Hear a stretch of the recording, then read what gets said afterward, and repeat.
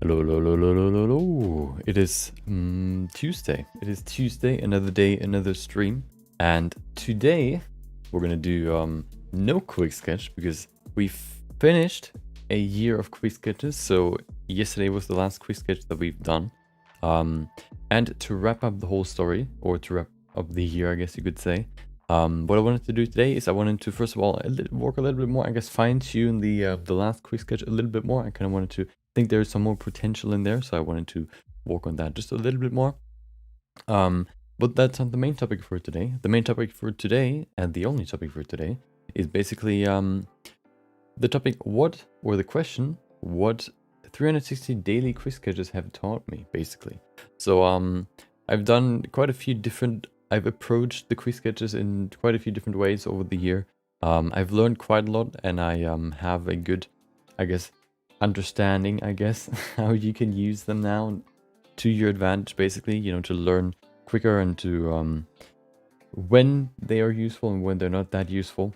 And I wanted to, you know, talk about that today and share my knowledge, share my experience. And we're going to go through all the quiz sketches that I've done over the year, talk about, you know, maybe, you know, what I thought about my approach and all that. And we're going to, you know, just kind of, yeah, I'm going to tell you how you can use them to your advantage, basically. Yeah, that's going to be today's topic. If you want to know when we're going to talk about it, well, it's the only, I guess, topic of the stream, but I'm going to start by, you know, walking a little bit more on the Zeri, or the last quick sketch. And then, you know, I don't know, like in half an hour later or so, so in 30 minutes roughly, we're going to start talking about the daily quick sketches. So that's, yeah, that's what we're gonna do. Now that we don't do them anymore, you know, daily, we can fill it with something else. And I thought, you know, why not work on the work on this one here a little bit more before we go to today's topic. So I kind of wanted to, this is what we've done, what we've created yesterday. Here you go. And I think there's some room for improvement, so I wanted to work on that a little bit more. Probably also add some, you know, shading and whatnot. So that's what we're going to do today too. You know, I guess we don't need this anymore. There you go.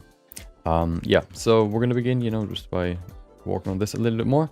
And then, I don't know, maybe an hour, half an hour later, we're going to start by looking at all the quick sketches and, you know, what I've learned and what you can... how you could use them, or how I would approach how I would use quick sketches to my advantage, and how you can do it too. Okay, yeah, that's gonna be what we're gonna do for today. So yeah,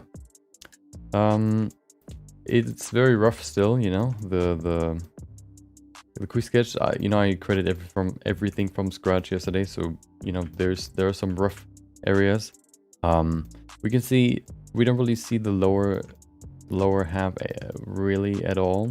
I probably want to change my, what is it? I don't know. I probably want to bring my camera back just a little bit so I can capture more of the scope itself. Maybe that much, maybe even more. I think that's I think that makes sense. Maybe all the way to back here. There you go. Maybe even rotate it even more. In this direction, maybe. There you go.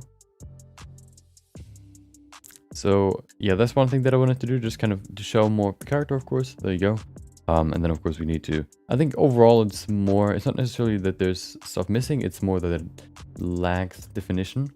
So like the jacket here, for example, doesn't really have any detail, I guess you could say right now. So stuff like that is what I want to work on today. Yeah, I mean, you know, let's get into it. So yeah, let's get it. Let me grab my references and then we can begin. There it is.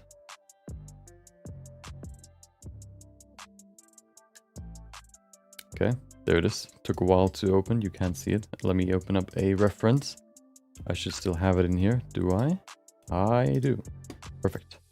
So she also has this backpack in the back, so let's see what we can do here.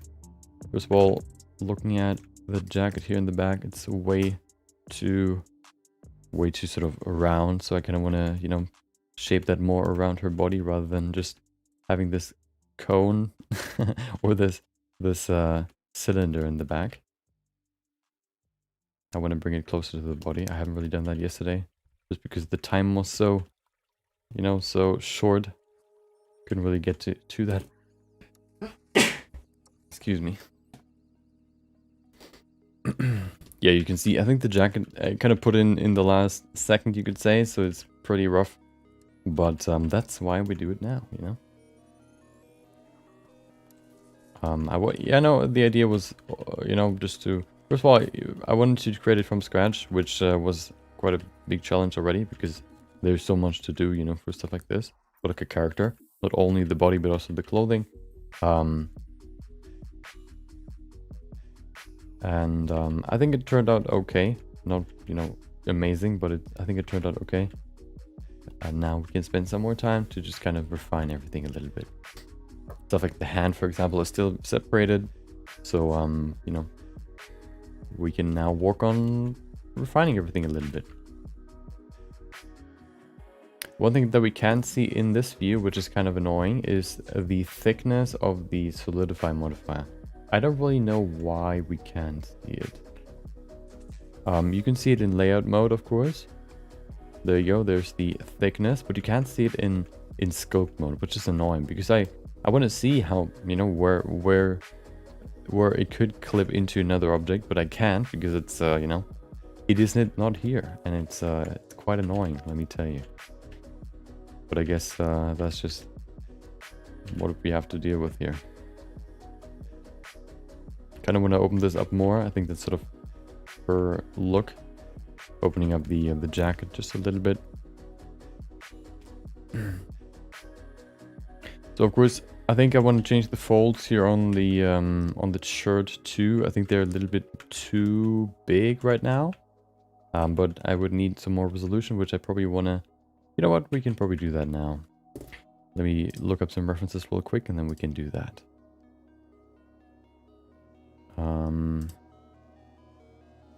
What's the... Oh, it's always... let's see, what could I look for? T-shirt twisting.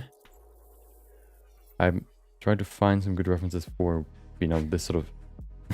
for this case of folds where you kind of rotate your body. It's always kind of hard to find very specific pose references with specific clothing.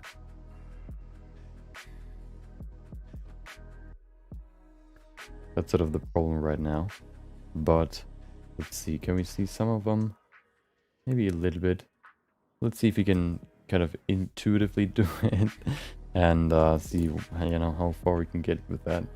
So let me actually increase the resolution. Oh, it's already on 50, perfect. I kind of want to, yeah, go into here and just kind of refine it a little bit. So we can see here, that's way too strong, of course. There you go, that's better. Okay.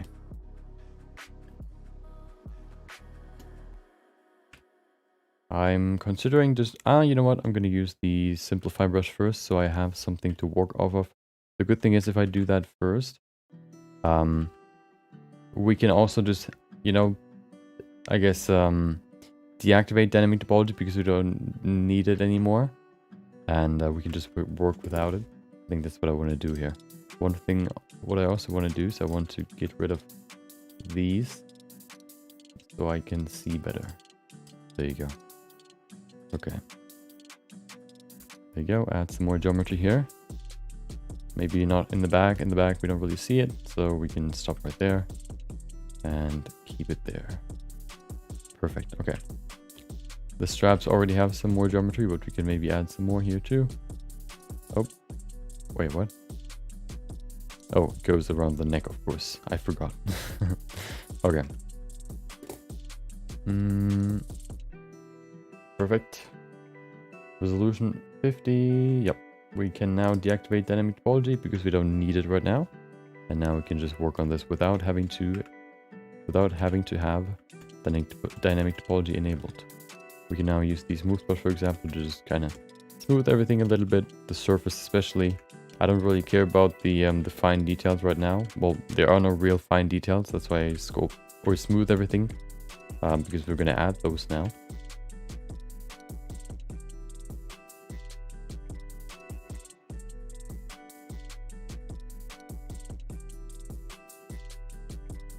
Okay. So, pinch is on 0.7, maybe could be a little bit, actually no, let's see. I think that's pretty good actually. We can give it some nice definition here. Make it a little bit sharper. I think that can look quite nice. Look at that. And then just go all the way to the end here and make it nice and sharp.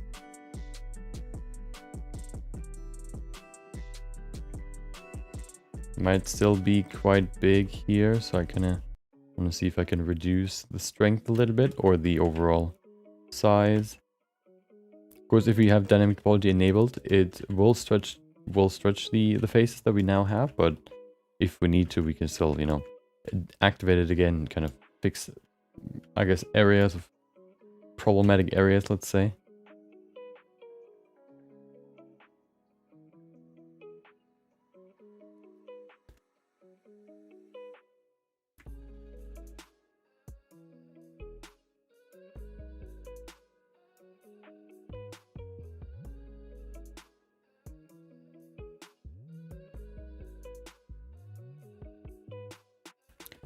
So these might be a little bit too big, or maybe we can stress them a little bit more here. Kind of, I think that'll help.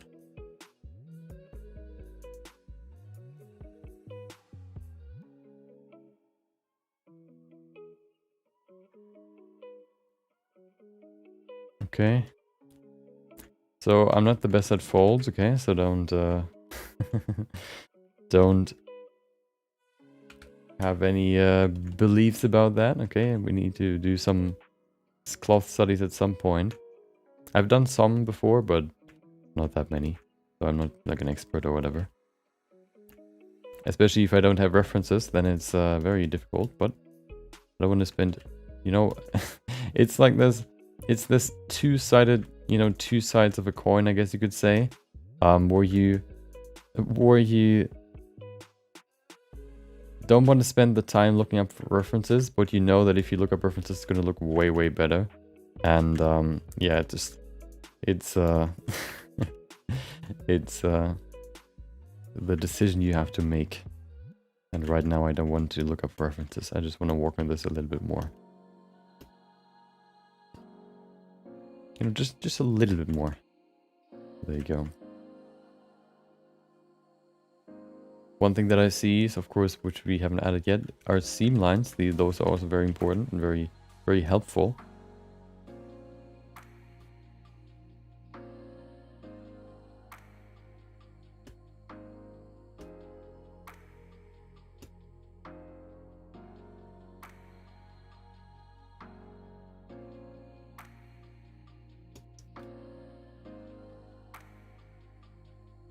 So these folds look kind of weird. It's kind of hard to really imagine them. Let me look up, let me see if I can find something here.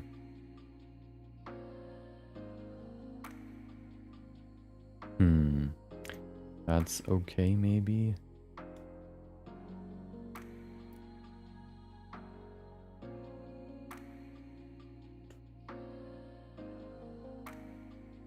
Okay.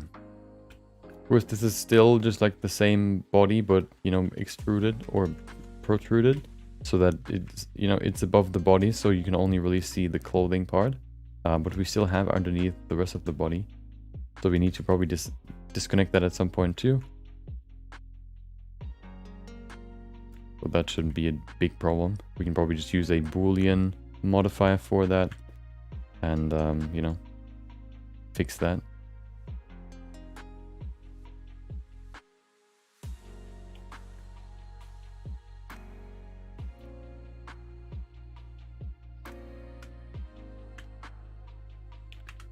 Okay, there you go. Make it nice and clean.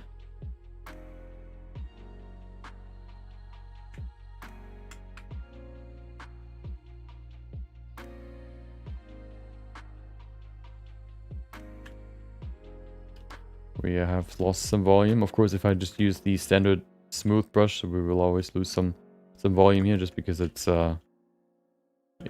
Well, that's how it works. You know, it smooths not only the surface but also the volume. So if there's like a small spike, you know, it's also going to make the spike shorter, which you can switch to the other one, of course, which is what we've done yesterday. But I don't want to do that every time I want to, you know, I don't want to switch every time I want to do a specific operation. So I usually just keep it on the plate and deal with the smoothing. Not a huge, you know, detriment to my workflow, so it's not like too bad.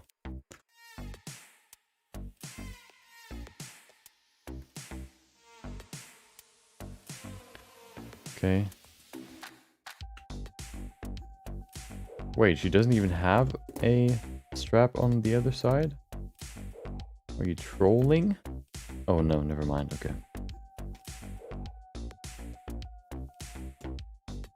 Never mind. I thought I saw something, but I didn't. I think that was just the concept. What the actual model does have them. Probably want to make them wider just a little bit, so I'm going to pull them apart like this.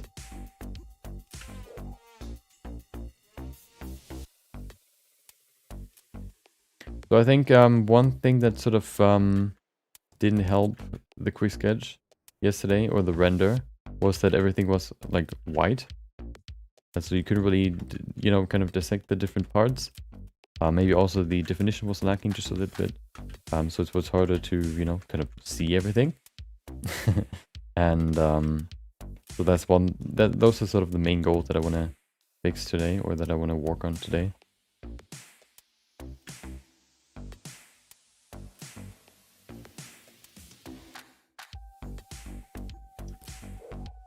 And yeah, basically.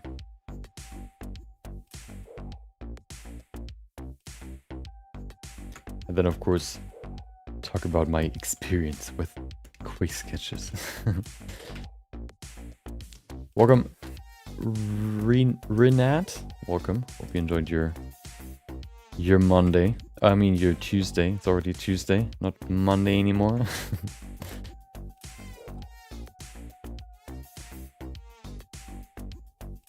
Let's add some seam lines now.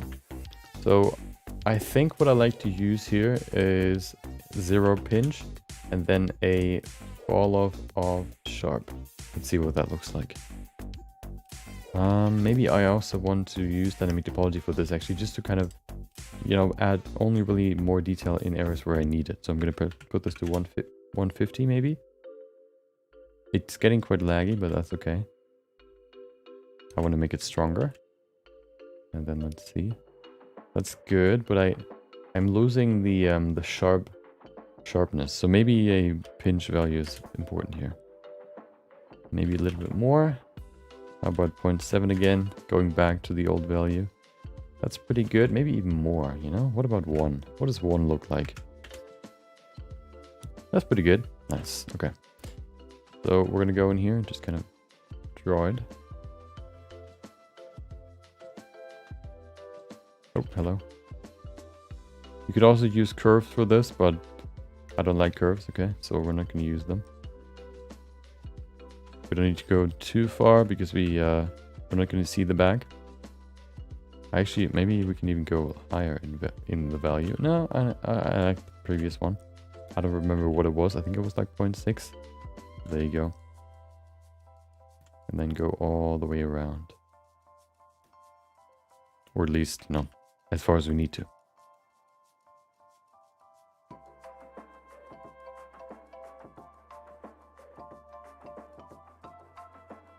You can see there are some height differences, but I think we can kind of even those out as we go. There you go. We don't need to go further. We can maybe even use it to sort of, you know, kind of disconnect these two. Make it look a little bit cleaner. Remove the blurriness, basically. Okay. There you go.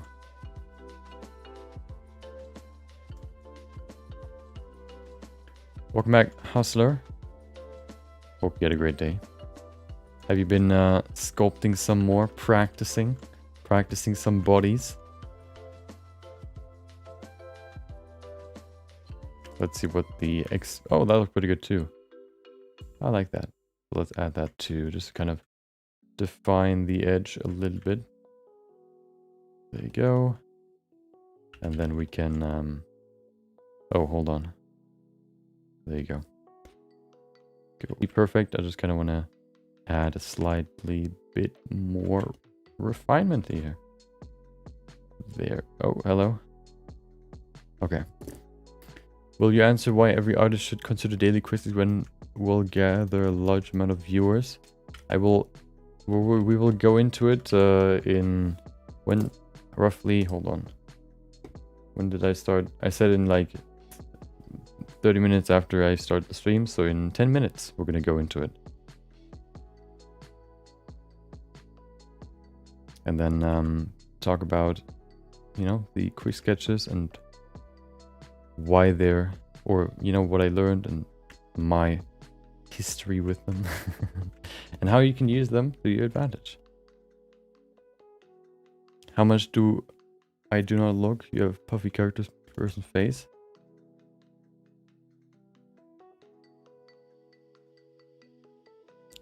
Made another one today. Oh, nice.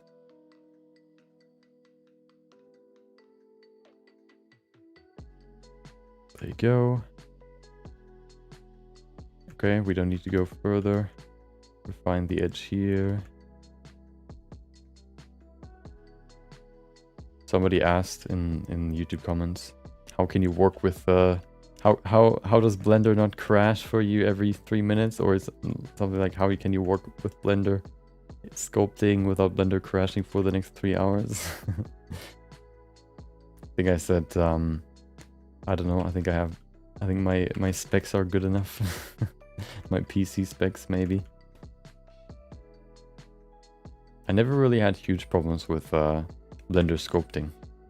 I wonder if that really comes down to the specs that you have, or if there's something else that could cause it.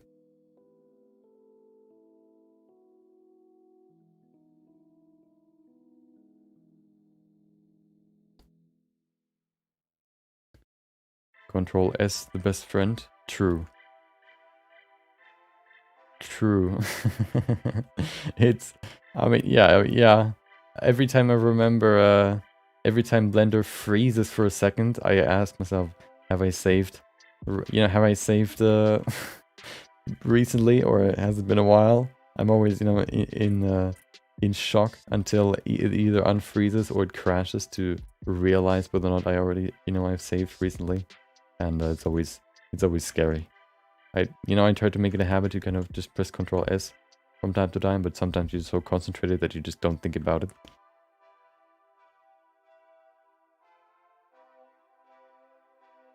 Barely crashes for you. Yeah, it doesn't really crash for me either. Maybe they just go with too much resolution. That could be it. A lot of people in my post, my YouTube post where I asked about questions, you know, which we're probably gonna do like a Q&A for answering questions that have been posted there tomorrow. A lot of people have asked about Dyne topo or dynamic topology versus re-topology. We're gonna do an experiment this week too, kind of testing both, which we're maybe gonna, we'll see when we're gonna do that. I wanted to do it this week too. We'll see when we can do that. But a lot of people have asked, like, would you use remeshing or would you use dynamic topology? It's interesting. It seems to be, I don't know, like a new topic right now. I don't know. I've never really heard a lot of people talk about that, so I'm kind of surprised that a lot of people sort of, you know, that a lot of people asked about it. Or maybe it's always been an unanswered topic, you know? I don't know.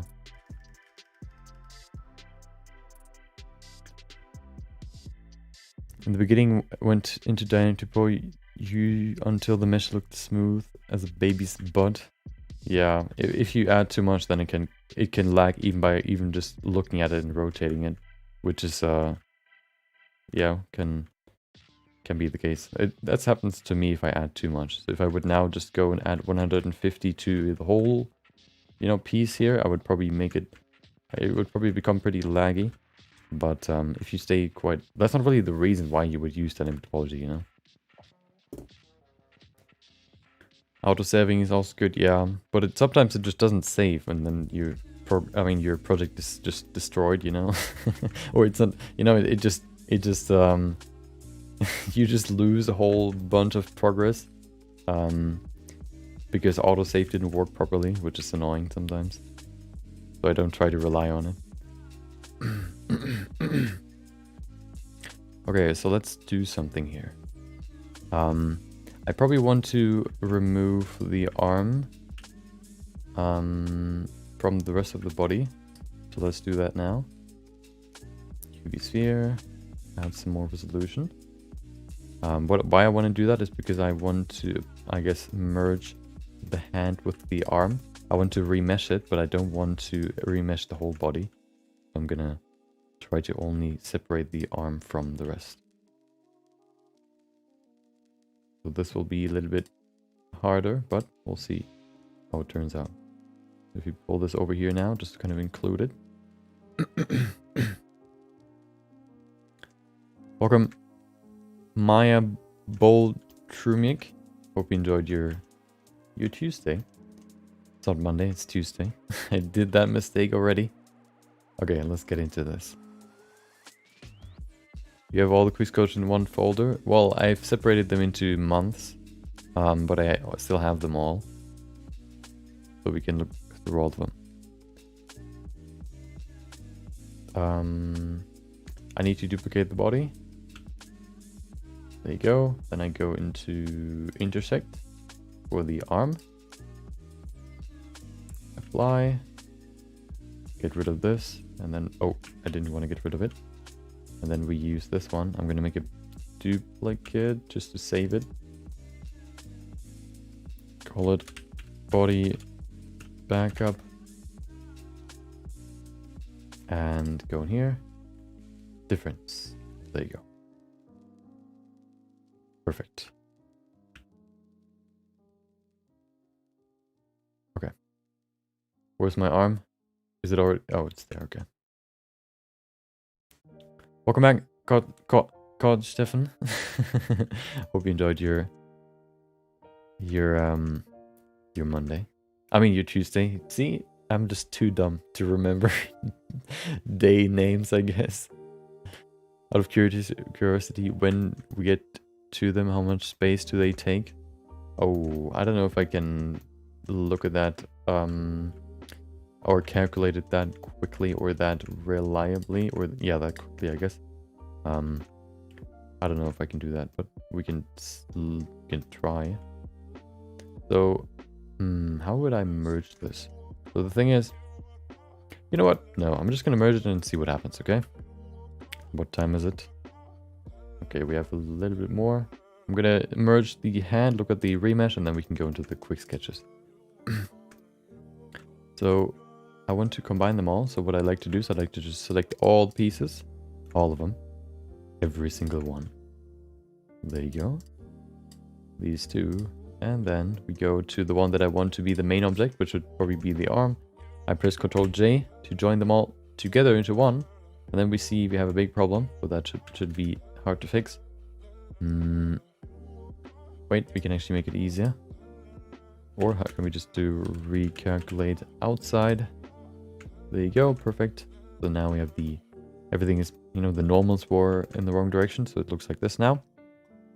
And now, I go into, wait, thank you. I go into here, I use remap. Looks horrible, I know. Let's go into maybe sharp. We can maybe use voxel and then just reduce the voxel size to give us a better result. Till we're happy. I think we need to at least have 0.019, maybe even more. More. We can see we lose some definition here. I try to kind of keep. I'll try to make it lower and lower until I have a decent amount of detail. We can get rid of these afterwards, so it's not a big deal. That should be good for now. It's applied, and now we have one single mesh, which we can now change. How would I change this? I guess we could just grab a small object, put it in between, and then use the modifier again. I guess that's the easiest way to do it. Hello. There you go. Make it smaller.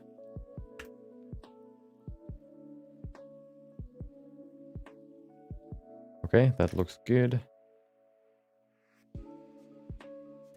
Go in here, and we use the Boolean modifier again. Let's see if it works. Perfect. Okay, perfect. We're gonna work on this after we've discussed how to utilize quick sketches. So we'll see how far we can get with this today. But let's get into it. Right click. Well, they're not. Well, because I've separated them. I separate all my project into months. So if I say, hey, I want to know what I've done in January, I can go to the January folder, and then I can see all the quick sketches and also all the other projects. Which, of course, you know, it doesn't help if you want to figure out how big the quick sketches are. Okay. We can maybe average it. You know, we can look at one folder and then take that times 12. But you have to, I also have all the reference images in there and a little bit more stuff. So it would be like 100% correct. But we can maybe, let's do that, okay? So let's see how big all the quick sketches are on average, I guess. Let's actually not go to this month because this one has more. It's probably a little bit bigger. Maybe this one. More, let's see. Where do I see?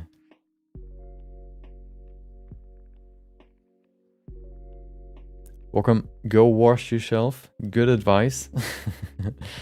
I approve. Welcome. Hope you enjoyed your Tuesday. Where do I... So I use this... Ah, there it is.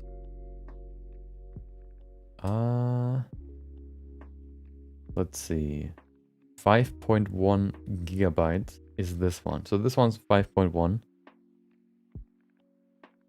Oh, that's not 5.1. This one's 5.1. Here you can see 5.1 gigabyte. Let's go to another one and just kind of see what the average is roughly. This one, November, quick sketches. This one's 2.28, so this one's significantly smaller. I wonder why, actually. It's kind of weird. You can see here I have all my quick sketches in here. There you go. Let's go to the previous one. Tuesday in it. I should always do quick sketches though. That's what we're going to discuss in... well, we're about to, okay? Let's go in here and change the... Go to this one. Let's see what the size is here. And then we can, I guess, take those as a average. I think 2.5 is a good estimation. Let's take 2.5. I wonder what the previous one was, or this one, this month's because there aren't that many. Oh, wow. Okay, well, maybe not. Maybe they're way bigger than I thought. Okay, 2.5. Let's use 2.5. 2.5 times 12, 20, or 30. Yeah, 30 gigabytes overall, I guess you could say. Maybe a little bit less, maybe a little bit more. But, yeah, that's the size. In the search bar, you can do blend to see only blend files. Well, I don't really have too much in here. Usually I just have, you know, wait, what is the collection? Oh, well, okay. Yeah, but it, you know, there it is. I think that's sort of, that makes sense, the size. But let's get into it, okay? So, I have done 365, or I've done a full year work on YS. Looks like a hard character to make. Yeah, we still need to refine it a little bit more here, but I think we're in a good path. So, I have started my quick sketch project. So, doing a daily sketch every day for a year now, and yesterday I finished the year. So we've done, I've created 365 quick sketches. I've learned quite a lot. I've, you know, I have I guess, developed, first of all, of course, a strategy how to do them, and also learned quite a lot about how you can use them to your advantage as an artist overall, not just if you want to do like 3D art or whatever, but overall quick sketches.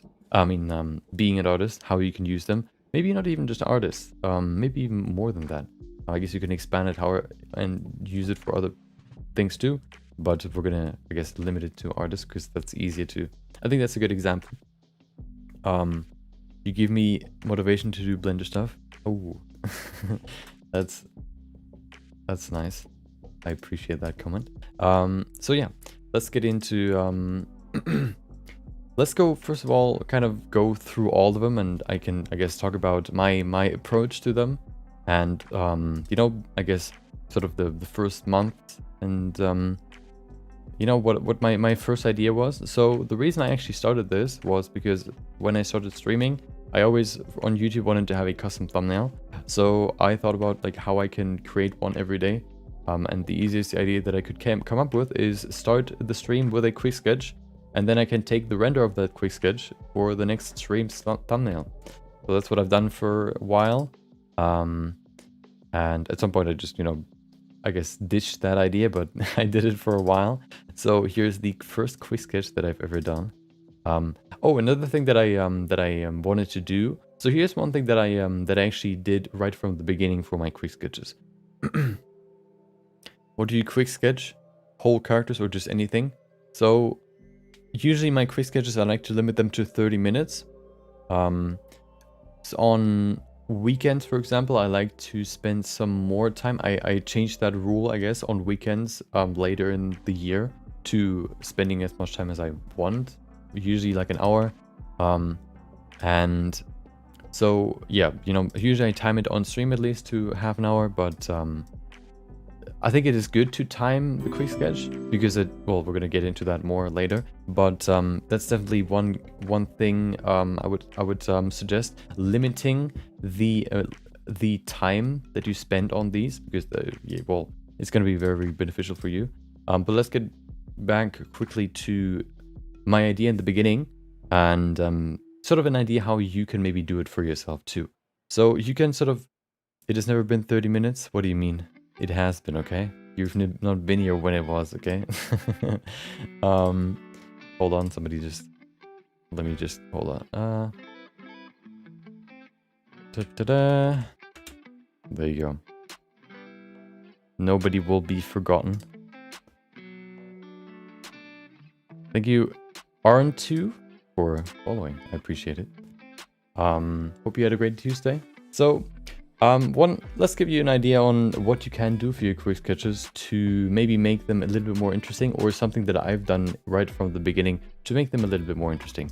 So here you can see the first quick sketch that I've ever done. Looks like this. There you go.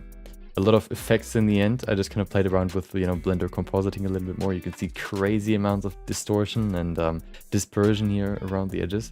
And you would probably never guess what this is actually, what this is. This is a 3D scan of a bark, a, you know, tree bark that I've put into like a, you know, I put my camera right close into the model to just see this as like a terrain, for example. I used a sort of material to I think I used pointiness to make the creases glow, so it looks kind of like, you know, it kind of cracks breaking open with some sort of glowy stuff underneath. And then I used an image texture to make the glowy stuff, you know, the glow in here, give it some texture to make it look a little bit more interesting. Some kind of waterfall. Yeah, this one's very abstract. So, and then I added some more cubes in here. So the first challenge that I gave myself, or the first idea that I had for these quick sketches, to kind of challenge myself a little bit more rather than just kind of coming up with anything. Because what if you want to do these daily, for example, one thing you have to kind of consider is you probably have heard of art block before. Art block basically meaning that you can't really come up with something like an inspiration for yourself. These quick sketches can, for example, help you with art block, for example, in a way where you take away the task of finding inspiration and rather giving yourself a challenge. That's sort of, I guess, rather giving yourself a challenge. If you give yourself a challenge, you don't need to think about, well, you have to think about something in the given sort of format that you give yourself, for example. Which sort of, you know, if you have the whole world to think about, it's hard to maybe just pinpoint something. But if you have certain rules where you need to kind of find something in, it might be easier to do, to I guess, inspire yourself or to create something. I think art block is when you don't really know what you want to do. Maybe you don't have really an idea, because you could do anything, but maybe you don't feel like it. The rules could kind of give you an idea what you want to do. So what I've done for these, for example, to give you an idea what I've done here, is I've downloaded a lot of Sketchfab models, 3D models. I think they're like free to download, so you can grab them too. Most of them I think were from a museum that uploaded them to Sketchfab for everybody to use. And I think I've downloaded like 100 or 50. I think I've done 50. And what I've done is I've put them all in a folder. I've used a random number generator, and I basically generated a random number which allocated, I guess, which gave me an object. So I would, you know, randomly generate, I don't know, 10, and then I would grab the 10th object in that folder, which would, for example, be the bark here, and then I would have to create in a quick sketch in 30 minutes, an image, a render in 30 minutes with that bark, whatever that looks like. I like to create more abstract scenes. So, you know, another one that we have here where you can maybe see the object a little bit better, maybe in here. Let's see. I don't know in which order this is. So here, for example, you can see or the random number generator selected this card, and I kind of thought about how you can sort of turn this into, into something interesting. So I grabbed like a texture here, put it underneath, and then kind of made this card look like there's something underneath that is glowing, you know. So I've done that for the first 50. You know, every time I've gotten a new one. And the cool thing about this is that you're sort of restrained to the object that you need to use, but of course you don't have to sort of make it visible that it is the object. It just gives you something to start with. Which can, you know, kind of start your inspiration. So here you can see I've gotten this tortoise, put it in between some rocks. I tried to make it very big, and that's one thing. You know, it could look very much like the object. Or then here, for example, I don't remember what I had here. I think there was some sort of object. Oh, it was the this green sort of cylinder is actually another tree trunk that I use for this sort of cell to create this sort of I guess, you know, piece with the monkey inside. So, you know, you don't have to necessarily just kind of put the object into a scene. You can also just build a scene from that object, maybe even transform it you know, it just kind of gives you a good idea or something to start with, to kind of start your inspiration, start your ideas. The ideas can come and flow, and this way you could, for example, use these quick sketches to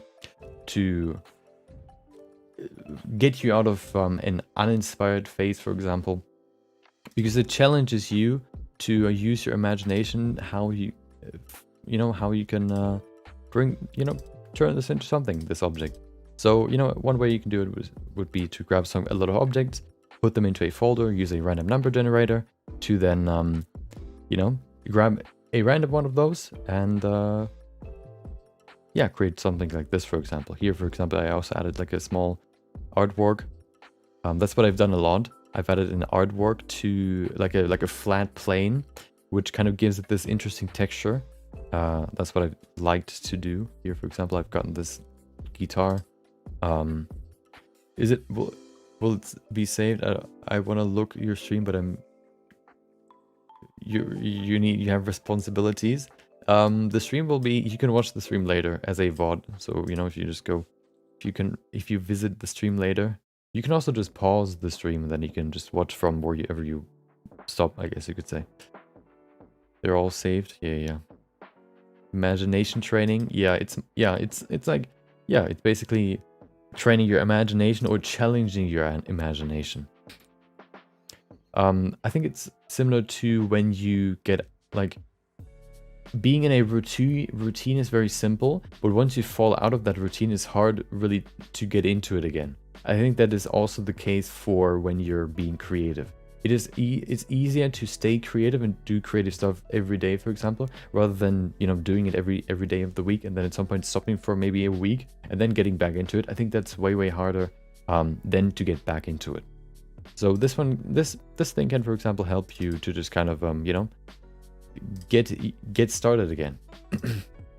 Here you can see some inscriptions, some old papers that I've turned into some magic scrolls, basically, with some fire on the sides. And that's basically what I've done for the first the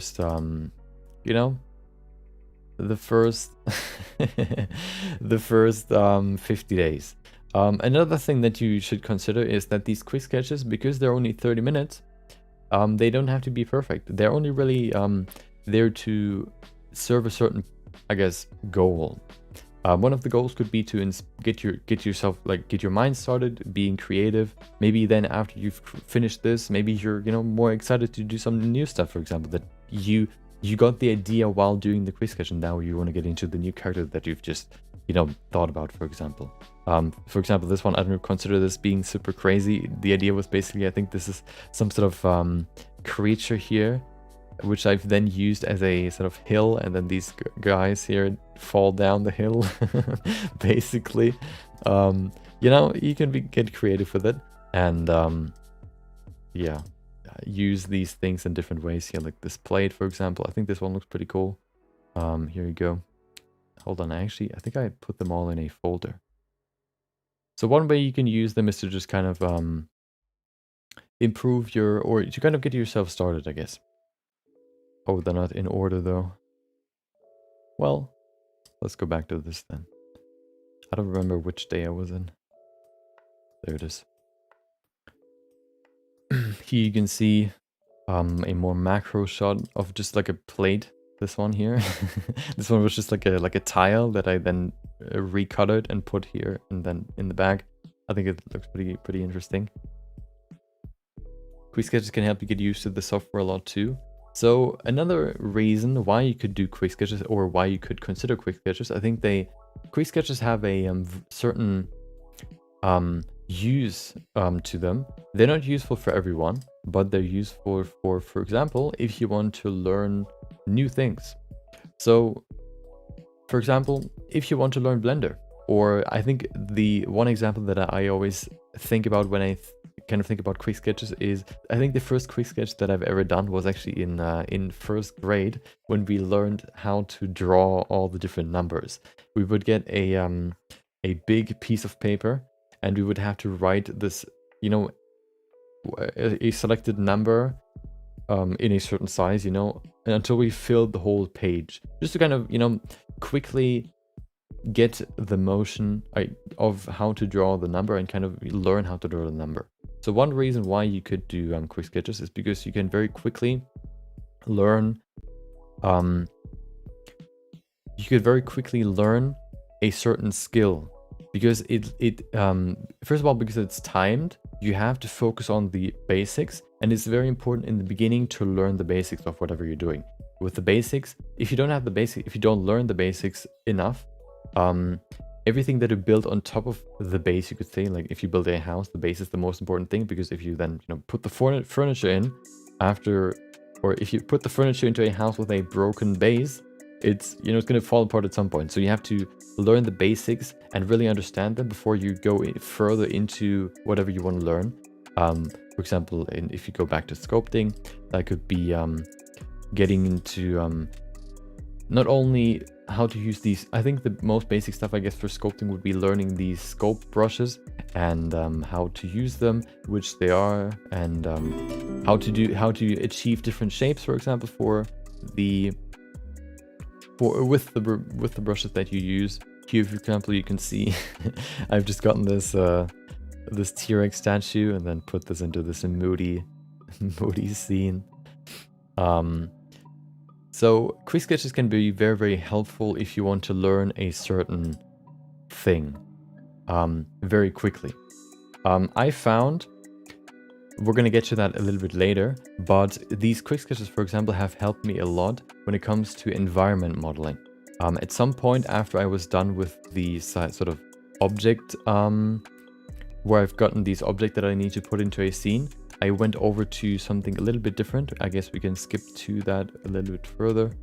We don't need to look at each one, I guess. We could maybe do that afterwards.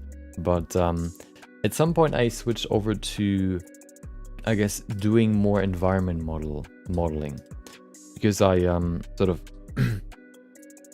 I wanted to learn environment modeling a little bit more, and I thought, quick sketches is probably the best way to do that, because I need to focus on the basics, and the basics are the most important thing to learn anything in anything, So I had really no idea how to do environment modeling. So I watched a few tutorials and I knew the theory, but I didn't know the practice, so I had never done it. So the best way to learn it would be to do like a 30-minute quick sketch, for example, every day. So I've done that. And after a little bit of times, for example, like this, I think I've gotten to a pretty good state when it comes to environment modeling, for example. And you can very quickly, so the thing why quick sketches are so good is because, first of all, with quick sketches, you have not a lot of time. If you set it to 30 minutes, for example, every day, the time can be a problem. And the problem, why time is a problem, is because you're not used to what you're modeling or what you're doing, for example. The more you do it, the more used to it you get, because you get more experience. But also what it does is, because there's so little time, it exposes the problems even more. You can't really sort of hide them in between, I guess, more work, because you can only really put so much work into it. So it's easier to spot mistakes and then the next day fix them. So what I've done here basically is, for every single quick sketch, when I wanted to learn environment modeling, for example, I've looked at them. I think I like this one quite a lot because of the lighting on him, Roberto. With every single quick sketch, I've looked at it afterwards, kind of thought about, what would I do better next time? And then I remember that the next day and try to improve it. This way you can very, very quickly identify the biggest flaws, I guess, in whatever you're trying to do, or whatever you're trying to learn, and you can very quickly fix these problems. Oftentimes, if you work on a project for a long time, you can sort of either get very invested in the project, or you can sort of work around the main problems and sort of hide them to make them harder to see. Because you don't have that much time, they're very exposed for basically. So I've done these more and more and more. Learned more about where you would place the camera, for example, where you would how you would sort of structure the environment, how big everything needs to be, or what to add to give it more atmosphere, for example. I like this one a lot too. And you know, that's one way how I, for example, used quick sketches to learn a skill very, very quickly. This one was kind of scuffed, but there you go. And here I've even used some pieces, like some downloaded 3D models too. So I haven't really limited myself to just using, like, creating everything from scratch, because that would take way too long for environments, for example. So another way to use quick sketches would be to learn something very, very quickly. Let's quickly talk about why you or when quick sketches wouldn't really make that much sense. Greg, it's called Robert. Wait, he has two names now. No, somebody else named him Greg. I didn't name him Greg. I can't remember. Let's quickly talk about why or when quick sketches don't make that much sense. You know, maybe now that you've heard me talk about it and you know what awesome things you can do with them, there are still some instances where I wouldn't, I guess, were they're not really that useful.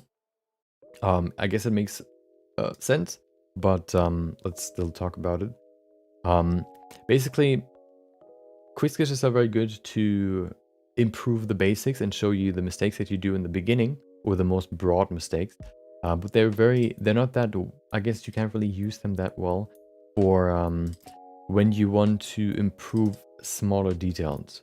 I guess the best example that I can think of right now would be, for example, I guess for this scene, you could say how you would add smaller things like birds, maybe plants or other stuff to the scene to make it look a little bit more alive, make it look more realistic, stuff like that. You don't really have time in quick sketches to do that and really focus on, or details require you to think about them more.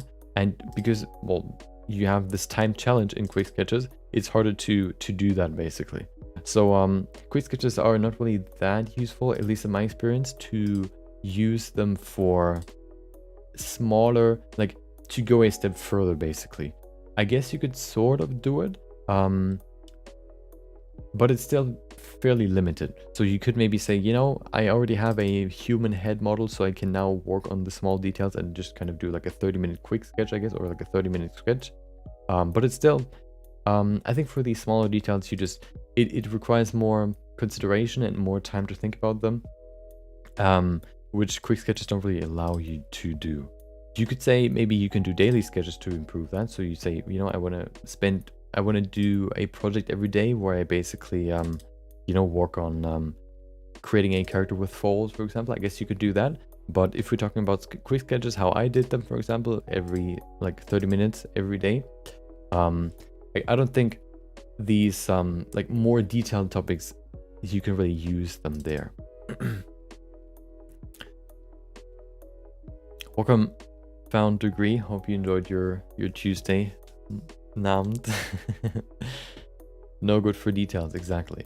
So yeah, basically they're very, very good for the basics or start getting into a new topic, but they're not good when you want to build upon the knowledge, I guess, and expand your knowledge in the same topic. I guess you could maybe, if you talk about detailed things, you could maybe still improve it by sort of limiting yourself. Maybe say, you know, I want to create the folds of the eye. Like here, for example, I could, you know, I want to do the folds of the eye in 30 minutes and kind of go through individual pieces of the body. And this way you can, I guess, improve with quick sketches your understanding or your skills. But I think they're still not that useful for more detailed stuff. And then at some point, quickly going back to how I worked on this after my environment modeling, I went to sculpting. And I think here is another point which is sort of similar to the first one, but I think it's still important to kind of think about. Here's the first quick sketch sculpt that I've done. And here I went into sculpting more. So I, you know, started with creatures. At some point I was brave enough to go into characters too, but I started with creatures. One more thing, I guess, that quick sketches can teach you, if you think back to what I think said in the beginning, is because you do them every day, it is hard to find inspiration or to come up with an idea every day. I kind of recognized that for myself pretty quickly. So what I did basically for all of these, at least when I started sculpting, what I've done there is I went to my favorite, I guess, reference page or reference website and looked up, I guess, ideas that I could then use or as an idea for my sculpt, for example. So I liked to go to Pinterest and just, you know, look up, you know, I don't know. I think in the beginning I just looked up or searched for alien concept or creature concept, fantasy creature concept, and scrolled through it and, you know, found something that I found interesting and tried to create that, or at least a portion of it, like the head, for example, for the daily quick sketch. So what it can also help you or teach you is how to quickly find inspiration, or maybe also gathering a lot of inspiration that you can then turn into other projects. So for this org, for example, I had the idea of an female org. I've looked at some references, I gathered some references to create this, and then I actually thought about, you know what, I could maybe turn this into, I kind of want to turn this into an actual like big project, which, you know, I did at some point. I don't know if I can find it. It should be in the same folder. Hold on. So, you know, quick sketches can not only help you find inspiration, but they can also give you inspiration for bigger projects. There it is. And then I turned this quick sketch, I guess, into like a full-on female orc render, which in the end looked like, so this one was the refined sculpt, then I turned it into this. So this was the final look. So yeah, they can, you know, give you a lot of inspiration, or also teach you how to find inspiration quickly. Well, because, you know, if you do these every day, you don't want to spend ages looking for references. So being effective at finding references is also, you know, something that they can teach you.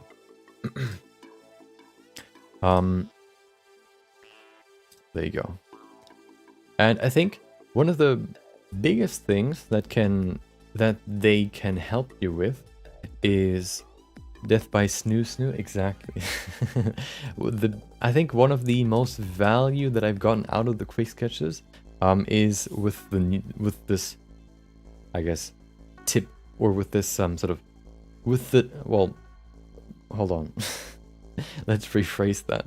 I think the next tip, or the next way you can use quick sketches, is probably the most useful thing that I've found while doing these every day, which is basically, if you do these quick sketches, for example, for sculpting, what I've done, I've sculpted, I think, at least half of these quick sketches, maybe even more.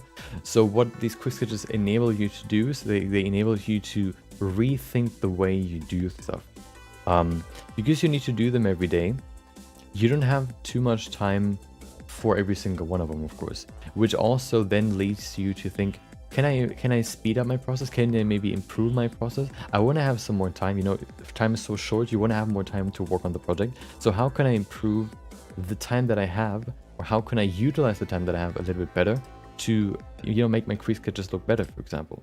And this way you can, I guess, passively think about how you can improve your workflow, or maybe even the quality of your workflow, I guess, as a result, improves by thinking about how you can get better, or how you can sculpt better, for example, how you can create whatever you're creating quickly better for these quick sketches, or how you can be more effective at doing it. So one thing that I've done, for example, welcome back, memes are heaven, hope you enjoyed your Tuesday too. I think one thing that I have gone through with these quick sketches, after I went from creatures a little bit more over to characters. I did some characters from time to time. You've seen the orc in the beginning, but at some point I switched over to more characters. So maybe here there's a koala. I still stuck with a lot of creatures in the beginning because they're easier to sculpt. Here we have one of the first. I think this one I did on the weekend, which is why I spent some more time on it.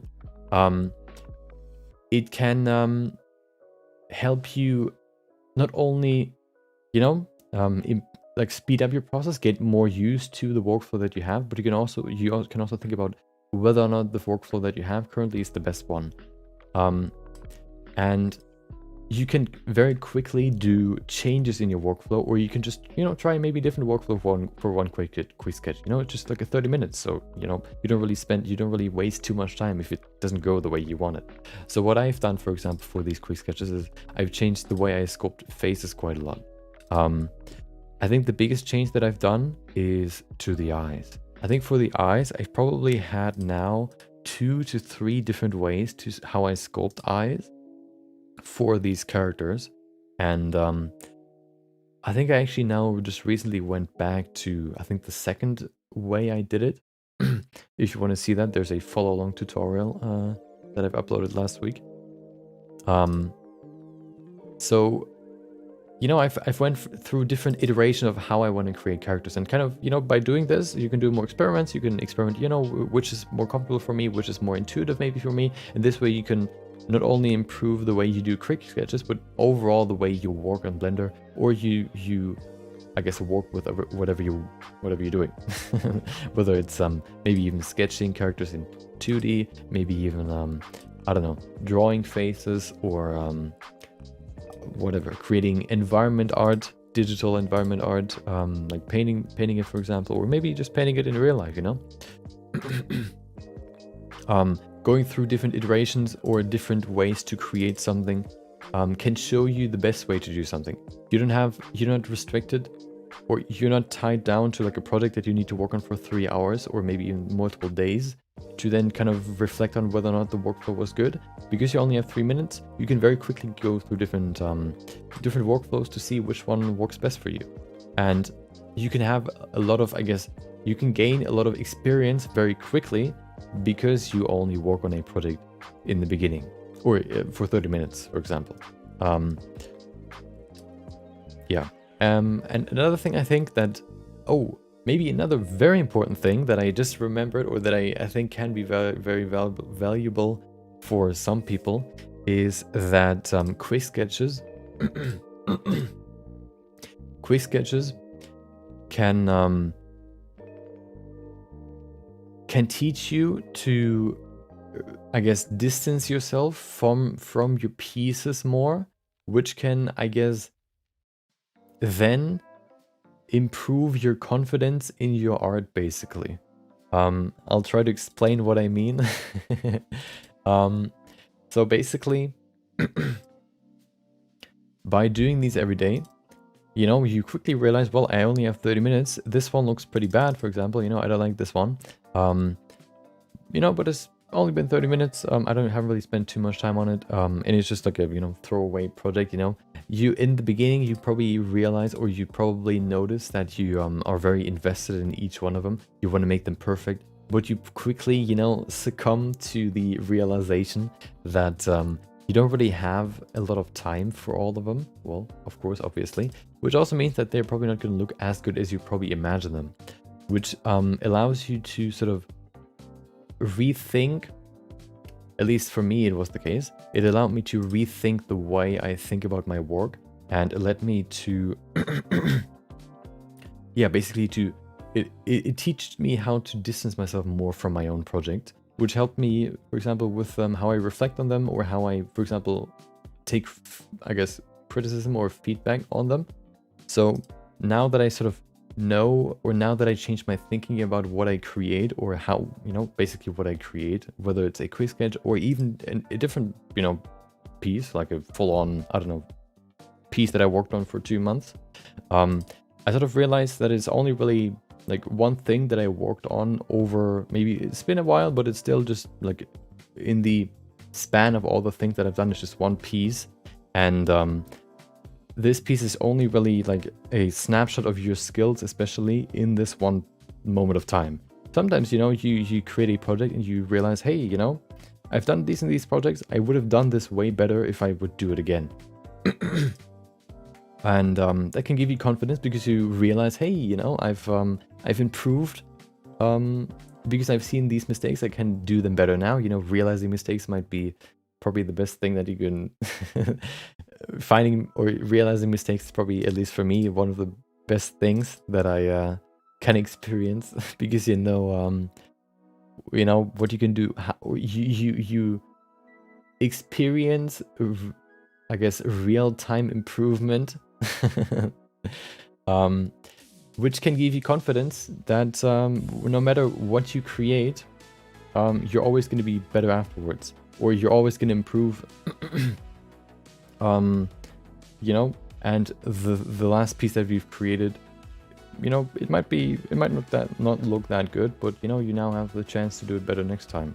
And especially by posting them online, you kind of learn to distance yourself from them, because you kind of think to yourself like, I haven't really worked on this too long, but by still posting it, it teaches you that there's no real harm in posting stuff that you haven't spent ages and ages perfecting, basically. So if you're a perfectionist, I think quick sketches can also be very, very helpful. I think I was one for quite a while. I kind of grown out of it a little bit over the last probably 2 to 3 years. But that's one thing that these ones helped me with too. I had this problem while participating in Sculpt January. Put too much effort into it. Yeah. Is there a cool stopwatch app that opens a new image automatically when the 3 minutes is up? Maybe tweaking the settings on any time lapse? Do you mean... Hold on. Cool stopwatch app that opens a new image automatically when the 3 minutes is up. Oh, you mean, do you mean 30 minutes? So basically, if you want to do multiple quick sketches at once, I know that there's a, I think it's called Quick Pose website, but that's only really for drawing, improving like figure drawing. I don't know if there's this, if there's a similar website for just timing, timing your, I guess, whatever, your quick sketches if you want to do multiple at one, I don't know, multiple, one after another. I can tell you what I use for, I can tell you what I use for my, what I use as a timer. So I've used, well, you can of course just use the timer. I guess if you just Google timer, you can find, like an online timer here. I think I've used that in the beginning, but I've switched to a different program, which I think is very useful. It's a very, very simple program. It's called Snaz, S-N-A-Z. Takes a while to open. There you go. And then you can do a few different time things here and there. The one that I use here is the Chronos down. You can set your time, how long you want to work on this, and you can set your I guess how it's supposed to be displayed. And then I just say start, and then it begins. I use this more because I stream, because this one sort of you can use this timer and display it on your stream. So if I hit start now, you can see the timer starts, and then you can see it should right there start the timer at some point, or I need to go back to my blend scene. There it is. So that's why I use this program. But I guess you can maybe use this one too, or you just go to some sort of online timer, or you can just use your phone too. There are different ways to do it. But yeah, a kitchen egg timer can work too. So however you want to do it. I think kind of tracking time is not the problem. I think the problem could more be the if you want to do multiple quick sketches, I guess one after the other, you just kind of have to do it manually. Maybe there's a way to do it. Maybe with like I don't know. Maybe there's a way, but I haven't looked into that too much. So yeah, it can give you, oh, that's the wrong one. It can give you more confidence because you kind of learn how to distance yourself from your pieces, and you learn that posting stuff on social media is not too bad, Doing that every day can sort of, it forces you to get used to it, I guess. And I think that's a good thing for a lot of people, because just like, for example, working out or starting to get back into sculpting, for example, or getting back into being creative. It can be hard to post on social media if you haven't done it for a while. It's uncomfortable, maybe, you know, you kind of, it's awkward, or it's just like, oh, I want to do this better. Just give me a few more, you know, give me a few more minutes. I'll make it better and then I can post it. Nope. You post it when the 30 minutes are over, and that is the rule. And you quickly learn that posting on social media, you know, even if it doesn't look super great, you know, it is not that bad. Here I did some trees too. I think at some point I switched more to some environment stuff. There you go. So here, for example, you could argue I could spend some more time on it, but you know, the 30 minutes were over. So I created a quick render and I put it into my I put it on social media. Just constraints to have, yeah. I guess another example, oh yeah, this is the month where I started the Reaper figurine, which I actually never finished it. Let me show you the last render that I've done. I think it was this one here. Yeah, I haven't really worked on all the materials. I needed to finish the glaive a little bit more, or the scythe. But yeah, maybe we'll do that at some point. Okay. Another example how I'd improved my or how my quick sketches evolved would be the way I render stuff. So for rendering, for example, at some point I decided I want to, you know, get better at rendering or get better at compositing. So for a long time I've rendered all these quick sketches in this very black and white format. Looking like, hello? Oh, there it is, looking like this. Pretty boring, I guess you could say. And so I kind of wanted to experiment a little bit more with some ways to, I guess you could say, yeah, spice up the render. I've done this for quite a long time, but then at some point I realized, hey, you know, I could add some color into it. So I experimented a little bit with colors. Of course, the first few are not going to look great, but that is exactly the mentality that you want to have. The beginning will not look great, and that is exactly what you want to have, because you want to learn what you can do better next time. You want to expect to find mistakes, and you want to learn to accept them, and you want to learn to, I guess, not be scared of them, or not scared of sharing them. I think accepting them comes with sharing them. So, you know, maybe the first few with color don't look that great, but maybe if we go to later ones, maybe even in the same month. I think I've done this for quite a while here, for example. You kind of experiment with different ways to place the light, to place the camera and stuff like that, to you know, to kind of change the way you render the object, for example. Which of course then at some point, I'm skipping the 10th month because who cares? No, but I kind of want to find, you know, an older quick sketch. Here, for example, I experimented with putting a colored light into the background, and then putting like a color in the background to see what that looks like. You know, quick sketches allow you to do a lot of different experiments very, very quickly and come to the best conclusion, or come to the best result, I guess. Some artists get hired based on their sketchbook. Having a portfolio of sketches is a big up for that too. Yeah. You know, the more you post, the more people can find you, and, you know, the more you can show off what you can do. Even if it's just quick sketches, it can still show you that you're committed, that you're dedicated, that you can have, I guess, here's the bear, that you can have dedication, or you can have, what is the name for it? I can't remember, but yeah, you're very committed if you have to be, or if you need to be. There you go. So some color here too. Yeah. When you use the pink clay strips on Freestyle Blender sculpting a human body, my question is, how did you make clothing brushing on a new pink mesh with clay strips? I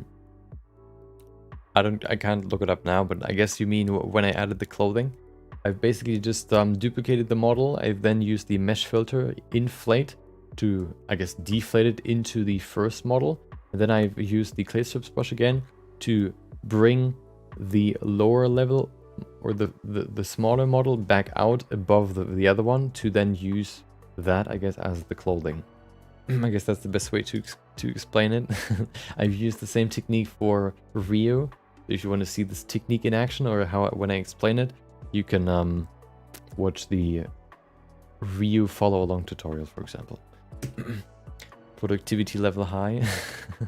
welcome back, Emily, or Emily.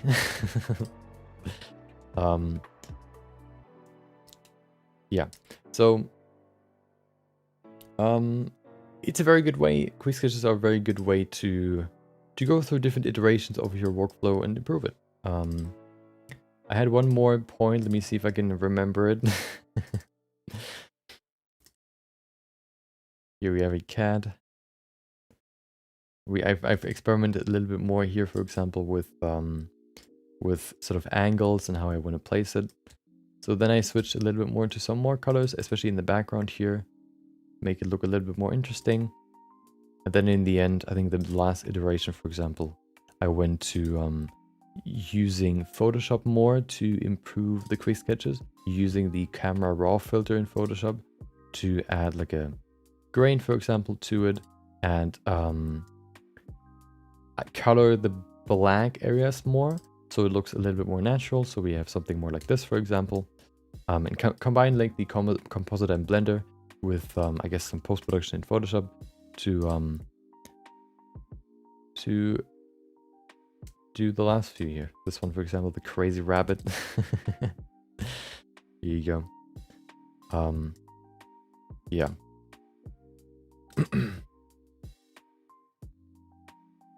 I mean, we can go through all of them if you want, but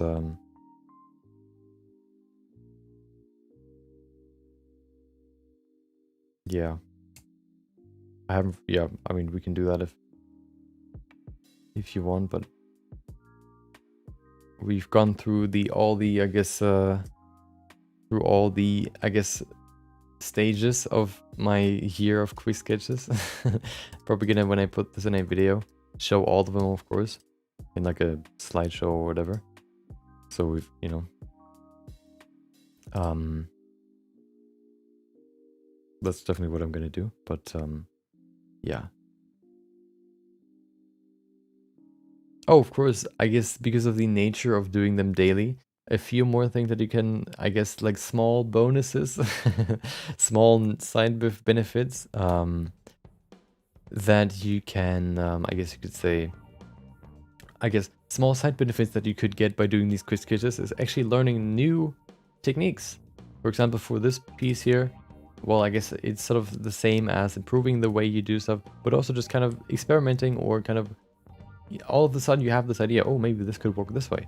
So what I've done for this little antenna here, for example, is I've made a mask at the bottom, and then I've used the blob brush to create this blob shape, I guess you could say. It worked very, very well. And maybe, you know, I'll use the blob brush more in the future. Maybe because of these quick sketches. If I wouldn't do these, maybe I wouldn't have learned about this technique. The elephant with feathers. Yeah, we can go to Instagram, I guess. There you go. Let's see. They're not in order though, I think. Hold on. Okay, well, let me scroll down a bit. Takes a while, okay. You're getting spoiled already? Oh no. Yeah, so I think those are sort of the main things that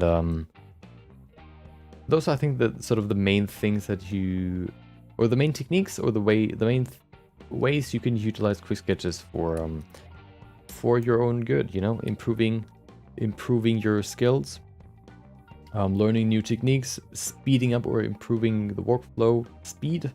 That's another thing, stuff like that. Quick sketches are very useful for that. And then what they're not really that useful for is maybe stuff like improving in smaller details. They're very good for fundamental stuff, but not really that good for details, I guess. So if you ever, for example, want to learn, well, if you're maybe a new Blender sculpting beginner, or maybe you want to learn hard surface modeling, maybe now you can say, hey, you know, I want to get very quick results. I want to improve very quickly. You know, let me do a few quick sketch models and improve that way, you know. So that's what I would do if I want to learn hard surface modeling, for example. Okay. I remember when Nogi asked chat for suggestions to name the sculpts. I've only done that a few times.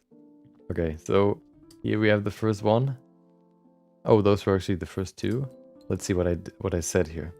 This marks the challenge of my daily sketch challenge, where I give myself roughly 30 minutes, roughly, see? Creation and 10 minutes post-production to complete a 3D image. These are the ones from the last 3 days. There's going to be another one today. It's really fun but challenging, which makes the whole thing so exciting. See? Let's see. So we can actually go through my documentation. Here are the first 3. And you can also see them. Oh, I like my own post. Hold on. Let me get rid of this. There you go.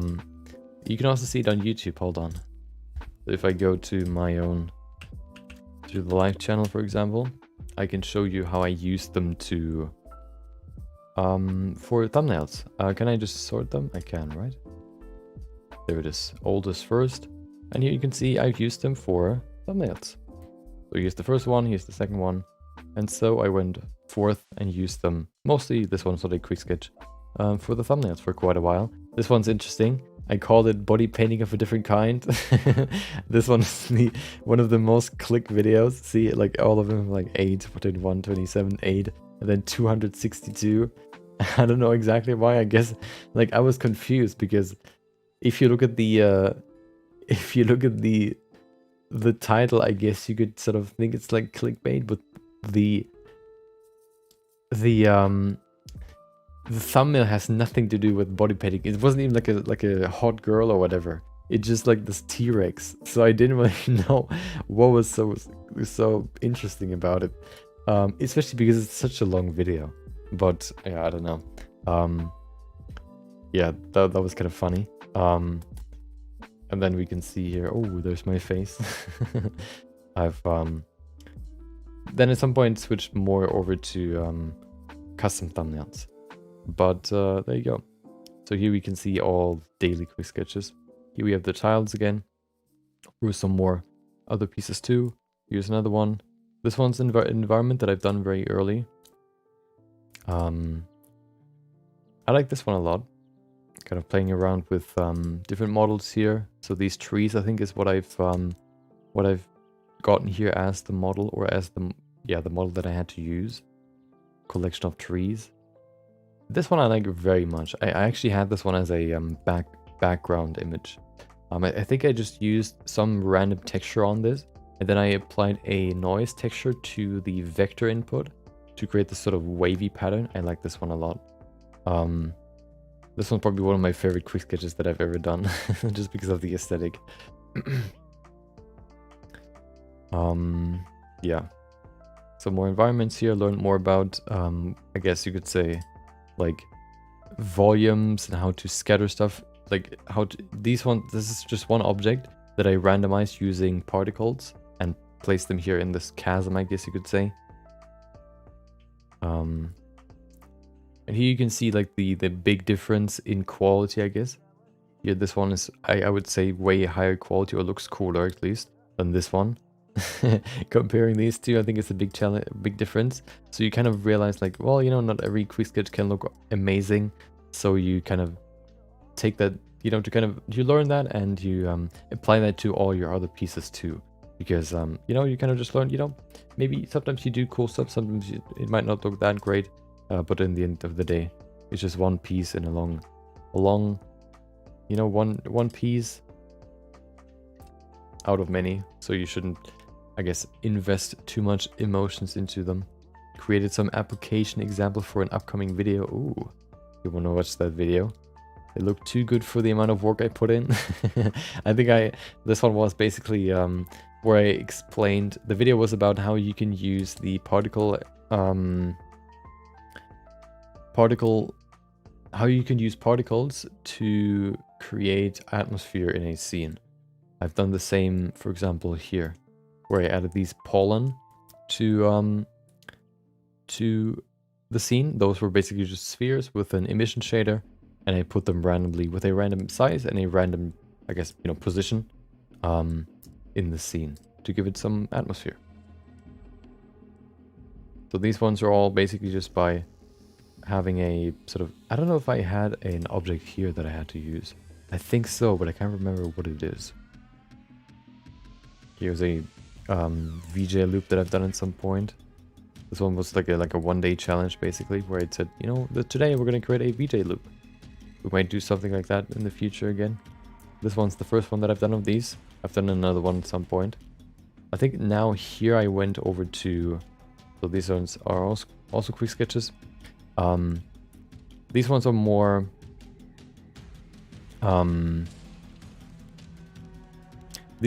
I guess ideas that I had. I think I've done almost all the objects. Oh no, I'm still doing the objects. I think the middle piece here was what I had to work with. Here's the other VJ loop. I think I like this one more. Looks moodier. I like the sort of rubbery effect where the ball sort of pushes through the membrane and makes it glow up because the ball is glowing. That's what I worked on for quite a while, or on that day, and it turned out pretty great, I think. What is that?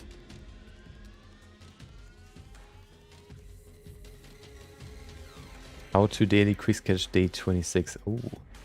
Oh, this one's the one that you've seen before. So this, wait, what did I start with? I don't know. Here's the final look.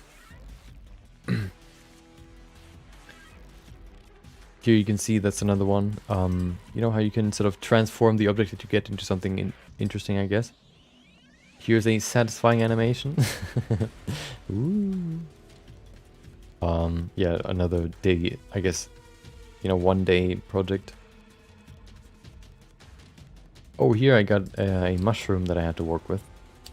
There you go. That I then added a house to. Made it sort of look like it's out of clay. There you go.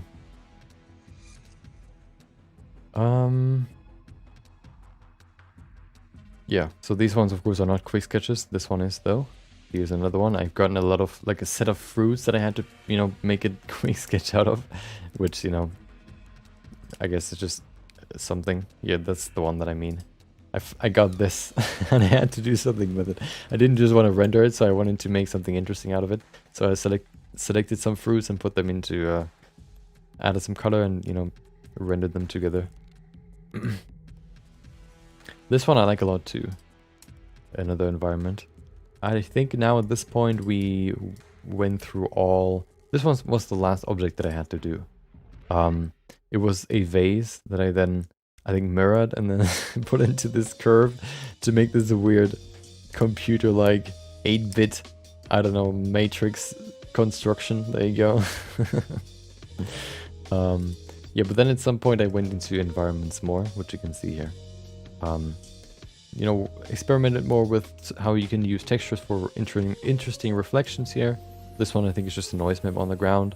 And then I added like a texture to this to make it look like pixels. Some more environments here. Of course, likeness scopes in between. This one was kind of weird too. I wanted to create some crystals and that was the result. This one I like a lot too. I think this one's also one of my favorite.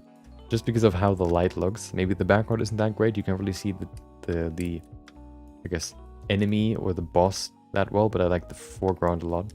I like the style and I used it for quite a long time.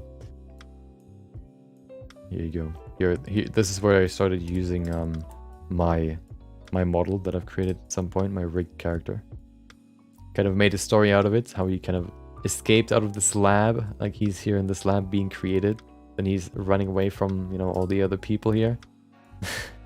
And then he escaped, tried to wander through the night. And then he gets discovered by whatever, the guards found him. And then he's in some sort of dimension, I guess. Different dimensions. And then I kind of just veered off to something else. So, I usually But these ones I just had some random ideas, I guess, that I wanted to do. Here, him, for example, I kind of had this idea of, you know, what this would look like, and, you know, just created it for this quick sketch. I don't think I've ever really done documentations anymore at this point.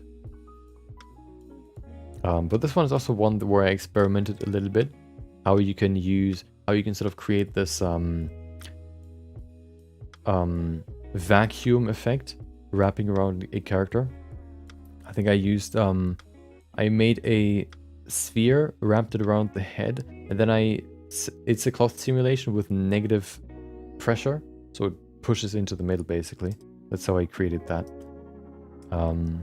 This one I liked a lot too. I think I used it for background image for my phone too for a while, like a wallpaper.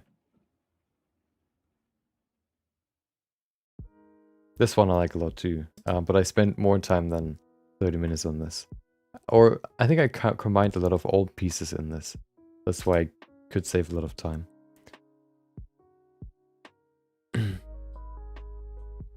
Here I learned a technique how you can use volumes to create these very organic shapes out of just simple objects like spheres. This one's basically just like a volume shader with a texture applied to it, and then cranking the values very high so it's very dense and looks like a solid object. Look at him, he's so happy. He looks so weird here. You can see him, or well, it's still the same character, but sort of putting a lot of, I guess, I don't know what is, cubes or cylinders on his body. I don't think you can hear it, so I'm not gonna play it. I played around with textures and how you can use them in 3D space, I guess, to create, for example, like a painterly style.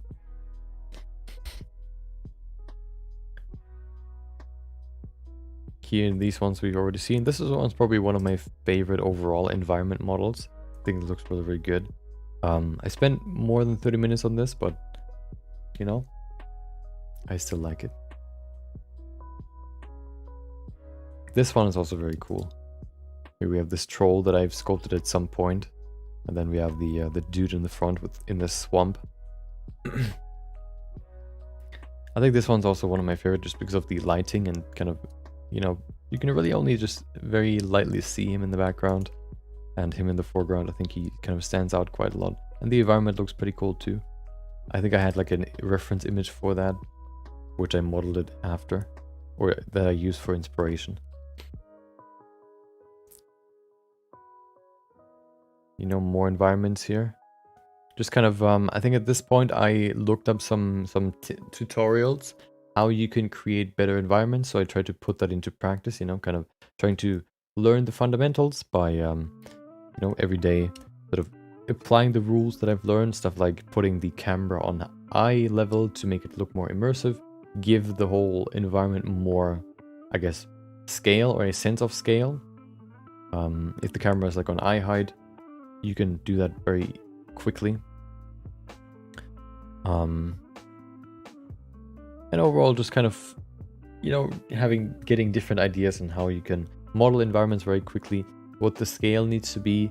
For example, in the beginning, I kind of thought, you know, do you have to scale some objects down to kind of, I guess, fake, I guess, distance, or, you know, do you just put them in the distance? So I played around with that a little bit too. I think it's at the end,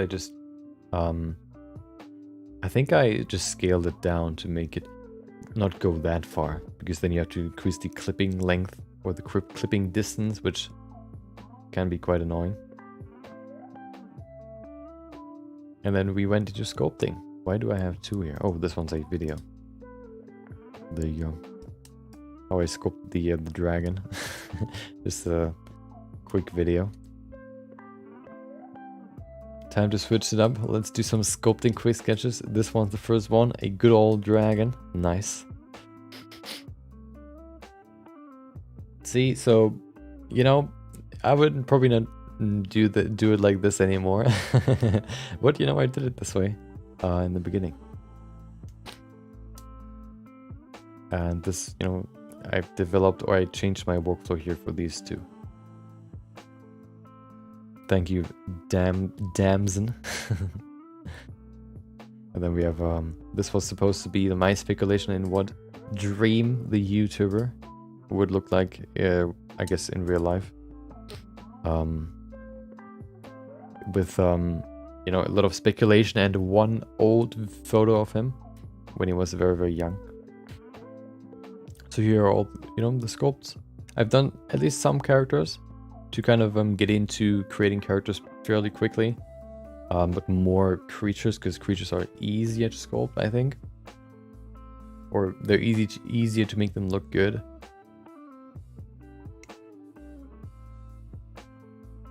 I think this one's not 30 minutes, this one was more time.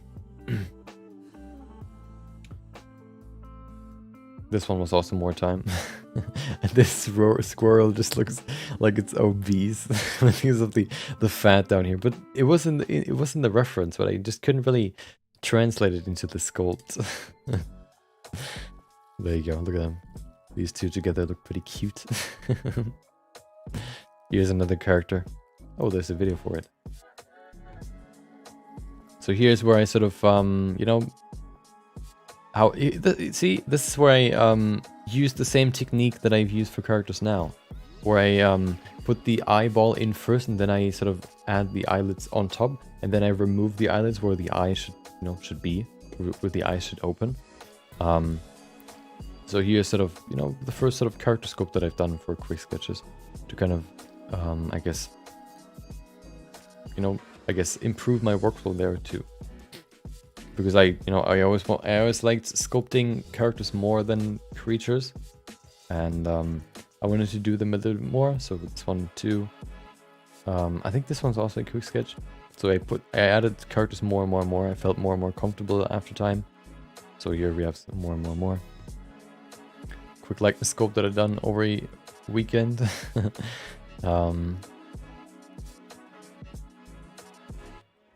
Here we have some more characters, some body sculpts too. And then at some point I had to improvise because I went in, like, I was on vacation somewhere else. I don't have a laptop, so I just drew. I came back to my roots, drawing instead of sculpting. You know, I like to sculpt characters. Well, the only thing that I really did was draw characters, so that's what you can see here. It's maybe we're probably gonna look at some point at all my old sketchbooks. I still have them. I know exactly where they are, so probably gonna look at them at some point. But here you can see more and more characters, or at least some, yeah, characters, I guess you could say, like these ones. I think for all of them I've used references, because otherwise I couldn't really come up with that many different creatures. Here's the first time that I tried it without symmetry. It was kind of weird. But yeah, you know, you just kind of experiment and see what works, what doesn't work, to learn more about not only sculpting, quick sketches, I guess, but also sculpting in general. More characters here. Also doing some environment modeling here. This one we actually talked about in depth. Doing some small environments here out of a sphere, basically, to learn more about, I guess, more hard surface sculpting, for example, here. That's what I did here. So you can also use these quick sketches to just kind of focus on a certain skill, you know, as we said, and try to improve in that. Little mushroom here. Dancing ballerina frog. Here's the Reaper, the first version. And here you can see, I think at this point I really went deep into characters, and you know, got, like, kind of went hard into characters, added some color into everything too, into all the renders, made them, I think a lot more appealing than just black and white. This one especially, I like the colors here. Way more characters. Not necessarily only doing like, you know, just human characters, also doing like armor, or yeah, of course, normal characters or creatures. Just kind of change it up a little bit, spice it up. Usually is also, I just go to Pinterest and see what looks like the first thing that I find that looks cool is what I usually would take for the daily quick sketch. So, you know, I would kind of find this wolf that looks pretty cool, or I would find this dude on Pinterest and, you know, just grab it and use it. I don't really have like a goal what I want to find. I would usually just, you know, either look up a certain, I don't know, like, you know, go to Pinterest and say, I don't know, either I would just go through here, just look at my my recommended feed, I guess you could say, or you can just go in here and I would like fantasy creature. I would go through here and just kind of find something interesting. And if I don't really find something interesting for a while, I would maybe also go to something that looks pretty cool, but maybe not exactly what I want to do. So like this one, for example, hey, this looks pretty cool, cool concept, but it's not exactly what I want to do. So you can also go through the more like this section here underneath the image and go through these to see if you can find something that looks similar, but, you know, a little bit different. That's how I usually found my references. And this one, I think at this point, I really only did animals as well as sort of fantasy creatures, monsters, and animals, characters, and fantasy creatures. Some other stuff, I guess, but these ones were more experiments, I guess, or one-time things. And then at some point I decided, you know what, why not make it even more colorful? So I did this. I also added depth of field to all the renders. So here you can see on the edge, it's kind of blurry right there. That's what I've added to, added a little bit more realism or more depth into the sculpt or into the render. But this one, I think they look very, very cool. I think this one's the second best look that they had. Some of them, you know, these ones here, for example, I didn't spend that much time on because I've done them on stream, and so they might not look as refined as others. But here I basically just stuck to characters because I like doing them the most. At some point I kind of realized that it's kind of hard to stick to 30 minutes for these. So I switched back to creatures again at some point here. So I've done some more here, for example.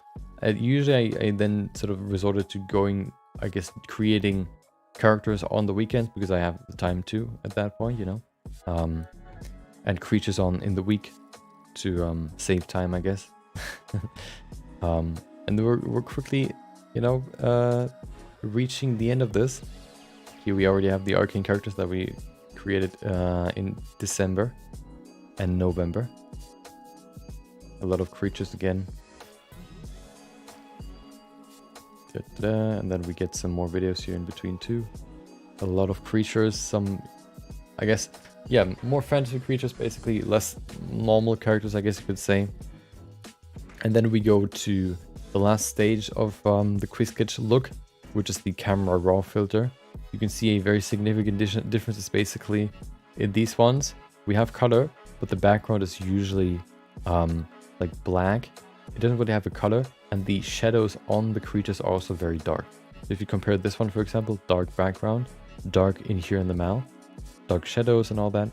If you compare that to this one, for example, here, you can see that this one has a sort of yellowish, greenish, or bluish tint to its shadows, and overall the whites are also sort of colored a little bit stained, or whatever you want to call them. So they're a little bit, yeah, a little bit more, I guess, more interesting, I guess, to look at. There you go. More creatures. Played around with some more post-production here. I like this one a lot too, just because of the colors. The scope might not be that great, but I like the colors. This ones I've done on the weekend. Da-da-da. And then we quickly reach the end. Here we have last few characters. This one's where I learned how to do how I guess a new way, or I improved the way I sculpt eyes. That's why, or no, this one was the first one where I kind of discovered it. The first week of this year, we did it like a eye sculpting, I guess, practice stream, I guess you could say, where I improved my eyes. And then here we have the infamous female body. I like this one too. I think this one looks really cool. It has it looks very unique, I think, compared to the other ones that I've created. And then we have the last few here. This one released on Monday. How I created this. We have the little Wookiee for this one, or somewhat of a Wookiee, I guess you could call him that. For this one, I used a different technique where I applied the dynamic topology resolution first and then deactivated to work smoother. And then here we have the last few. This one will come out on Friday. Tomorrow is going to be a different video. And then this one's the last one, which we're going to continue working on after we're... Yeah, I mean, we now look through all the quick sketches. Of course, if there are any questions, you can always ask me. And that's how you can use quick sketches, or how every artist can use quick sketches to their advantage, and how they can benefit you, and when you might not use them, or when you maybe should use them. I think that is also important to say, not just like when to use them, but also when they might not be as useful. Okay. Yeah. That's a full year of yeah, creating images every day. I think for 2, I've posted them after 12 p.m. my time. There's one, I can't remember which one, and then yesterday's. Because I just had to put more time in. And then I actually forgot to post it. I posted it on Instagram, but not on Twitter and Facebook. So I did that this morning. Okay, yep. So this is a year of quick sketches, and this will conclude the year of quick sketches. We're not going to do them every day anymore. Maybe, you know, from time to time it's like a theme or like a small project, but not every day. Okay. Let's get back to Blender. There you go. Let's continue working on this. Yeah. It's been interesting, and I think I learned valuable lessons doing these. And I now know some pretty good techniques to improve pretty quickly. And I hope maybe you can use them now too.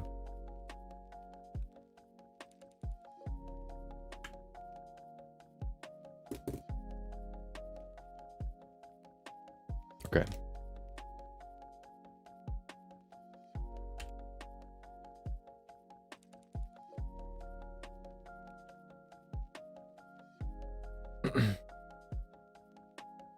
This looks very wrinkly right now, okay? I want to change it. So yeah, we're gonna spend the rest of the stream kind of refining this. I kind of want to spend a little bit more time on this. I want to make it better. So we're gonna spend the rest of the stream just working on this a little bit more.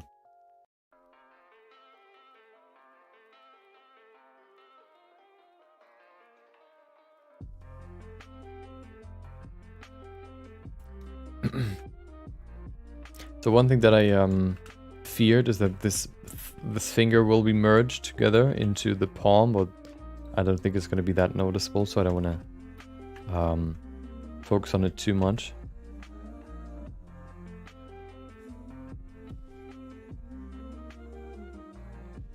But at least we can give these fingers some more detail. I might switch it to smooth at some point, but not right now. One thing we need to do here, because we've used the Boolean modifier, we need to apply dynamic topology to this, because there's no geometry on these flat planes. 50 should be enough, maybe even too much. Yeah, too much. Wait, really?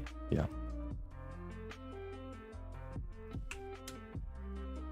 So tomorrow we're probably gonna do an experiment. The goal for tomorrow will be to figure out, or to do a project twice. Why would you do it twice? Well, because I want to figure out, first of all, the question. I mean, I want to answer a very important question that a lot of people seem to have. I said it before. Which one's better? Dynamic topology or remeshing? That's the question that I want to answer. So we're going to do a project, probably the same project, and just kind of see which one's more, I guess you could say, yeah, more intuitive, easier maybe. We're going to go into that tomorrow. And then we're also going to answer the question, what is the best way to sculpt, or how you can, I guess, reduce the performance that sculpting needs from your PC. If you have a potato PC, how can you, I guess, optimize your sculpting workflow, or how can you optimize the way you work in Blender, how you sculpt in Blender, to, you know, even though you have a potato PC, maybe to still be able to sculpt. That was probably the worst explanation that I could have said, but basically I'm going to explain how you can sculpt in Blender with a potato PC. Remeshing is not really a good idea, I think. It can lead to some crashes very quickly. I have a different technique that we're gonna talk about tomorrow.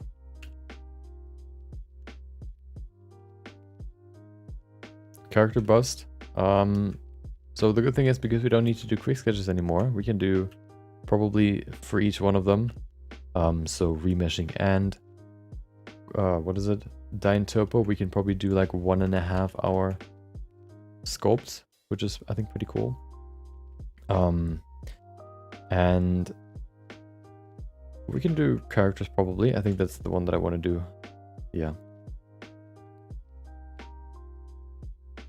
Is there a way to fuse meshes together without the need for modifying the faces? What do you mean? What do you mean? How would you merge objects without modifying the faces? You have to merge them. Or do you mean just like, you can also just press J so they're all in one object, but the objects are still disconnected, if that's what you mean. I don't think that's what you mean, but maybe.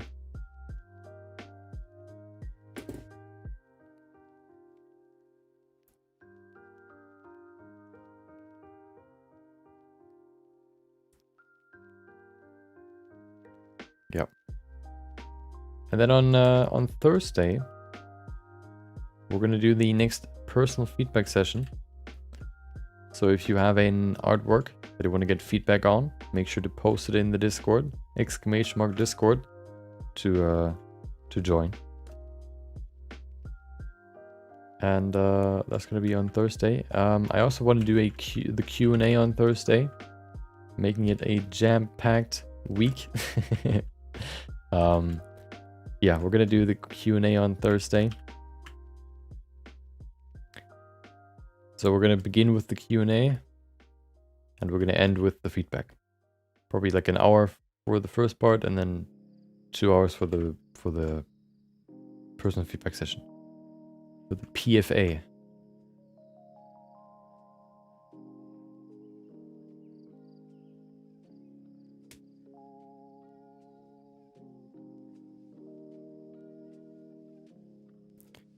I'm gonna have to make a cloth character for the feedback. I mean, you can also just, you know, censor it.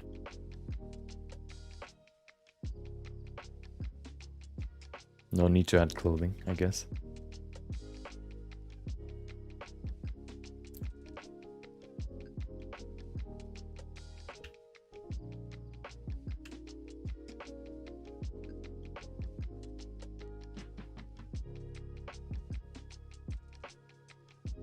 Okay. Are these fingers long? They seem pretty long. Maybe that's just me.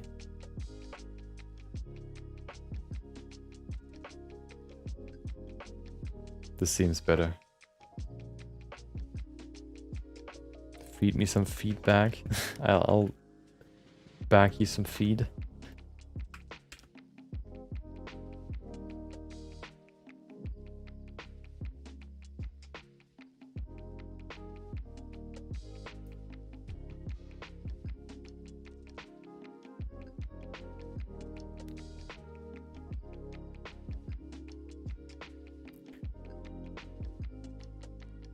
You want to try some clothes? I mean, yeah, I mean, you know, then you can do that. Very important if you want to create characters, clothing.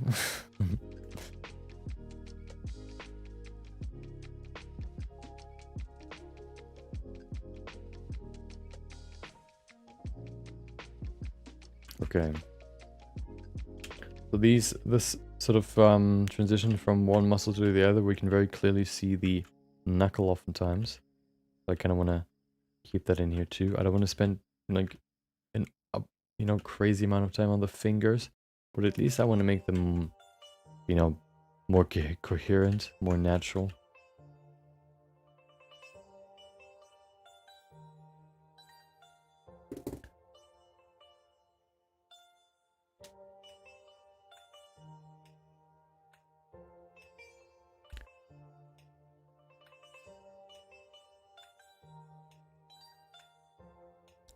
Character design is mostly clothing and hairstyles. Depends on how realistic you make a character. I would argue that Joel or Ellie from The Last of Us are not defined by their clothing. Same as Nathan Drake or, you know, characters like those. Just depends on what you go for. I would agree that a lot of game characters, or not game characters, but more like stylized characters are defined by their clothing.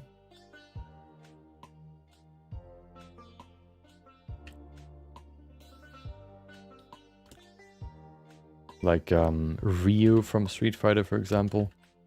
Although he might not be the best example, maybe more Chun-Li. Her face is more interchangeable, you know, she's not defined by her likeness, I guess. Her face changes quite a lot in, you know, between games, for example. So it's not like she's defined by her face. She's more defined by other features. Like her clothing, for example.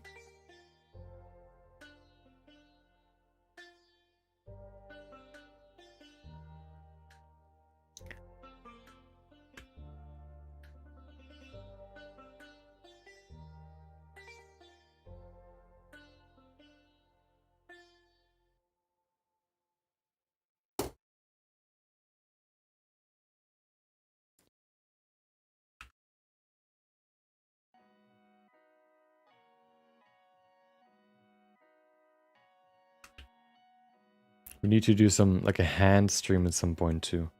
I want to get better at hands, but I'm dreading doing it. But it has to happen at some point.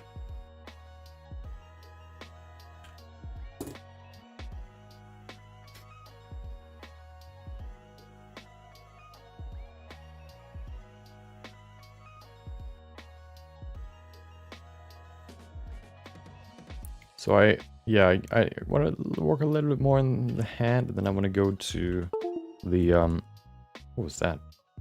Oh, wait. Oh, my phone disconnected, or my camera, I guess. Hold on. Oh, there you go.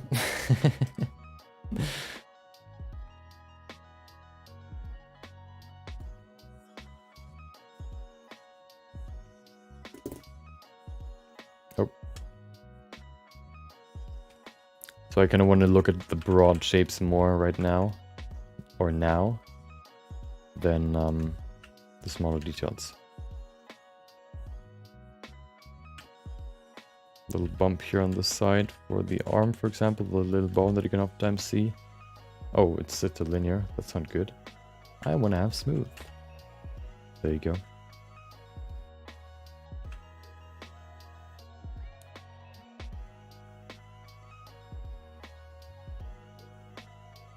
We have a weird bend in here. Let's fix that. Have you thought about switching to ZBrush? ZBrush? I thought about experimenting with it, or testing it, but I haven't considered fully switching to it. But I thought about testing it. Maybe at some point we can do that too.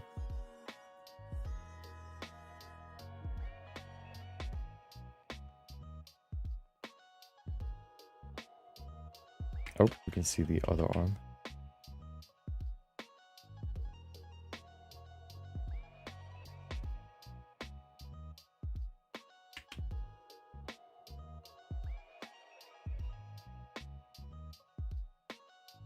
Okay, I think the hand looks okay so far. Maybe we can refine this piece here no more.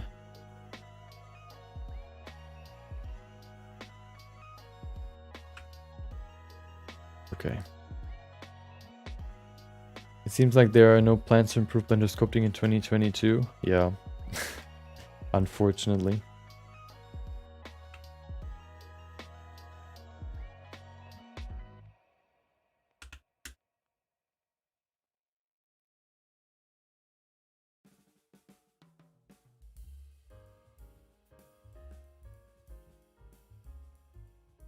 Or at least I don't know, I haven't looked into the development plan, so I don't really know.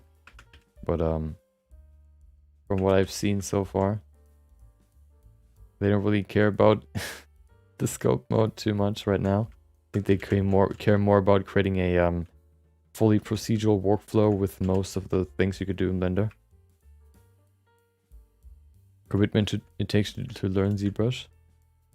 ZBrush menu. I don't know if the menu is that complicated, but maybe.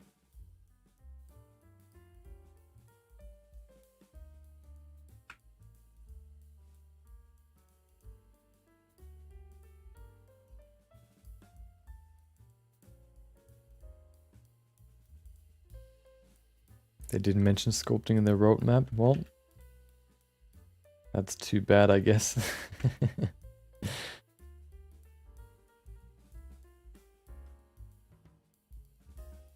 Yeah, I think right now they focus a lot on shading and geometry nodes.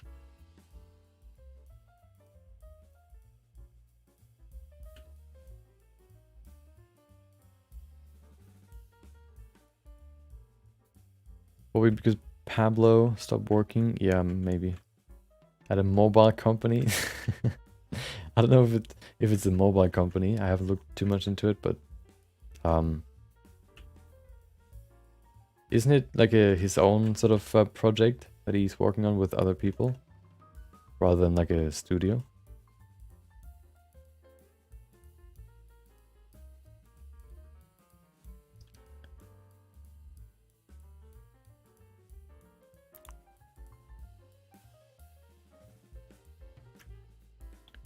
ZBrush, I think there's like isn't there a test version of ZBrush that isn't that expensive? Like a ZBrush Essentials or whatever. I think I would, check that out if I would, try ZBrush.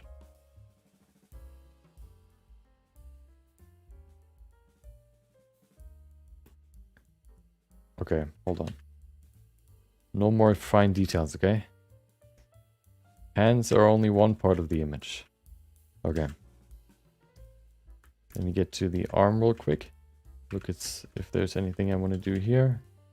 And if not, then go to the next part. Mobile iPad sculpting tool. Yeah. It's a retopology tool that they're working on. For an iPad, I think. Which is kind of weird, but I guess, maybe some people want to do that on their iPad. ZBrush Course Mini is free, yeah. Didn't they also want to change to a subscription model rather than buying it?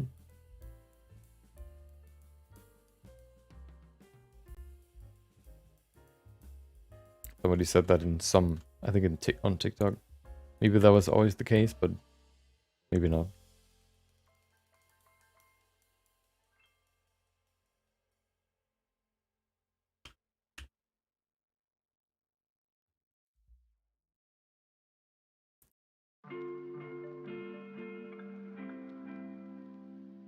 Okay. I want to go to the head a little bit and adjust it.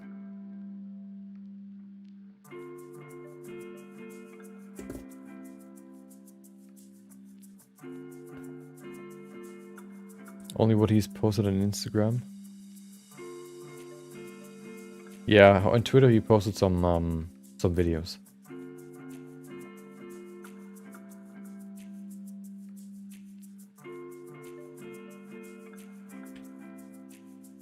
Let me get rid of the hair real quick.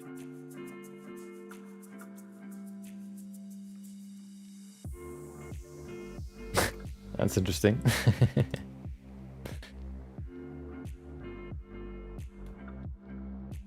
Perpetual license, but no updates. No free updates, okay.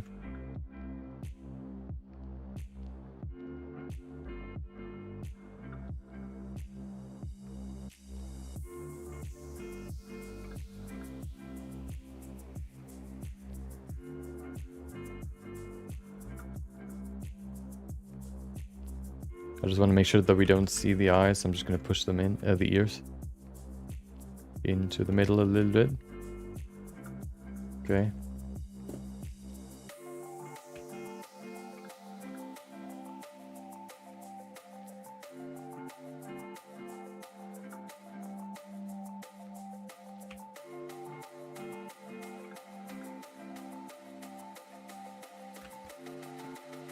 Okay. I also want to adjust the jaw just a little bit.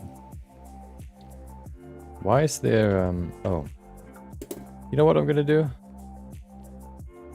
Hold on. The shirt is pretty much done, so we can probably now go ahead and get rid of the excess pieces here. Push that in there, and then we can get rid of it. Let's see if it works or if it crashes Blender.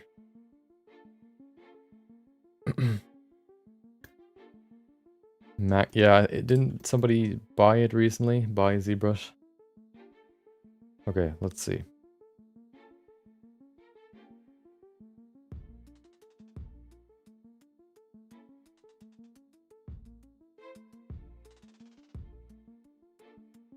Oh. Loading. There it is. Well, that's not really what I wanted. What happened? Eh? It did the exact opposite.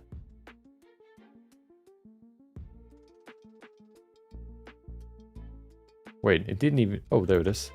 Sometimes switching to fast works. And it did. Perfect. From exact to fast can sometimes fix the boolean.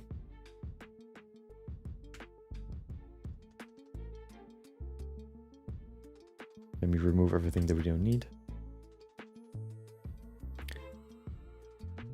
Yeah, Cinema 4D.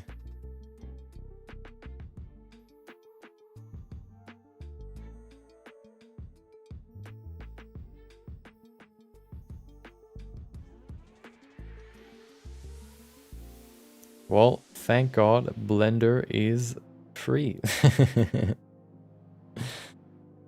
We don't need to worry about some sleazy company coming in and, you know, just, you know, making us pay for it. It's all, you know, we don't need to worry about that. Hopefully, you know. I don't think they want to sell. So we're safe. At least somewhat. Why didn't it remove the body? Weird. Okay. Kinda want to remove the body, so let me see. Is it too small? I mean, too close to the surface? Maybe. Okay, well, who cares?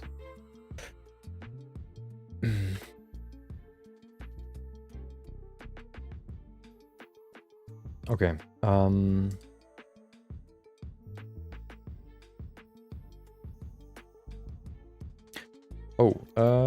wait, should I... the hair... I don't know if I want to work on the hair. I kind of want to work on the... What do I want to work on? Oh, the clothing maybe. They look pretty rough still. How about we work on the clothing a little bit?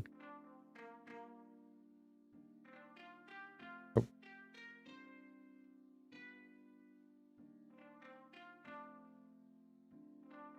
Angelica from Rugrats. I don't know who that is. I've never watched Rugrats, but yes. Welcome, Alberto. Hope you enjoyed your Tuesday. Let me drink something real quick.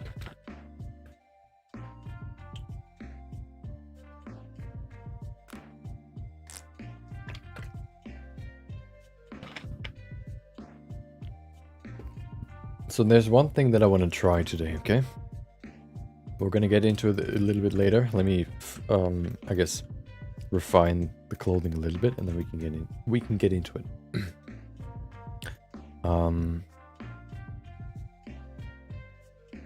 Okay, let's do the middle piece first.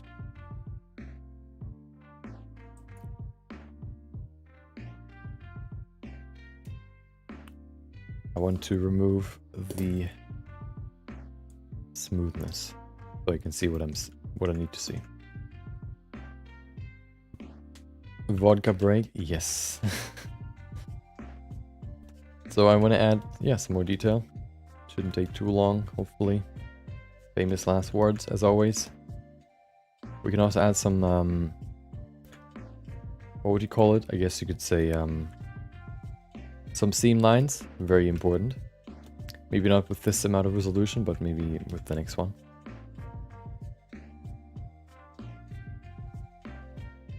I actually don't think there's too much here to really detail. There's more on top of the code rather than the code itself.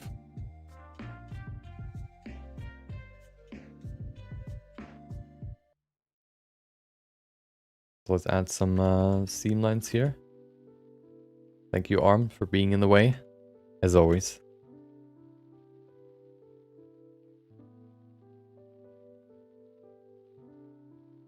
By the way, if you still have questions, about Blender or whatever, any topic, make sure to post them on the YouTube post that I posted on, so many posts, that I posted on my main channel, on the videos channel, asking for questions.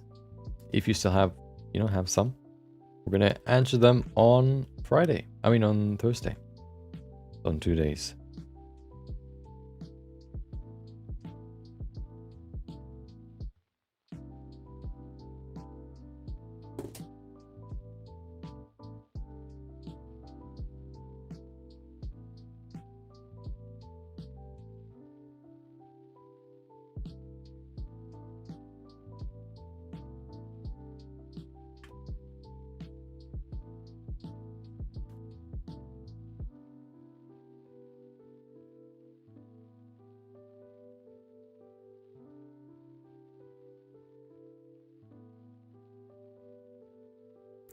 Okay. Some very blocky seams. But yeah, they're not that important, so I don't want to spend too much time on them. Keep them pretty blocky, maybe add one more level of resolution to them, and then we should be good.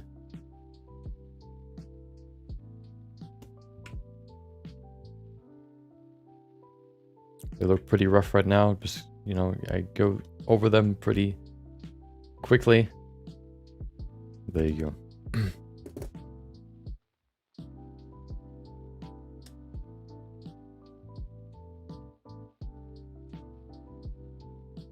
You know what you can do, Hustler, to get better at sculpting hair or creating hair?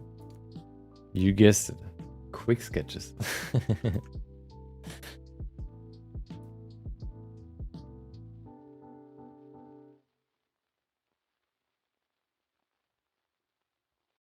I think one reason why this looks so weird right now is that there's no color. I kind of want to add some color to this. Or I kind of want to block out the color. I want to add color in the end, so let's add some. Let's add some. Not just this weird quick sketch material. Nobody needs that. Make a new one here. We can actually grab from the original. There you go.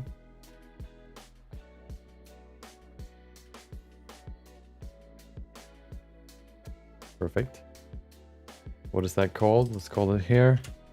So we're gonna add it. We're gonna add some colors now. I kind of want to, you know, work on some shaders too. So to make it, to kind of make it more distinguishable, I guess.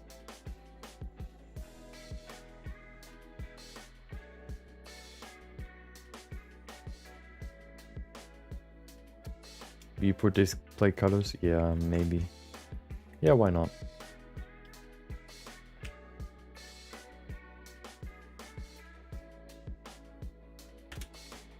Okay. Maybe it doesn't doesn't apply to the eyebrows, but now they're they're green, I guess. I guess we can get rid of them, or we can replace them.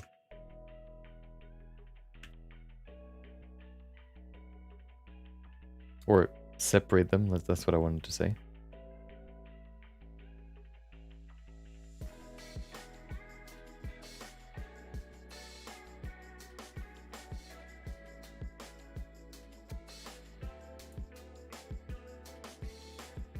There you go, just select them and then we can separate them.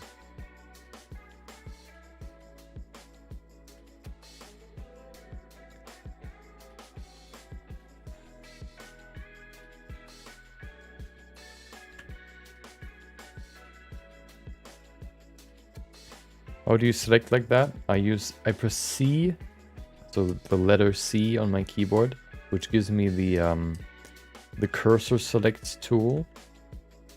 So this circle, with which you can basically select stuff. So if you press left click once you have this cursor, everything gets selected that is basically underneath the cursor. Separate by selection.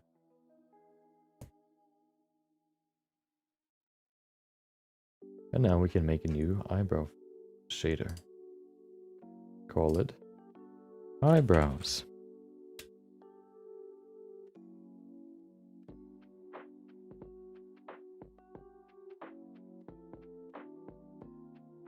That looks better.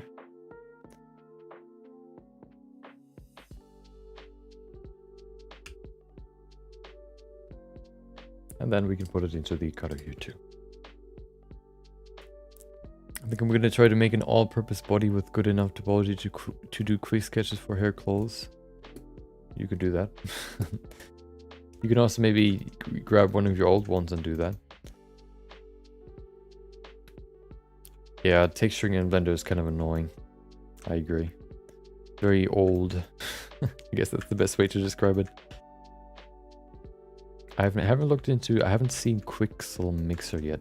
I know that a lot of people use what is it called? Painter, whatever it is. I know that a lot of people use that. I could use it because I have the Creative Cloud. Maybe I'll look into that at some point, you know. Make the shirt.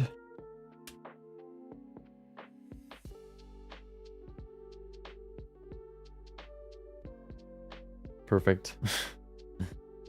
Maybe a little bit more orange. Okay.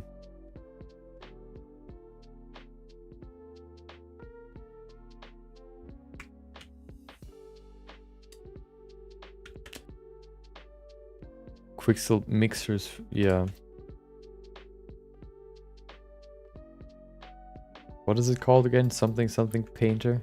Marvelous. I know that there's Marvelous Designer, but what is the other one called? Painter? I don't remember.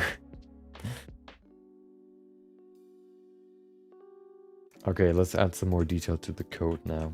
Oh, wait, I want to go here and add a skin shader too. Otherwise she looks kind of sick, like a vampire. I may try an interesting technique today. We'll see.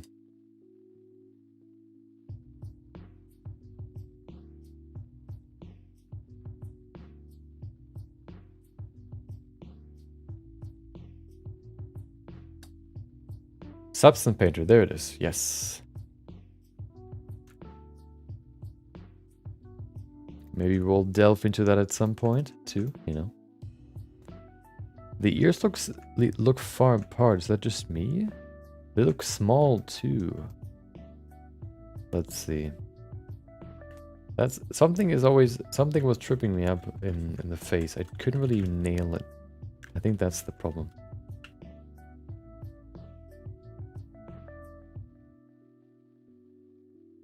The eyes look sort of small and also sort of far apart, so we could probably bring them a little closer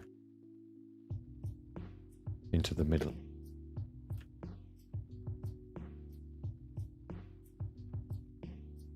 Maybe that already helps. Kim Kardashian face. That definitely helped. Yeah, I'm going to keep it that way for now. Maybe we can even lower them. Let's see. No. Nope.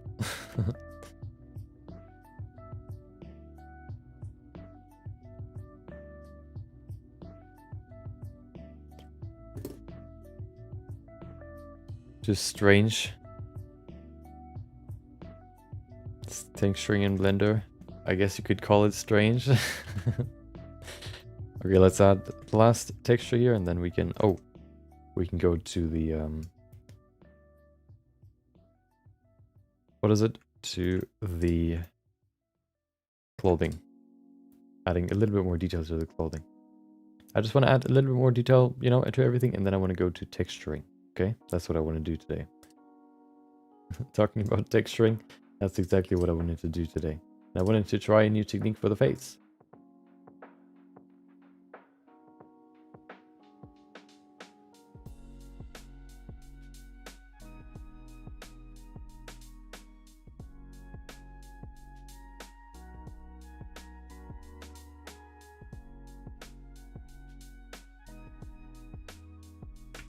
There you go. Thank you. Put that into the color here. Okay. Quixel is mostly used for hard surface texturing. Okay. As I said, I have no idea about it, so I believe you.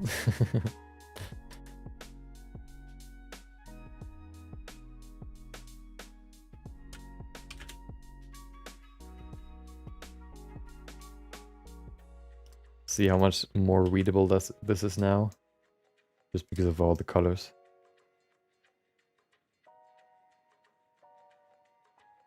Okay, let's get into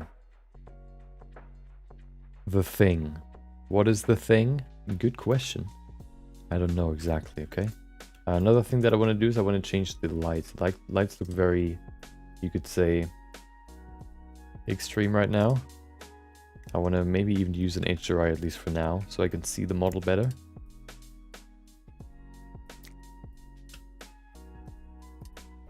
Let's see what we have here. I'm going to use some cool ones, okay?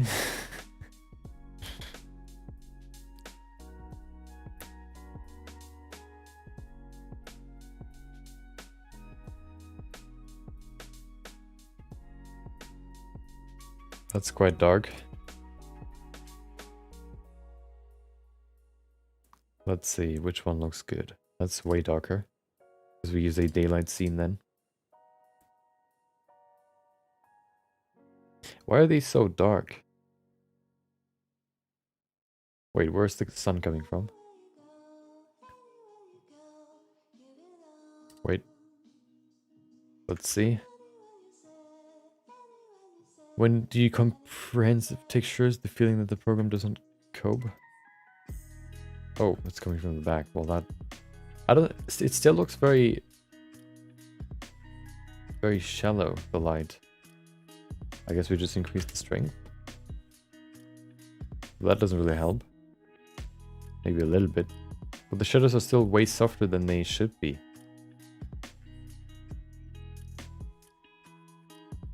Weird. Maybe because it's a PNG. Maybe we should use EXRs. There's an EXR, right? Yes. Can you apply different matte caps to different meshes? I don't think so, maybe. I have never tried it. It could be a thing. I don't think so, though. It all looks so blurry. I don't know why. Why does it look so boring? It doesn't have any sharp shadows.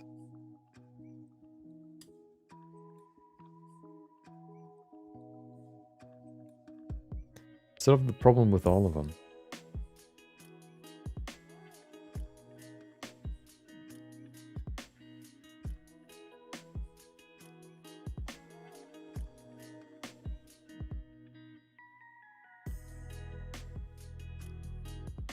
Weird. Well, I guess we could use some real you know, HDRIs then.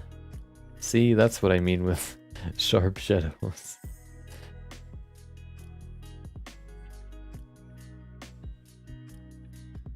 Yeah, I'm gonna use that one for now. Okay.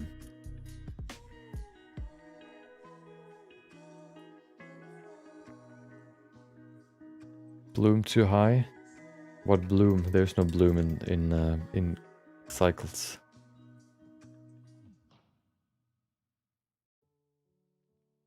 Okay. Go in here and just kind of detail it out a little bit more, and then we can go into some finer stuff.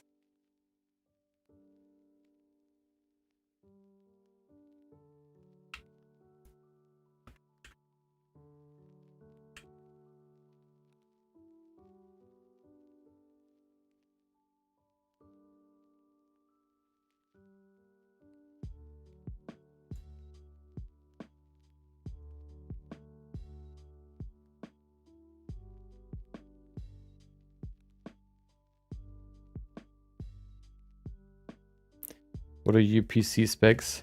AMD Ryzen 7 1700, I think. 8 core, and then GTX. GTX 1066 gigabytes. That's it. Pretty old already. I thought about upgrading, but right now, you know, I don't want to basically buy a new PC. I would like to just upgrade some pieces.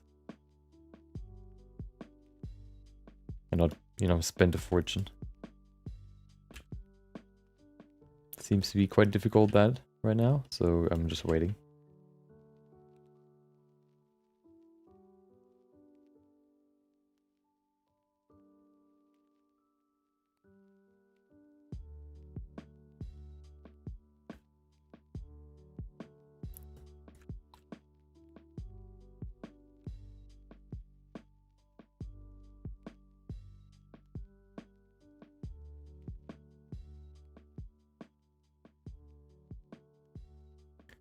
Okay, this arm looks okay.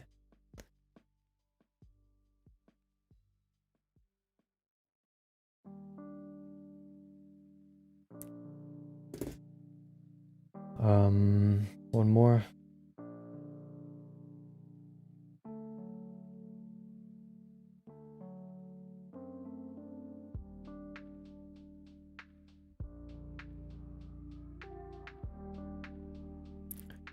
Making a video about fold sculpting.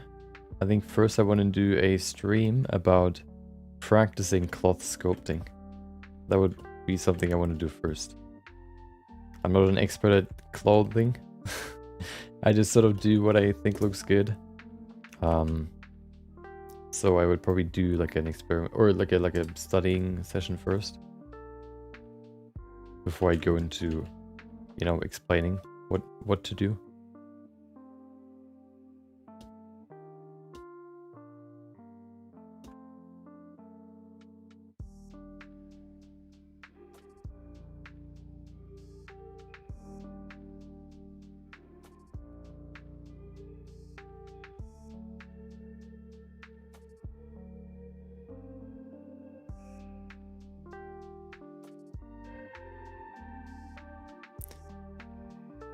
They don't need clothes. Animals don't need clothes. I guess that's, you can argue that that's, you know, that makes them better.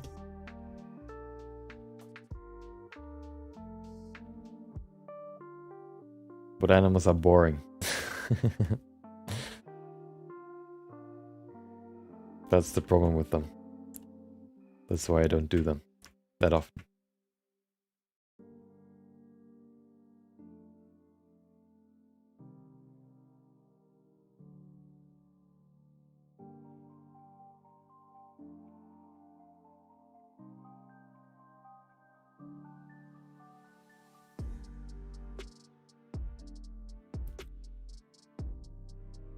Okay. One more. There you go.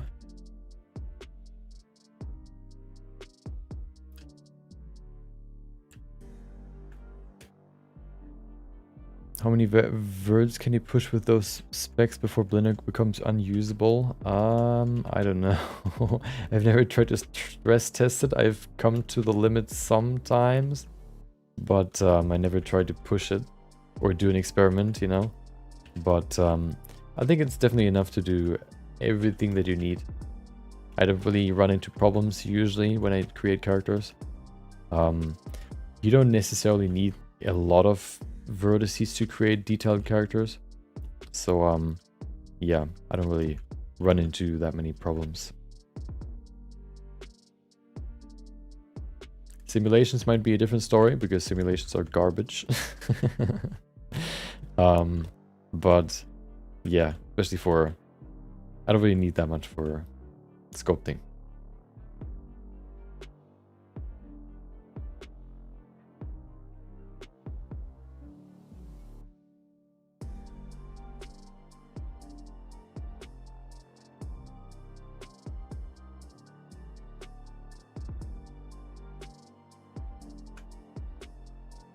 And clothing, I guess clothing is simulation too, but clothing is also very taxing.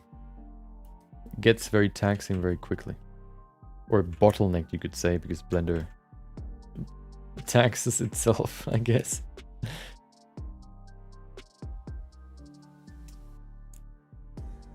Yeah, fur can look kind of weird, I agree.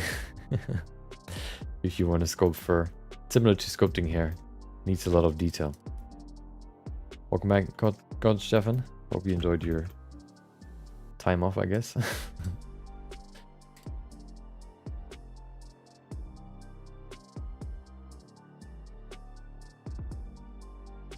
Okay, a few more things here and there before we go into texturing.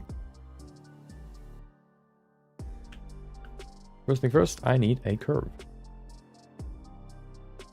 Thank you. I want to create the pipe around her neck. You can't see it right now. There you go, this one.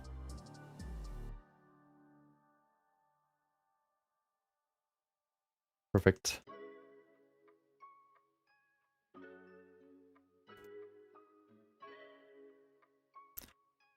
Maybe a little bit thinner. Okay.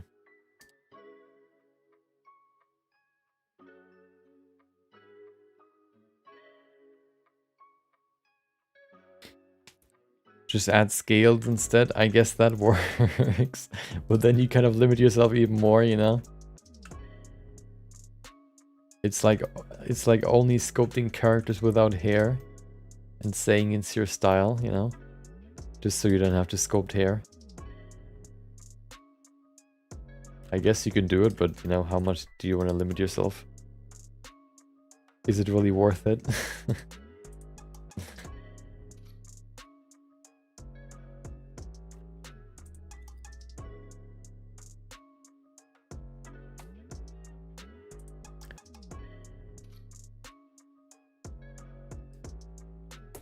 Hair needs some emission.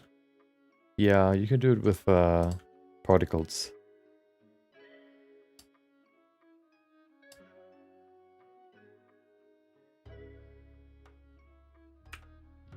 That's what I usually do. In interpolated children can really work really well for fur.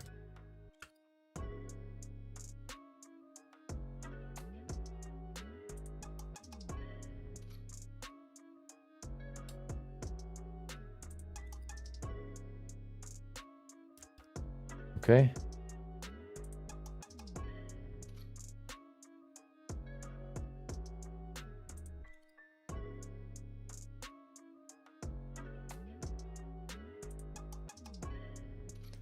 Gonna be interesting to see what this will look like in the end, because because of the new thing that I want to try.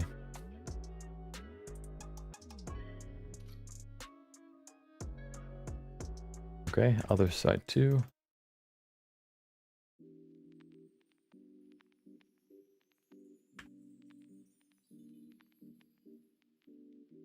Staying behind the arm, going in between. There you go, perfect.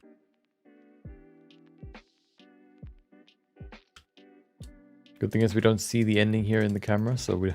Oh, we actually do? Oh no. Oh no. Well... There you go. Okay, I guess we could create an ending here. Let's just make a quick one. Nope, not with this. Cube.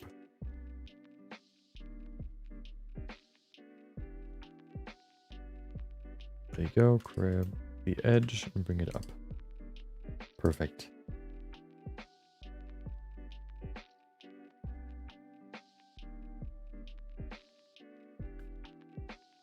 Okay. Good old beveling modifier to make it look a little bit more interesting.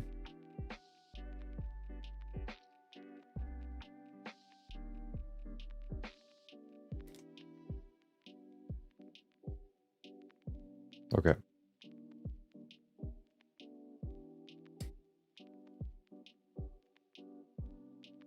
Let's give that some, like a new shader too. I guess it's more like a brown pipe. Pipe.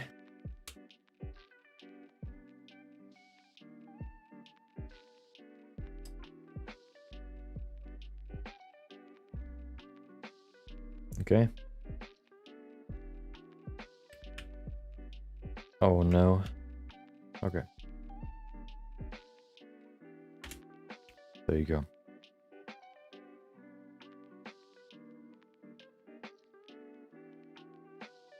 Okay, I think I kind of want to get into the...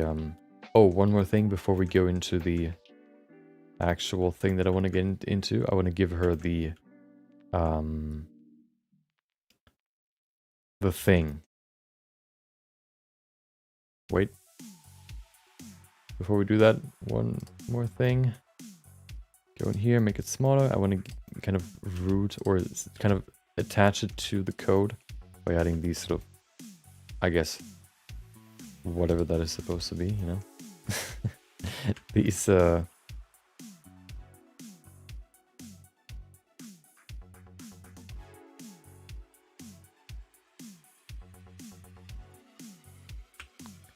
attachments. There you go. Boolean modifier. Not Boolean, bevel.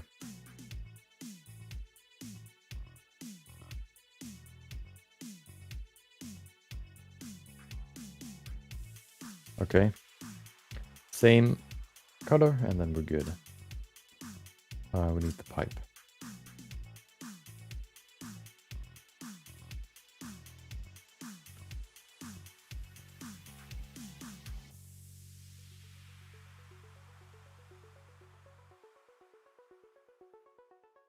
Okay, there you go.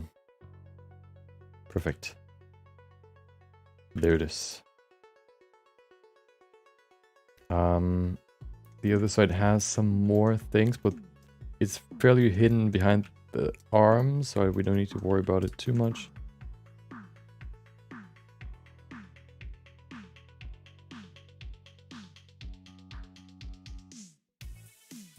Okay. I just had the realization once again that we actually have an hour more. So it can be a little bit less stressed. Feels weird having more time now that we don't do the quick sketches anymore.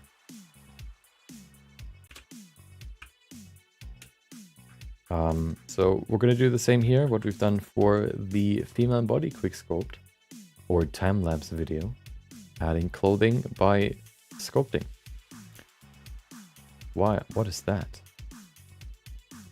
Well, did I destroy the arm? No, I can't destroy the arm. So we need to use the mesh filter. We could either make it bigger or we can make it smaller. I want to make it underneath the skin. There you go.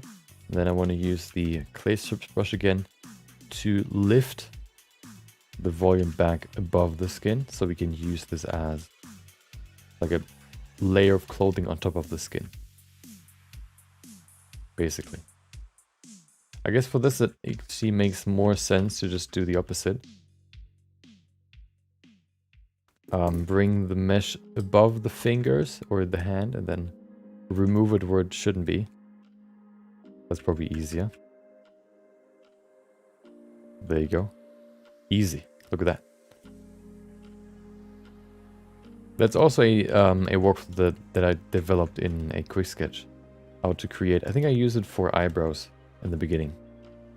And then it, you know, it went on to become the thing that I use for clothing, for eyebrows, for eyelids. I mean eyelashes sometimes if I want to sculpt them. I think it's pretty versatile. At least if you don't want to, you know, use this as your final sculpt or final version, or if you want to use it for animations, I guess it might not be that useful. But for stuff like this, I think it's very useful to just kind of get a quick look done.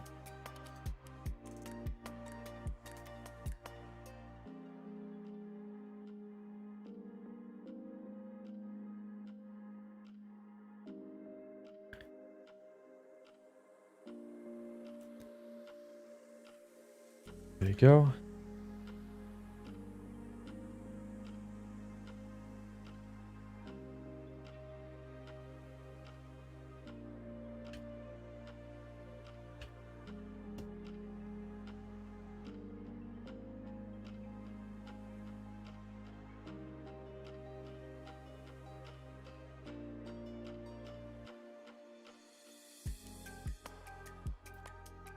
So we have the two fingers here, and then we need to do the same for the hand.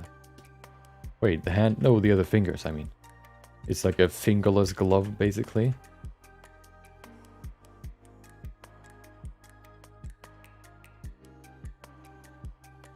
Okay. So the thumb, for example.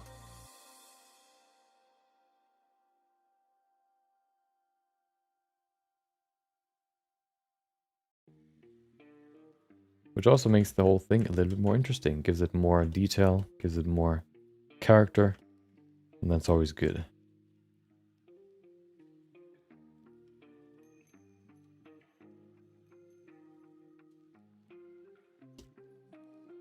Oh, you mean the hair, this hair sculpt. Maybe we can add that too. Although I kind of want to be careful with that because that can really quickly remove all the structure in the hair. So I try to be very careful with that. Maybe it can have like an undertone of emission. We'll see.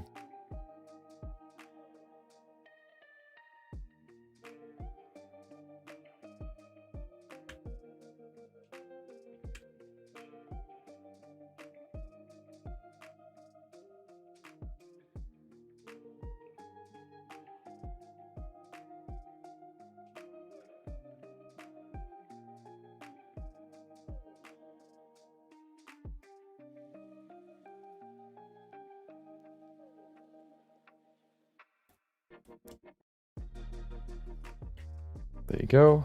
One more finger. Oh, I've never heard this song. Nice.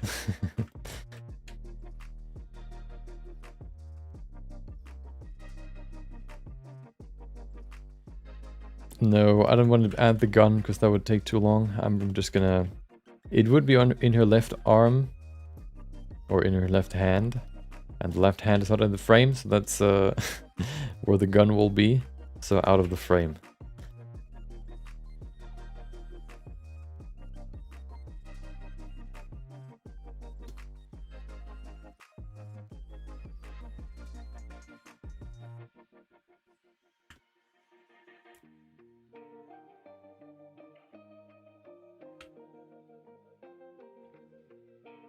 There you go. One few more things here and there. And we have the fingers done. So we can go into the maybe a little bit the hair, although I don't, although we have some more time though. Still, we can do the hair later, okay? We don't need to do it now.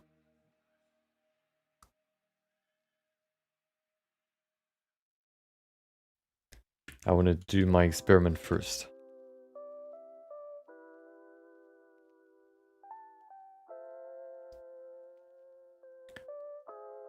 You make everything seem so easy.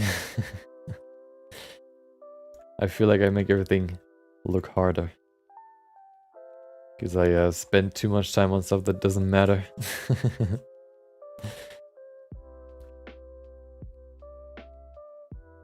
Okay.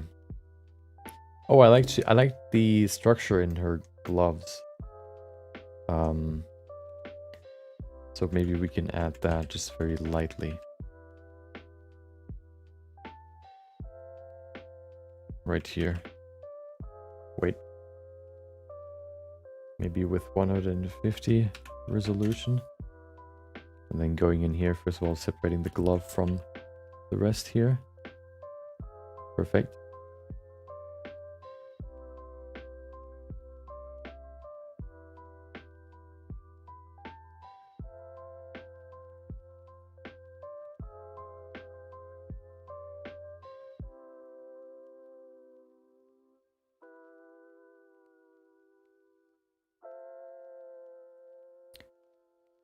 Okay, and then we can add these lines here all the way down.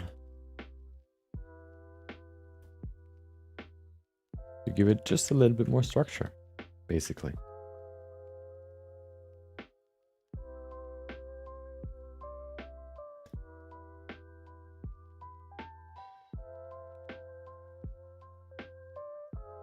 What about electric? Maybe we can add that in the end, if we have time. I thought about it too, but it, you know, that's another thing we need to add. If we do add it, if we do, then we can do it in the end.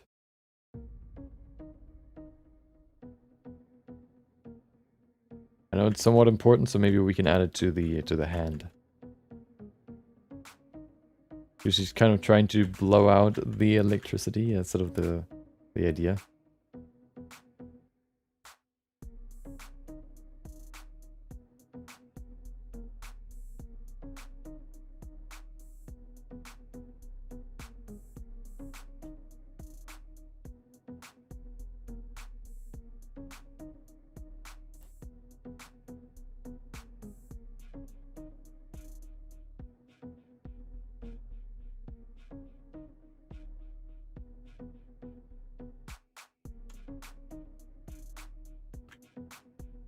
Okay, this one was kind of scuffed, but that's okay.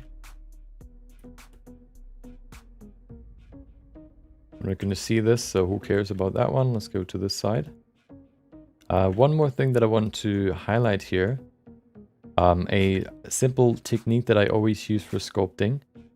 If you're removing, or if you're trying to add like a texture to a surface, like this one, like these sort of lines here, these creases, it is always helpful to define them more by not only going in and doing it subtractively like this, but also then afterwards doing it additively. So what we can do here, for example, is we can use the clay strips brush now, and we can just kind of add more volume here to the middle part, to the flat part, make it a little bit rounder, and this way sort of accentuate the structure even more, give it more contrast basically. That's a very simple way that I like to use to give, you know, like a texture that I want to add by sculpting, for example, more contrast. And then once we have a little bit more volume here, we can then just use the smooth brush to make it nice and smooth. And this way we can add some more contrast to all, yeah, to these lines, I guess. There you go.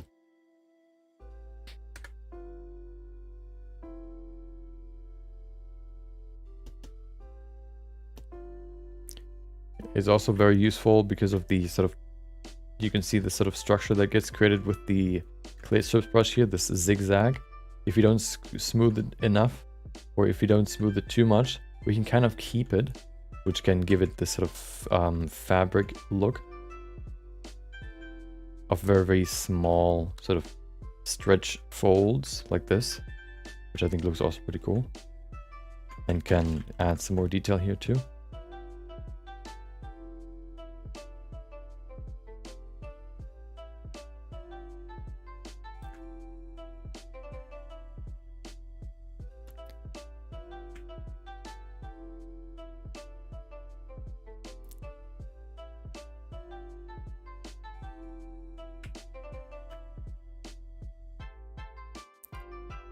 There you go, perfect.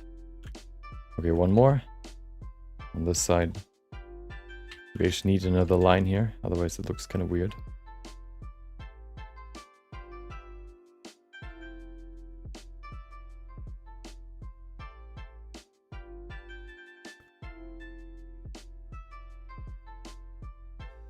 Okay.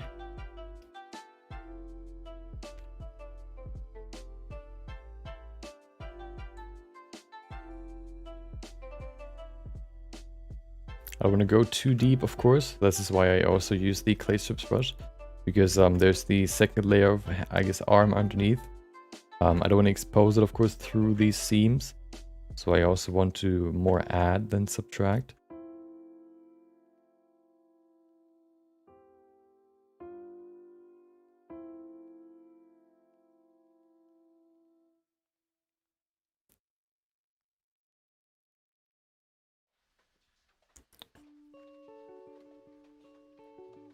There you go. Oh.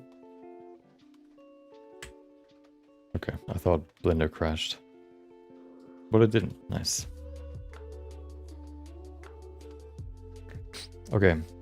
One more thing that she has on her arm is a little bracelet. So let's add that. One more thing, the glove has a different shader or color. So let's just grab the code and recolor it.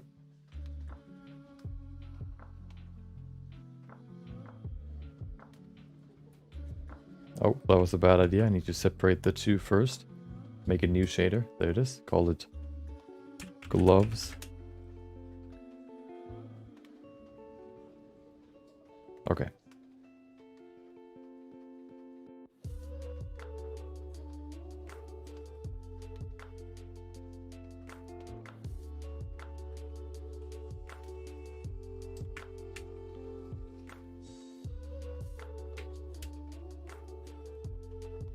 Perfect. Okay, so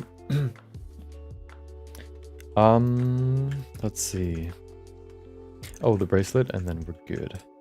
The bracelet is fairly simple. You can see it's just like a round circle, I guess, or bracelet, with a little profile on it. So it's basically just we can maybe just remove these two faces, make them thinner, apply a solidify modifier like this, make it quite big. That should be good. Apply it, and then we can add a cut right here and a cut right here. We're gonna make this slightly smaller and this one way bigger, like that one. Perfect. We're gonna give everything a nice little finish by using a subdivision surface modifier as well as a bevel modifier. Put the bevel in front of the surface so we can keep the structure better, and then we can also reduce the amount. And another thing we can do is we can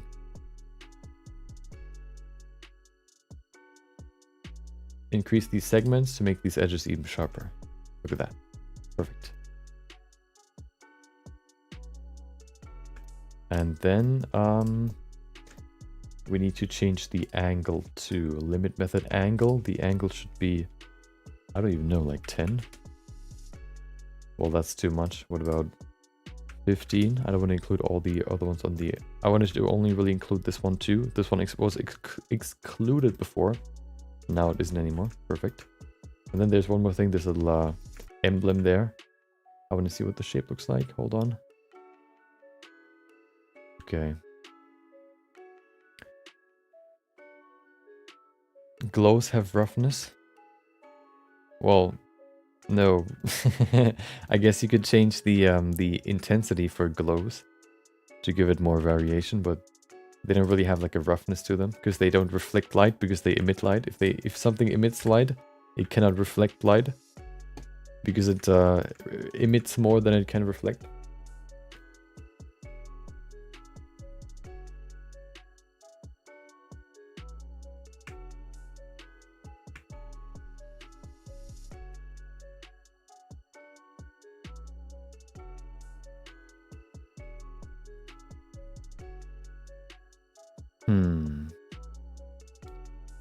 That doesn't look right.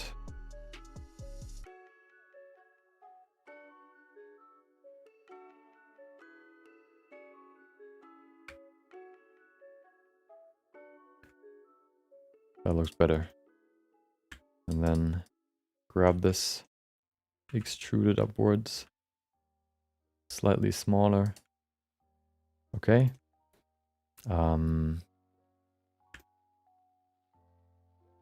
Grab the faces up here, invert them. Nice. Scale them together. Okay, extrude them down. Perfect. And then we do the same again. Bevel.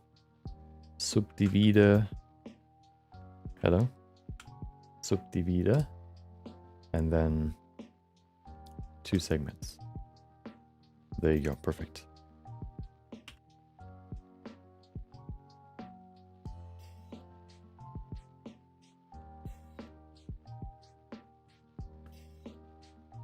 Okay. Combine them and then we can apply it.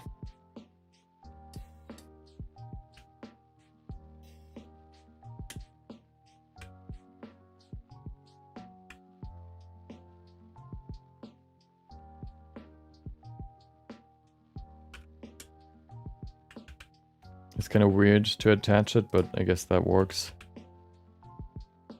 It kind of just clips together, but it actually looks pretty cool if you look at it like this. I think I like it. Okay.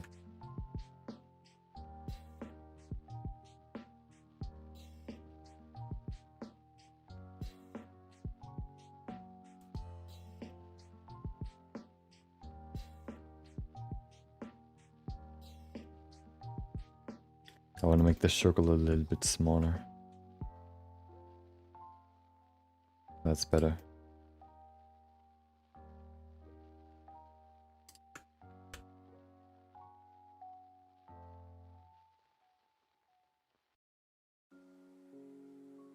And this one can probably have the same. I also want to use this for something else. So I'm going to place it up here. I want to use it for the piece down here too. Just kind of give it more detail. There you go. Okay. Let's give it a texture. I guess we can use the pipe for now. I think it's somewhat the same material, some sort of metal material. Pipe, there you go.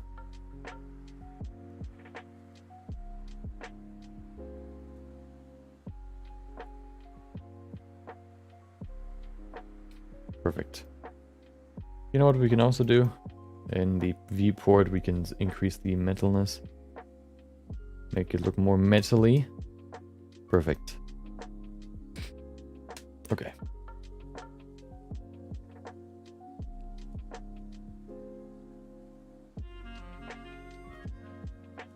I also... You know what? Never mind. A few things here and there, okay? Let me see if we can use this actually. What I'm going to do with this is I want to reshape it. I want to grab this. First of all, I'm going to reset the rotation. And then I want to make the bottom here thinner, put it right here, make this part wider. Okay. Kind of want to get rid of the middle piece now.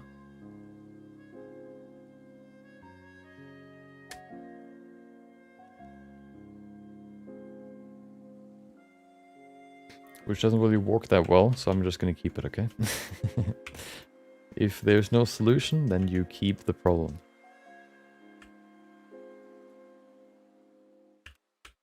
The best rule for life, okay? Keep that in mind. It will not help you in life, but it's a funny thing to say.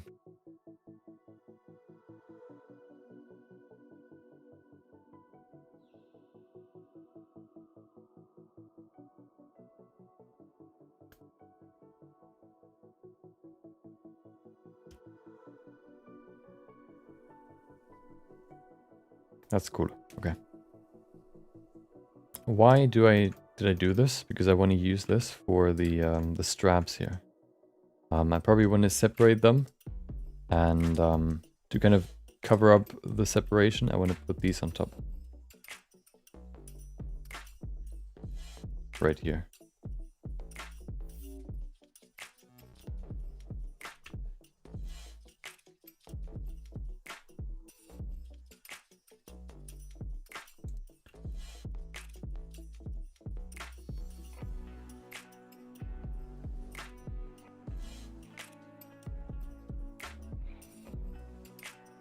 Okay.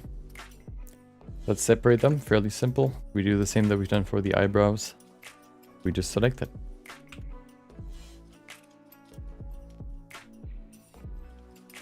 Can I don't know. Okay.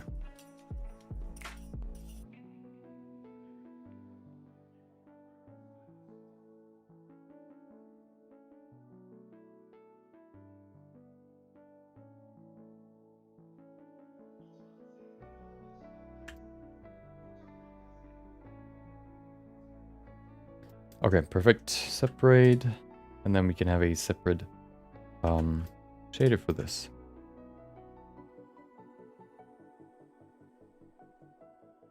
This is not supposed to be yellow, it's supposed to be brown, so let's make a new leather material.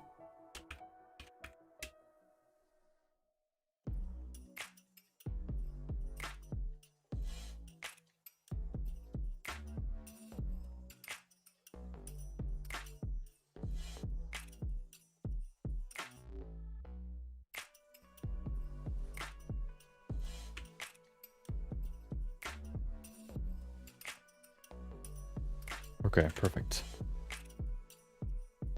Maybe a little bit darker than I thought.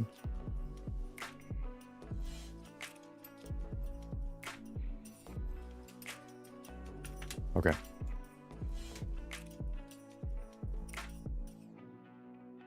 I now need to remove the sort of thingy here that I added before.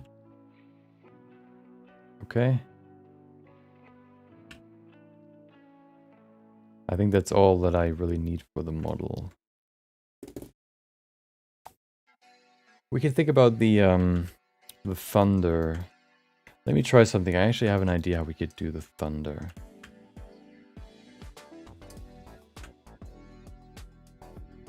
There you go. We're gonna begin with this. We need to join all of them together.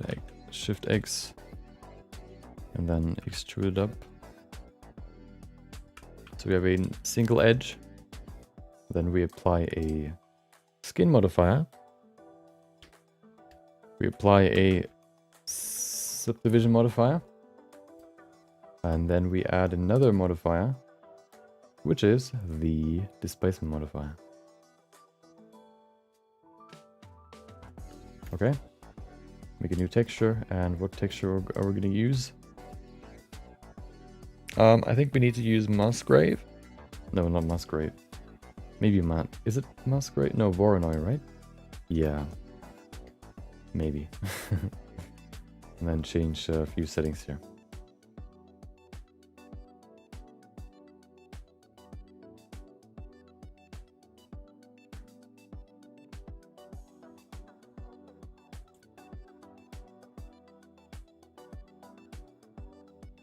Just kind of playing around with them. I don't exactly know what I'm doing, okay, so I don't think I do.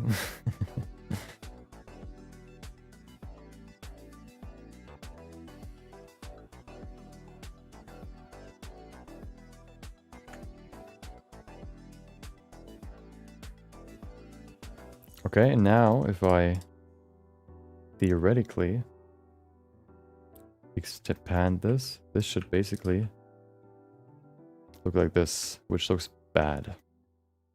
Okay. Well, maybe this doesn't work.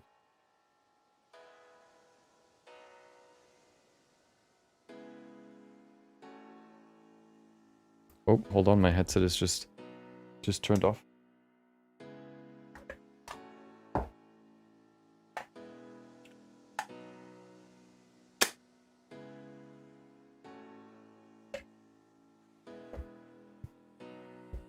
Okay. So it's going in the right direction, but it needs more frizzle. Maybe we can add it through these. No, there's the lack of size.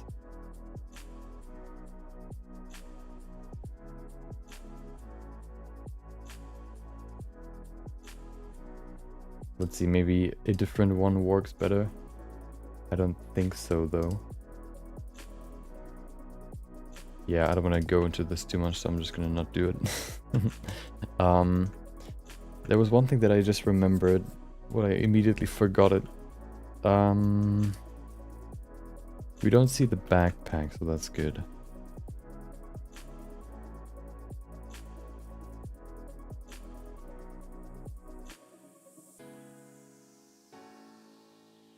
I can't remember what it was. What was it? Oh no. Russian bots rushing chat. The good old bots joining. Yeah. There always has to be at least one per stream. Oh, let me add the little band-aid on her cheek.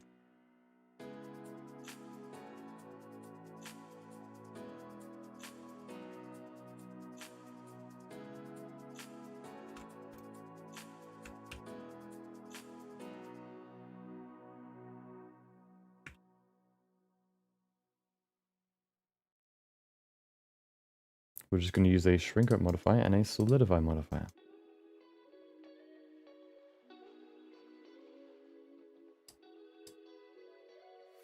We can change the offset so that it's above, not near surface point project, negative and positive. Why is it so weird? I guess it works better if we push it above the surface. There you go. Then we can change the offset. We actually don't need to change the offset. We can also just use a solidify modifier.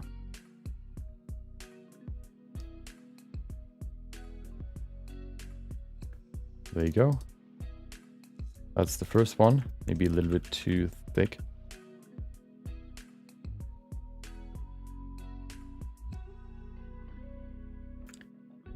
Okay, and then we can just duplicate it.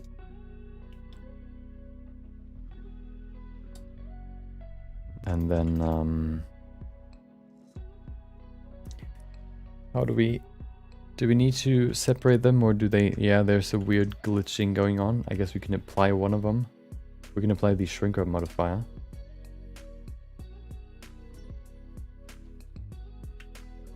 And then we can go into sculpting and just kind of lift it above the other one. Oh, that's, okay. I guess that works too. I thought I had the other one.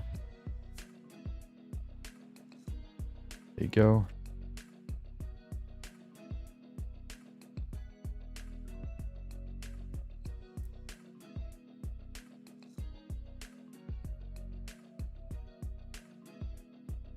That should be enough. It's kind of clipping into each other, but that's okay. We're not going for perfection, okay? We're going for a good look.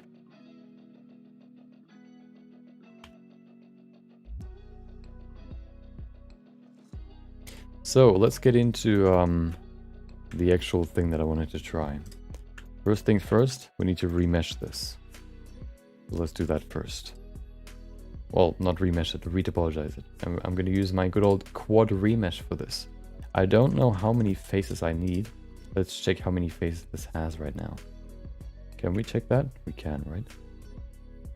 It has 236,000. Which means if we... 236, what if we go to 100,000? Like this. Okay. And then we keep everything. We don't need X symmetry. Okay, remesh it. Let's see what it looks like. Quad remesh was free. Nope, it's not free. It's a paid application. So if you spend some money, you get some quality.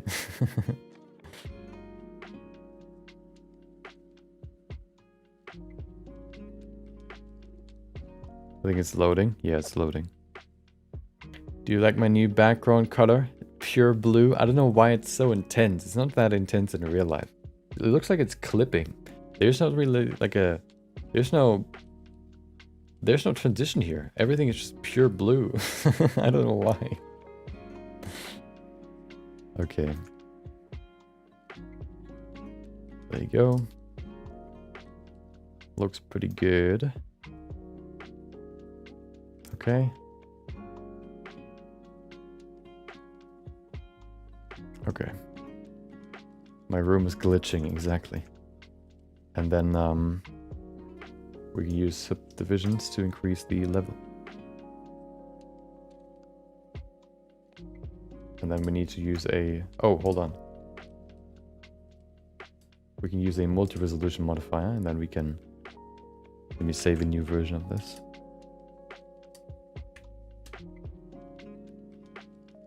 Subdivide.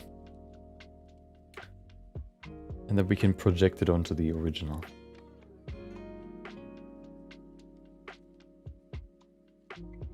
With a good old shrink wrap. Where's the old one? I can't remember.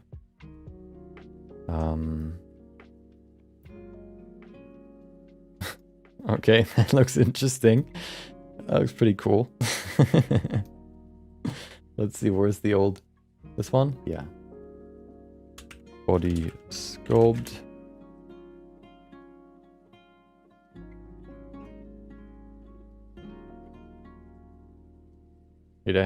Now this is where the PC starts to struggle. It takes a while to apply any changes. You can see it lags a little bit. Even just changing stuff that doesn't really change the surface at all. Target, body sculpt. Green alien.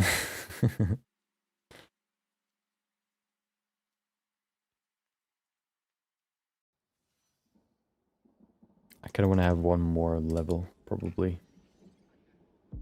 Let's pray for no crash.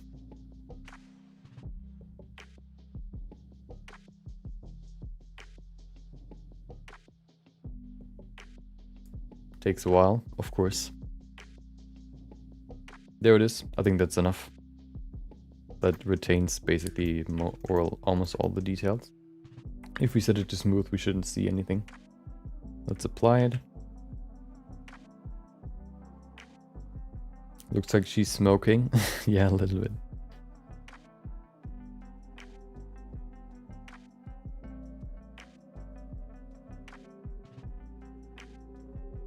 There we go. Perfect. So what does it look like if it's smooth?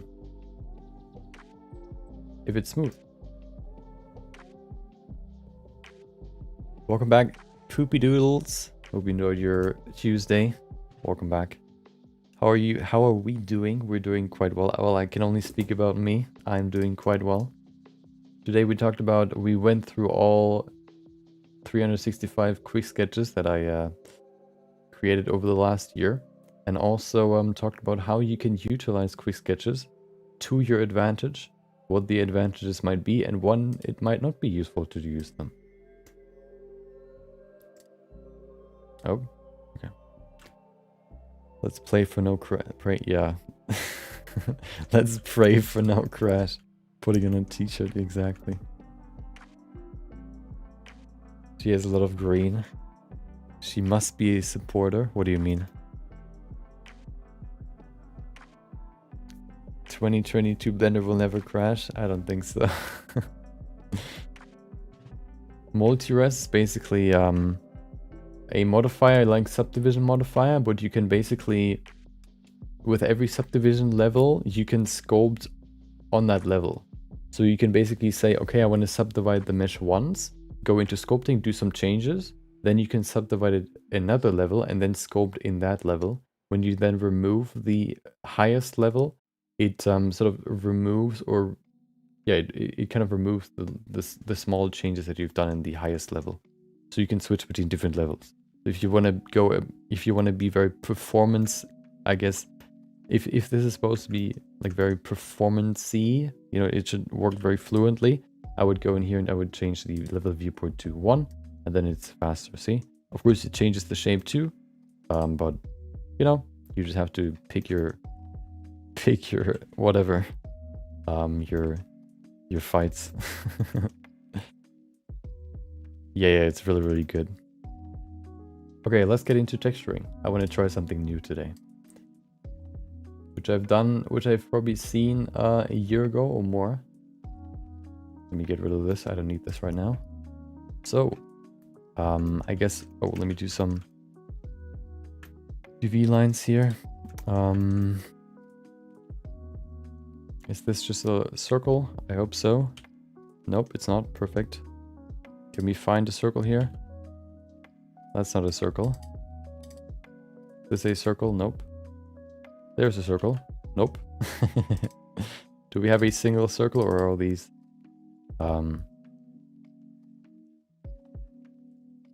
spirals? Seems like they're all spirals. Not too bad though. We can just create our own circle.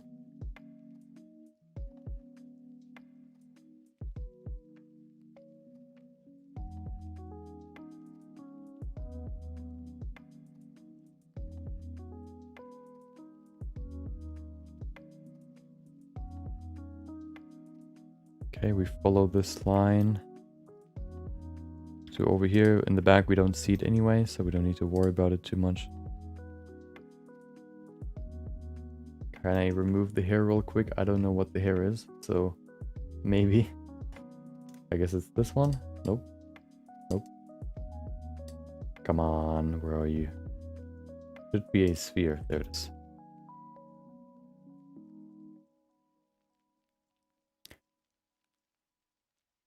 Because my poor GTX 1050 Ti is suffering under Blender. Well, I have a 1060 standard, so I think we're not that far apart. I actually don't know how big the differences are between a 1050 Ti and a 1060. I imagine they're fairly the same, pretty much the same.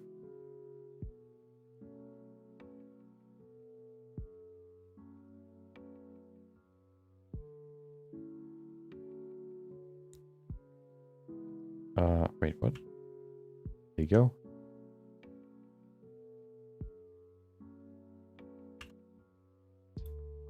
Go to the side here.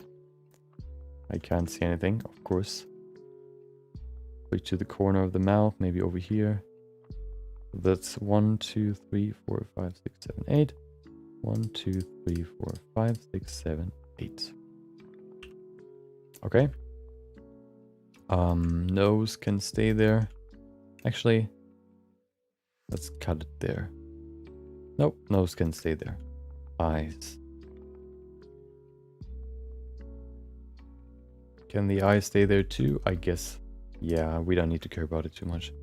Spent hours yesterday trying to rig my model for the first time and it kept breaking. Can you recommend any YouTube channels or other tutorials that explain the workflow from Blender to Unreal Engine? Well,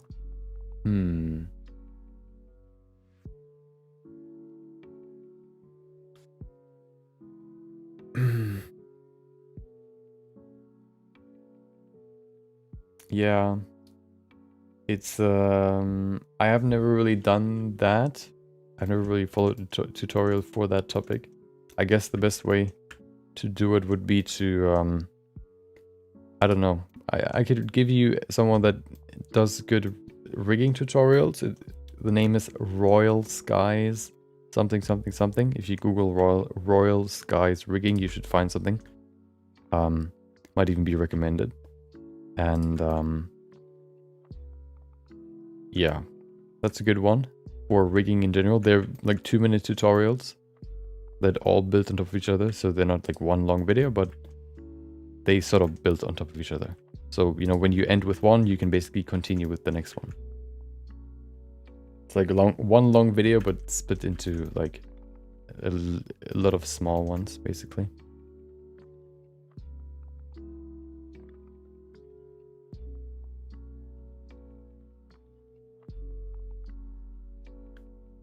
Okay.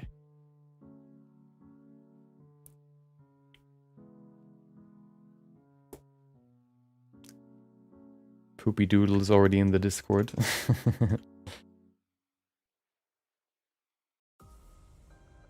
Yeah, somebody else had some rigging problems too, but they were a little bit different, I think.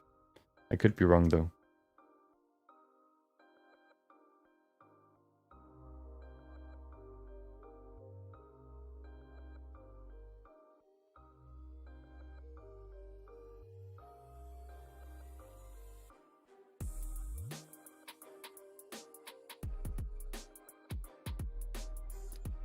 Dude, why are there so many weird lines? Get rid of this, okay?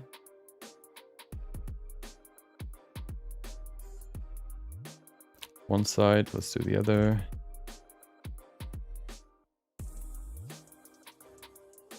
This is the boring part of texturing, UV unwrapping, but it has to be done.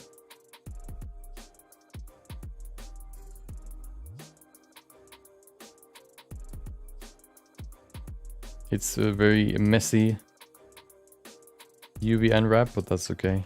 We're not going to see this part anyway. That just rhymed. Let's see. That should be good. We'll see how it looks in the end. So what if we now just say, what if I now, does Smart UV Project still take these into account? Let's see. I need to change this to, I guess Iris works. There you go. Okay, I'll see you, Coach Stefan. Thank you for joining. Hope you enjoy the rest of your day or your evening, your night. Okay. So if I unwrap this, we should get something interesting. We should get 2 islands, one for the head and one for the body. If not everything crashes now. Let's see. Interesting that subdividing is easier than a UV unwrapping.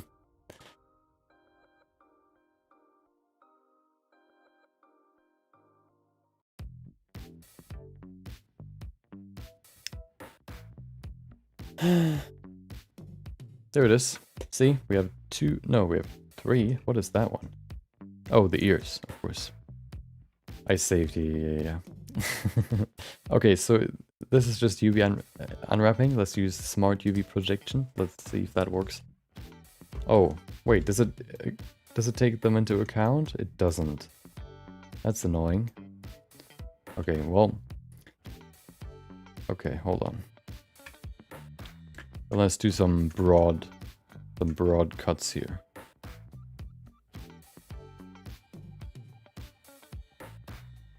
They're older, the rigging videos, but I think they still make sense.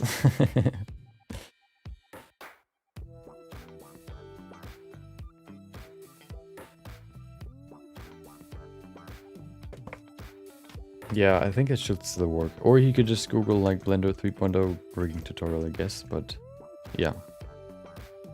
So hold on.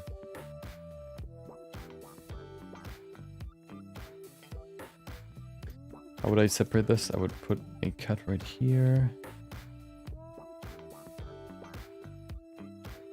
Wait, can I not just also just select this part here? Wait, I can, hold on. Oh, I need to unwrap it again. Oh no.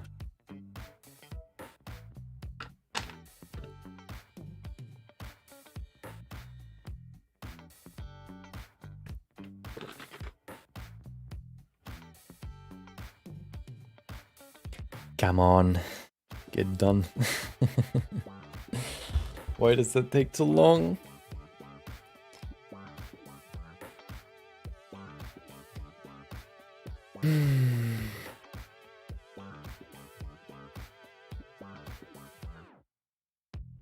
You know what? I'm actually fairly excited for tomorrow, because tomorrow might be a day where I will change my sculpting workflow forever. I don't think so, but it could happen. It could happen. There you go. Then we can smart UV project only the body. Okay, that didn't work, did it? Oh, it did. Nice. Put that here to the side.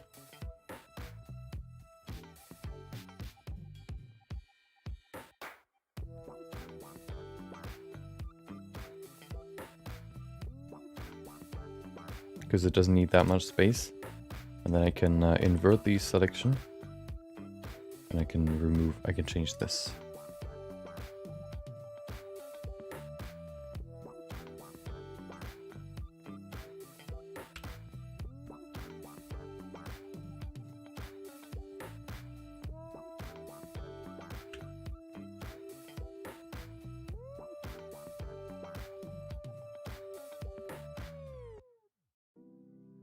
Okay.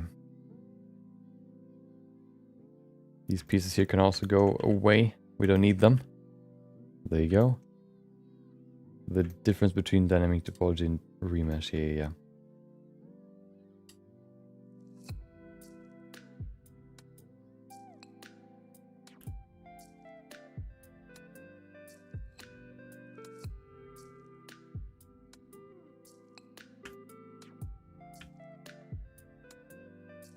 We can make these even smaller.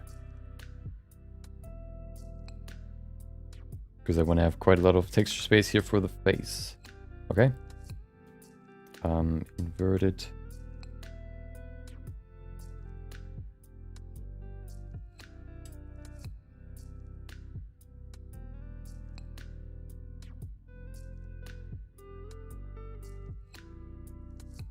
Perfect.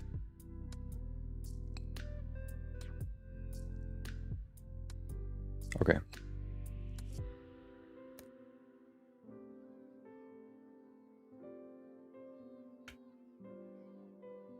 There was also a few... Wait. They're very basic. They don't go into much detail about how rigging actually works, and that becomes a problem. Yeah. Yeah, you know, so... all problems shouldn't be that bad, because you can learn the theories, the principles, and how you would do it. I don't think that would change that much. The only thing that might change is how you do it. Not what you do. So, you know, old tutorials can still be valuable. Yeah, so, you know, I haven't done that much rigging, so I can't really help you that much in that regard. Okay, so we have a texture space now. Let's go into shading. I want to create a new texture. Image texture. Let's make it 4K times 4. Call it skin. What is it? Zeri skin. Why can I not grab? Oh, that's annoying.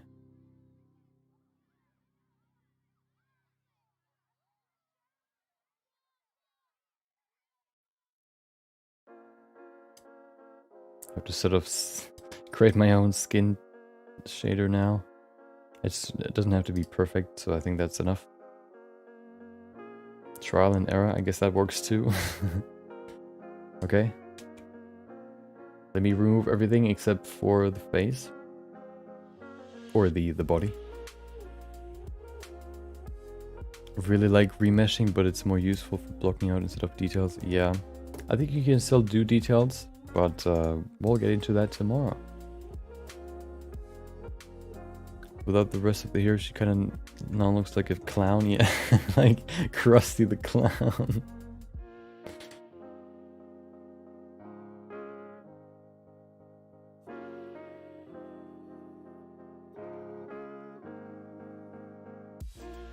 Okay. Perfect. Okay. So this will be interesting. I don't know if this will work, but I will try.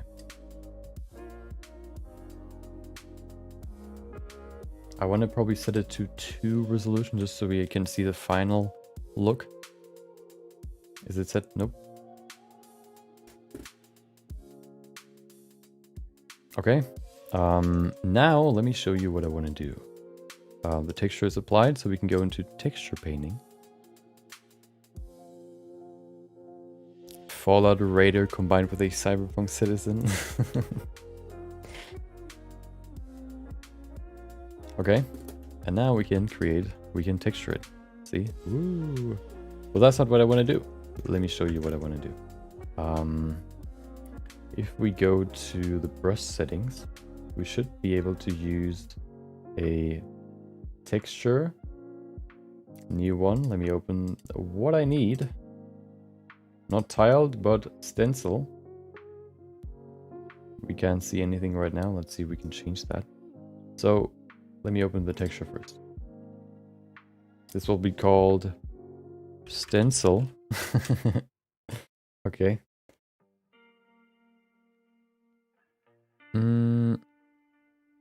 Resources. I need my texture.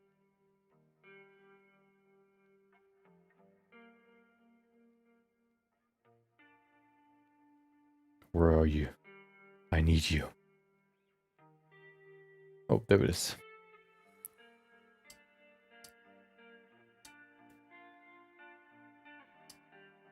What should I need? 4K should be enough, right? You know what? Why don't we use 8? I need the cutter. There it is.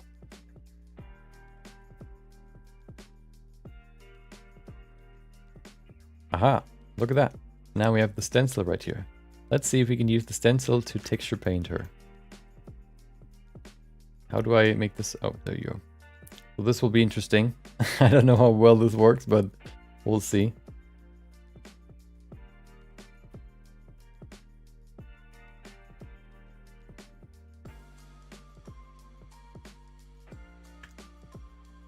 I'm gonna begin with the lips probably, although, no, I'm gonna begin with the eyes.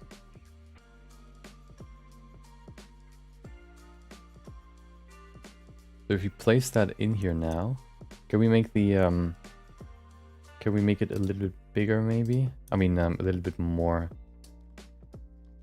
Increase the, what is it? The transparency, can we change the transparency?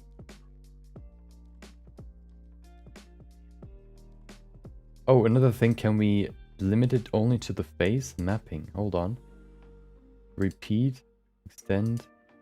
Can we crop it? There we go. What is this now?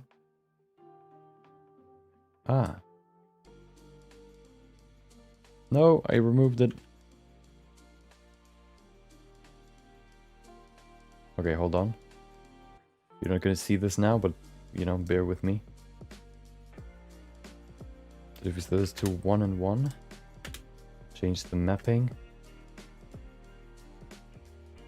Okay, that didn't work. Well, why does it always remove the texture if I reset it?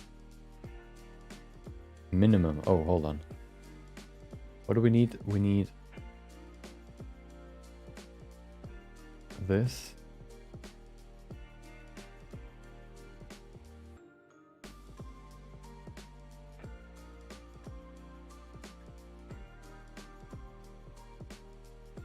This is way more complicated than I thought. Well, it's not too complicated, but it's weird to work with.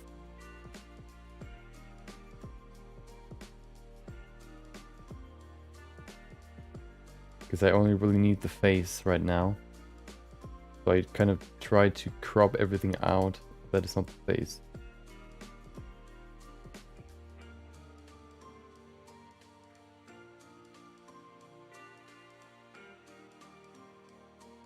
Okay. That didn't work. What is that? Okay, well, can I reset this? Oh.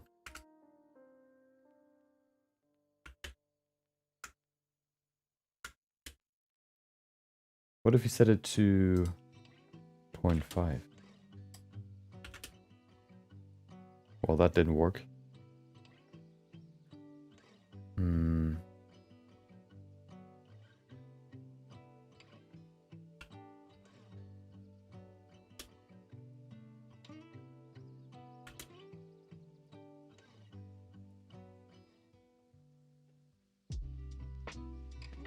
I guess that works better. It's still kind of scuffed, but okay. Nope, I'm gonna keep it on 1. I mean, yeah, 1. This is just too annoying to me. Okay. Face map of Ghost of Noki's Past? No. Yeah. I've seen it before, but I've never used it myself, so let's see how well that works.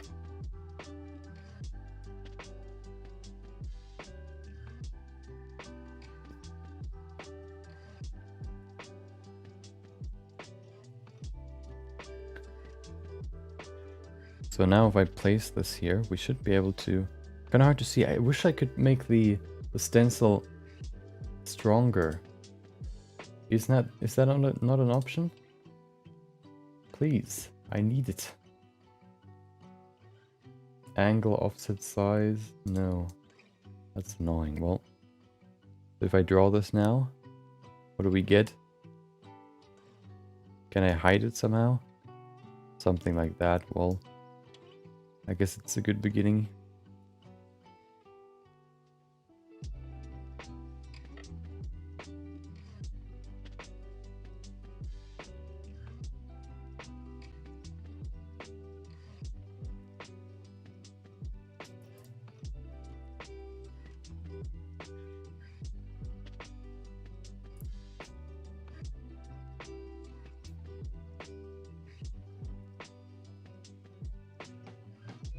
Looks kind of scuffed, but that's okay.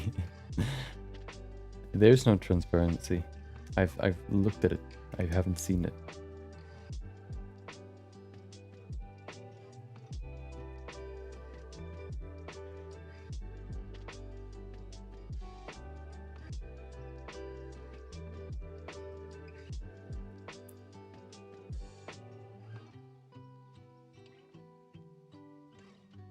Let's go to the side here. Maybe we can use it like this.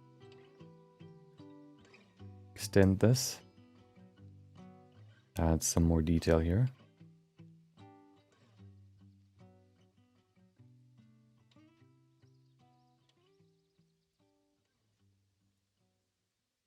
Go back to the front, do the same here.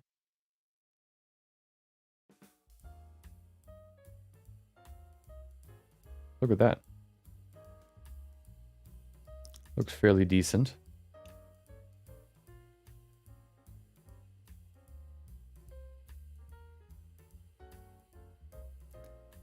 Okay. Perfect. Semi-perfect. But it works. Okay, that's all I needed. All I needed to know.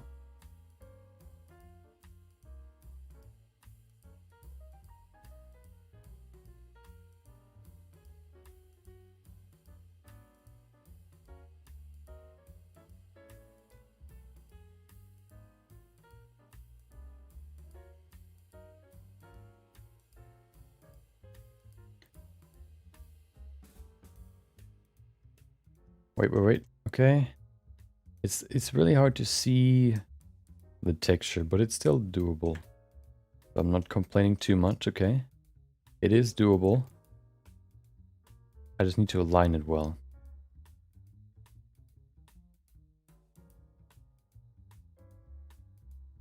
Okay. Let's go to the side here, add some more of that texture. Oh, you can rotate it too. Well, if only I knew that before I started. How do you... Oh, how did I, oh, there you go.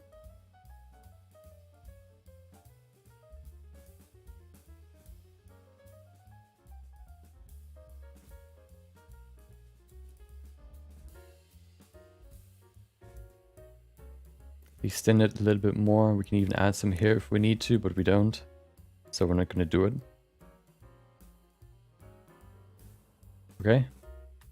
Let's go to the forehead.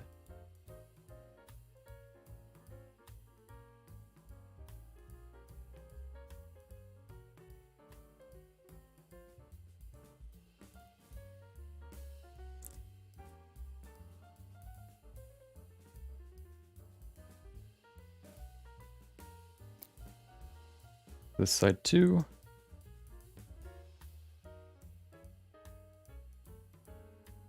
Oh.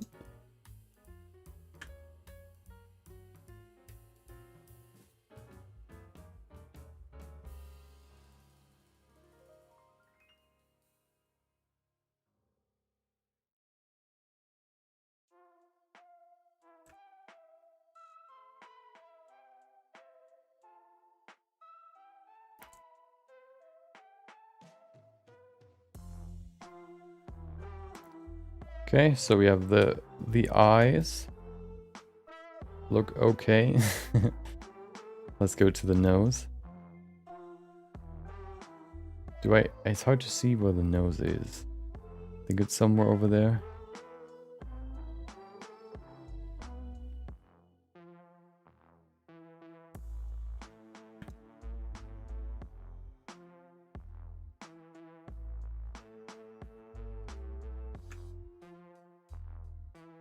Okay. There you go. Let's go to the cheeks. If I see that correctly, that should be somewhere over here. Of course, this will not be a perfect, you know, perfect texture, but that's not the goal. It's supposed to be a quick texture. Okay. So don't blame me or flame me if it's gonna look bad in the end.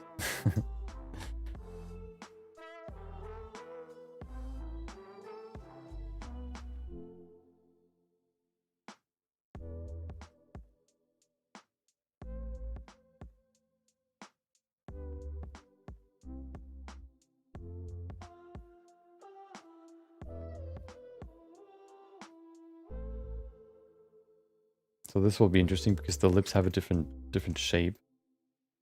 I guess we can make them bigger. Where's the border? It's hard to see. No, that's too low.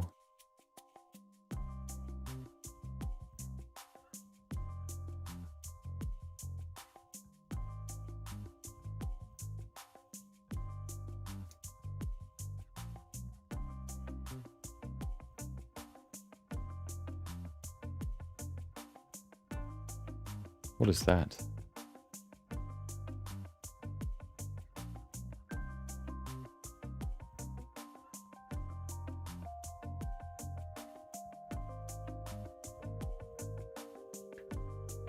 Stuff of nightmares. Hey, okay. Working on it. Please. We're not there yet, but we're getting there.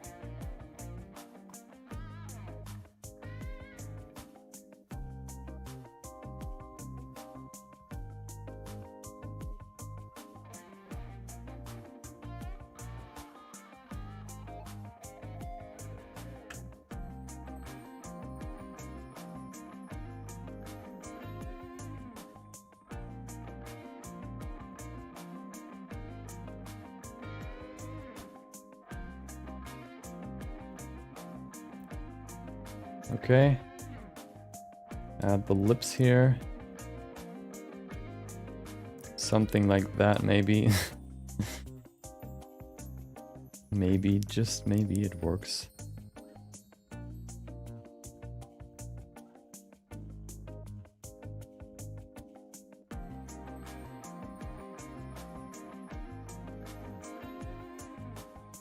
Other side too.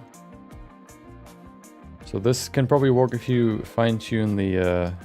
one thing to note is that it will probably look way better if you actually have a symmetrical face that you can look at rather than a, you know, an already, I guess, you know, posed face.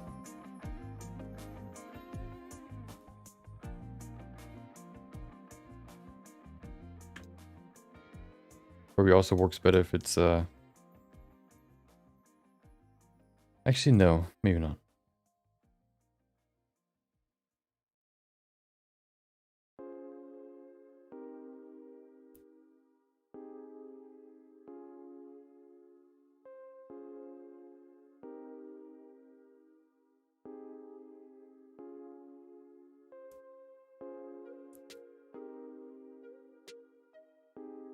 Okay, this edge here looks kind of weird. But I think it looks fairly decent. And fairly decent is a goal in my book, okay? It's a win in my book. Oh no. Oh no. Oh, that's the middle.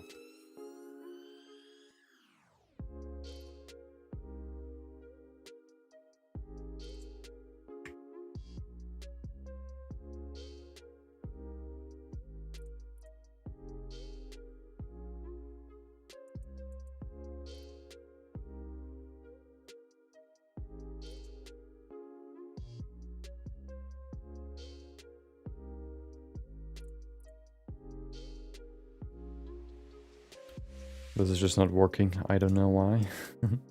I can't really see the lips, that's the problem.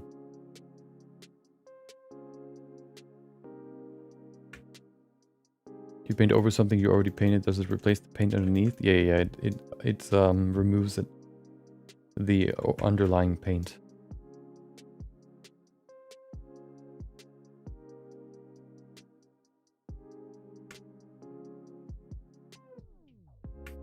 Why is it so bright? Where does it come from?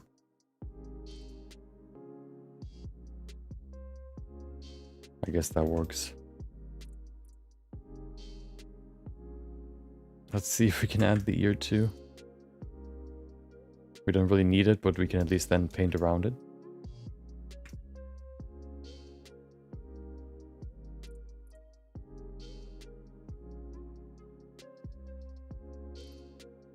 Okay.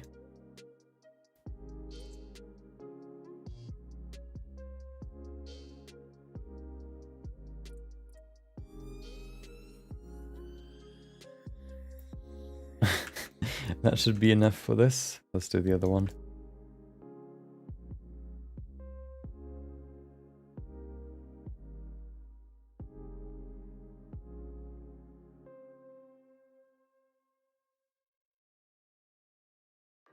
A 2D ear, never done that before.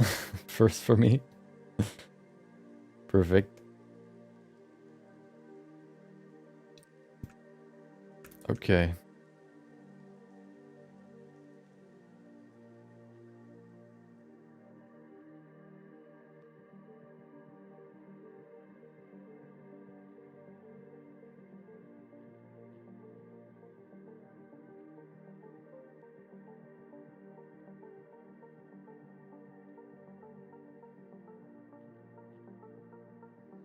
Let's see if we can kind of fill the neck here too. I think that's important.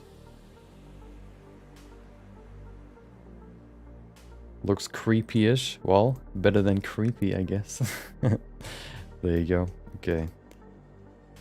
We need more here, maybe. Let's add a little bit more to the forehead too.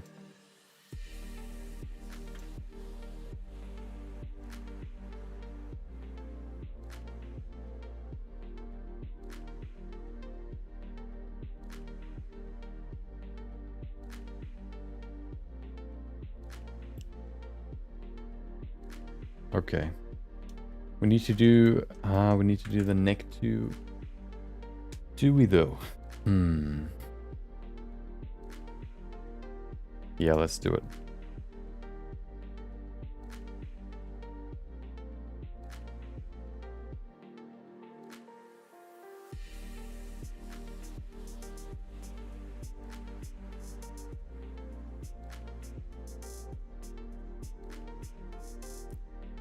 creepy enough for nightmare fuel? I don't think it reaches that level, okay? We don't need to go overboard, okay? The exaggeration.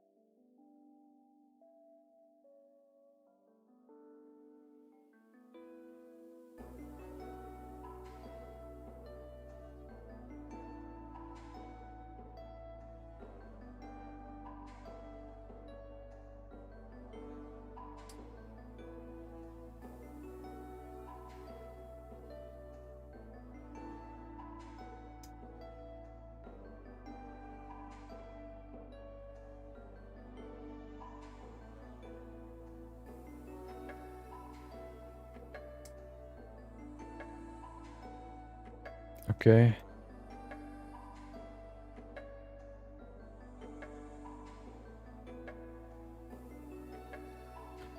I don't know if that's enough. I think it should be enough. Okay, the torso looks kind of weird, very choppy, but that's okay. It's not going to be that visible in the end.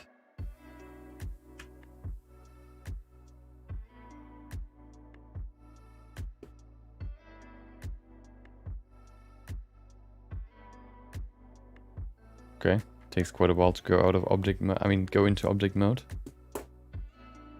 Okay. So what do we need? We need everything.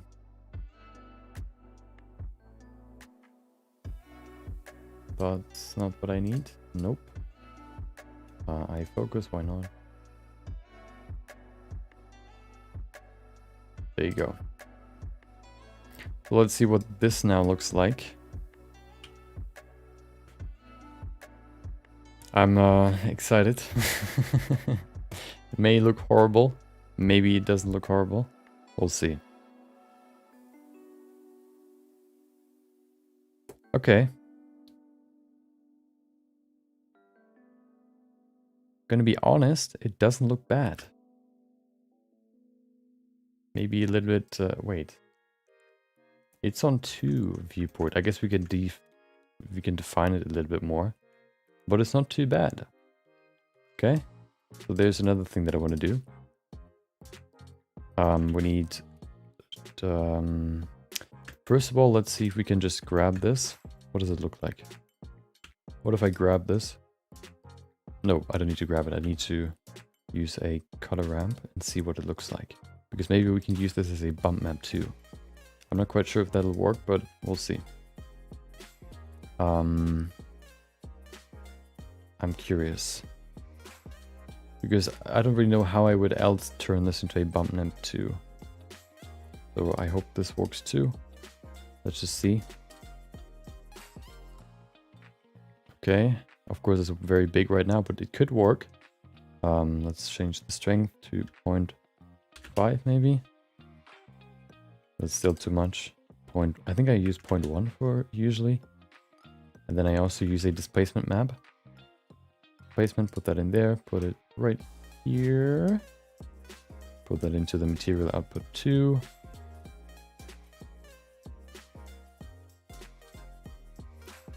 And then change the scale to 0.5. Can't remember what I usually used. That's way too much. Maybe 0.1. Maybe even less. BSODs are great. What's BSOD?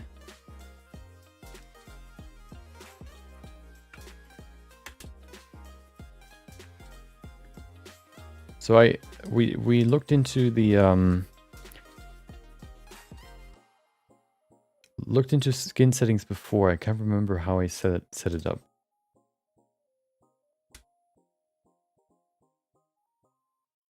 Look at those eyes. Okay, that's better. Maybe it's a little bit... This should be better. And then I need to increase the subsurface. Set it to 0.1 maybe. Blue screen of death. Oh no. Oh, that's too much.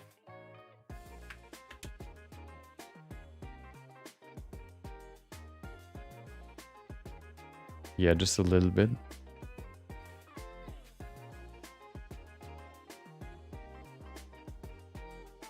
That's not too bad, actually. It looks pretty okay. Let's add some makeup and then we can finish it. It looks at least a little bit better than before, okay?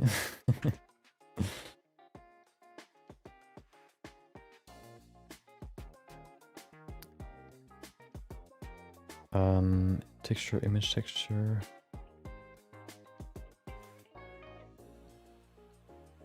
New power supply. Ooh.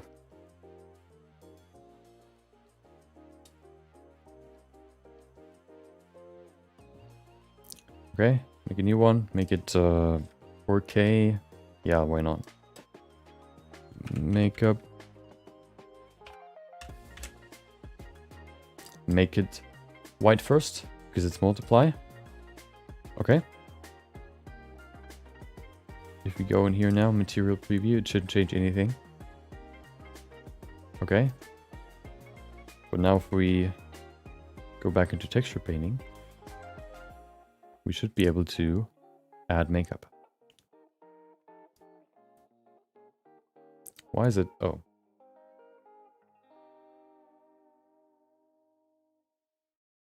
So if we now use black,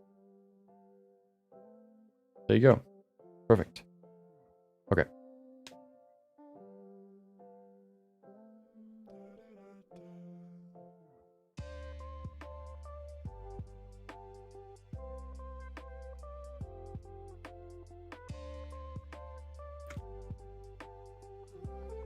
Kernel power. Oh, yeah. I don't know exactly what all the blue screen of deaths do. I had one today. I don't know what they do or how, you know, how they work. It seems, you know, I didn't need to change anything so far, and blue screens are fairly rare for me now. So, you know, I just pray that there's nothing I need to change. I needed to change one. I needed to repair it once. Well, there was a more elaborate problem with a RAM stick, I guess, or something else.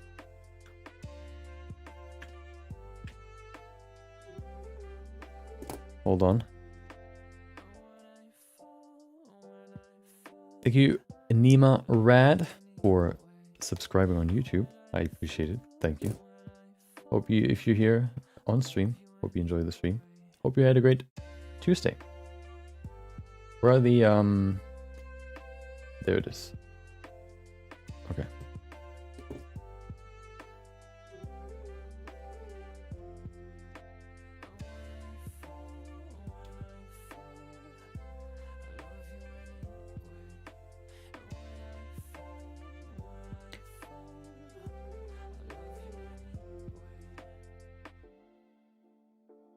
We add more than we need, and then we can reduce it again to make it look a little bit better.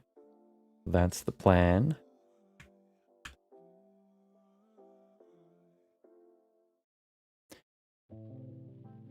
Okay. I was actually surprised how much, how thick the eyeliners sometimes are to achieve a certain thickness. It's crazy. If you see the makeup with closed eyes, you can actually see how thick the eyebrows or the eyeliners are sometimes. It's pretty crazy.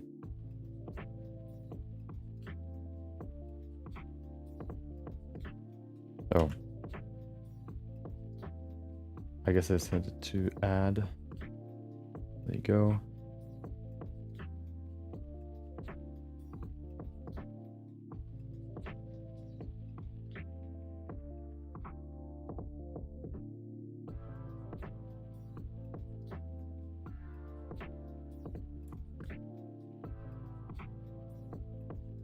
We can even add a little bit of eyeshadow.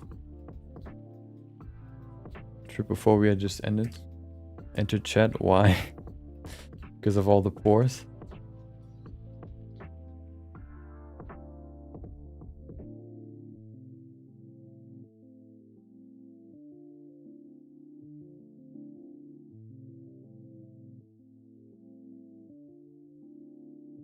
Wait, it's adding, but it doesn't add.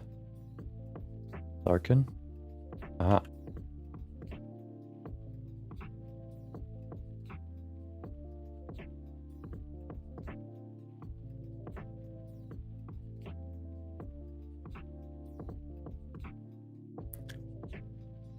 Another bot taking over the stream. Soon they're gonna be... soon they're gonna replace Nightbot, and then we're all screwed.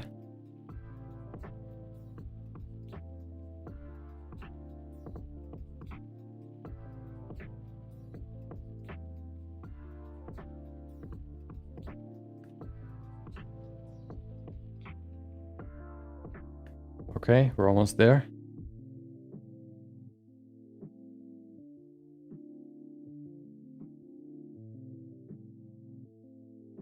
Is that a good angle? That's too high.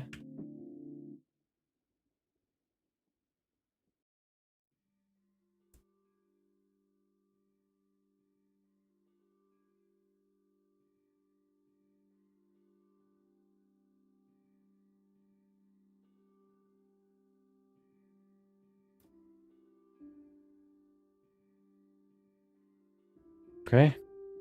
Set it to add again. And then... Okay.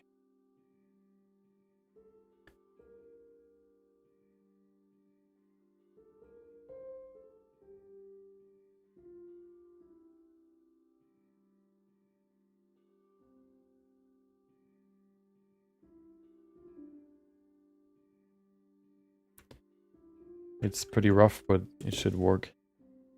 There you go.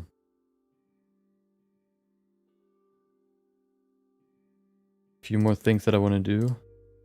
Do I want to do them? I'm scared. Should I increase the subdivision level once more? No. I'm gonna keep it there.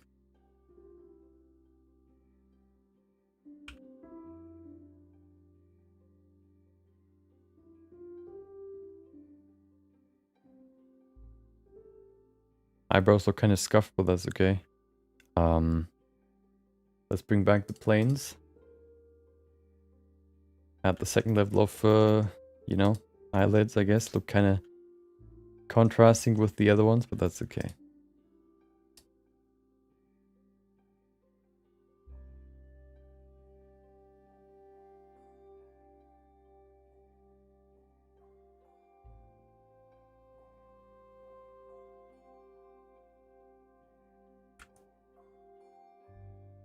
Okay, I kind of want to go closer with the camera now.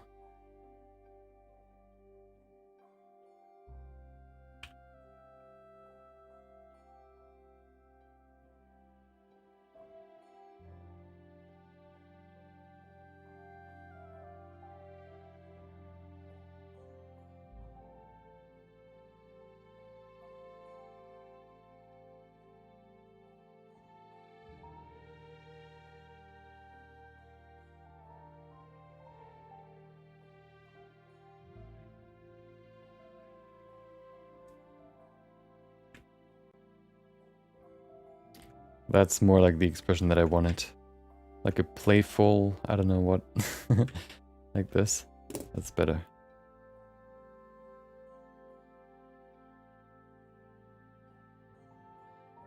Okay.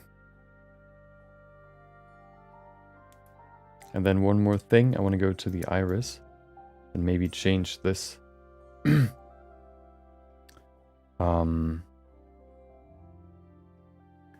To emission.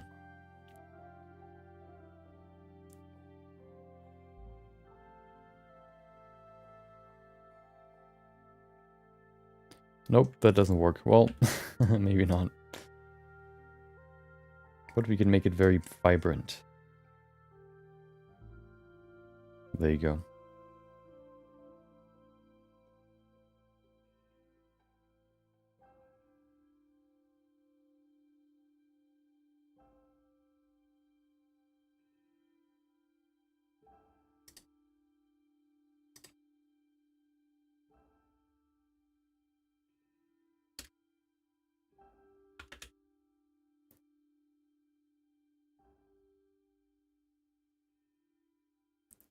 The bracelet. Oh, true. Where's the bracelet? I forgot quite a lot actually.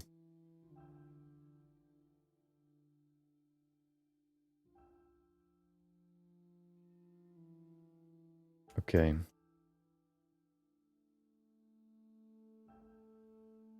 Let's do some lighting and then we're good.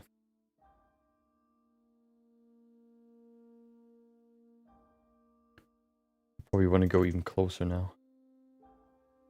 Really focus on the face.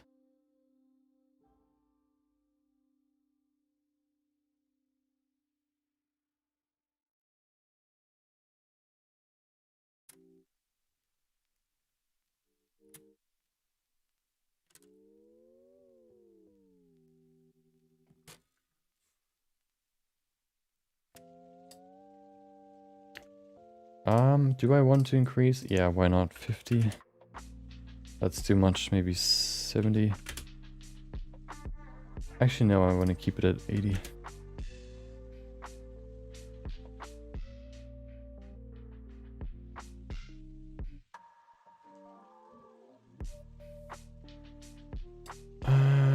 There you go.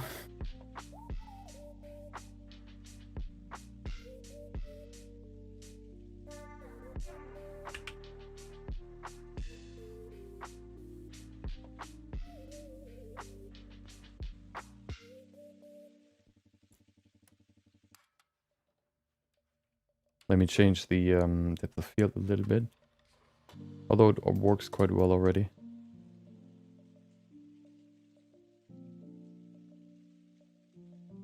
You know what I want to try?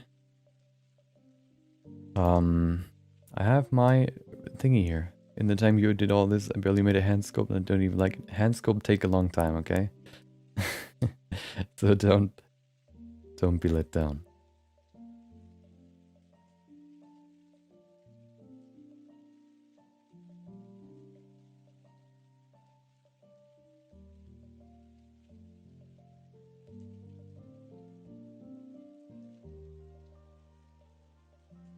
Those are some big weaves.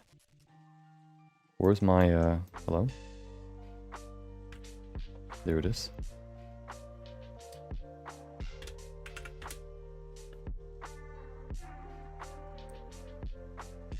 Well, that's, okay.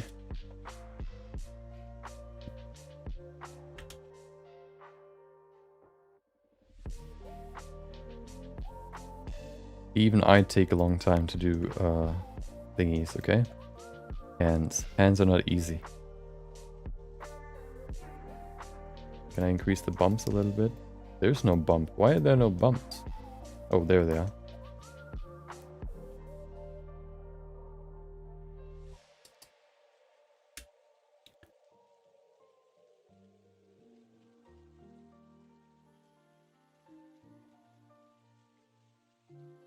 Okay, some last minute changes here.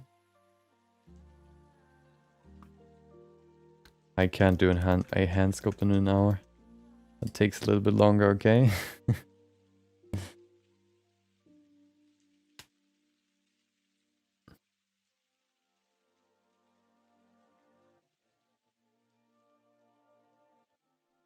What is that?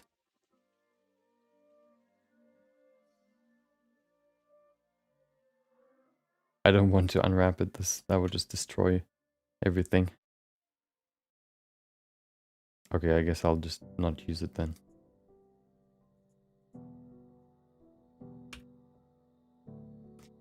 Welcome, Rushzilla. Hope you had a great Tuesday. Welcome. Hope you enjoyed your day. Hello. Or should I say Rushzilla _. So far, so good. Every time somebody says that, I remember the Spanish saying "ni fu ni fa," which is, you know, means so far so good. That's one of the only things that I remember from Spanish from Spanish classes. How about me?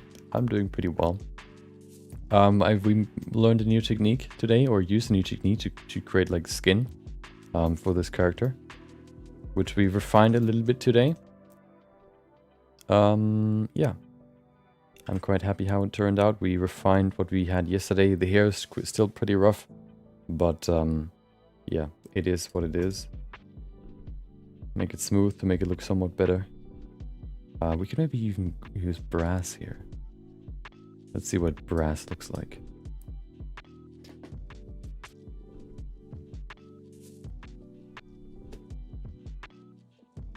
A group of clown parties called Nifunifa.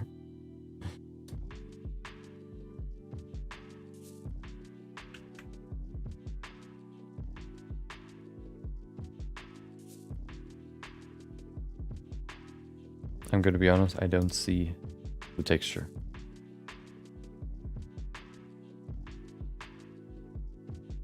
Oh, okay.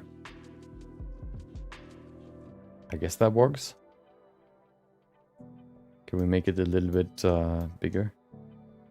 Okay, maybe not. Maybe it's just lagging. There you go. Strength, we can probably put that up to 2. Maybe even more. Okay. Do we have some sort of metal for this? Want to just stop by and say thanks for watching some of your tutorials mainly on TikTok. Welcome. I appreciate it. I'm glad you like them.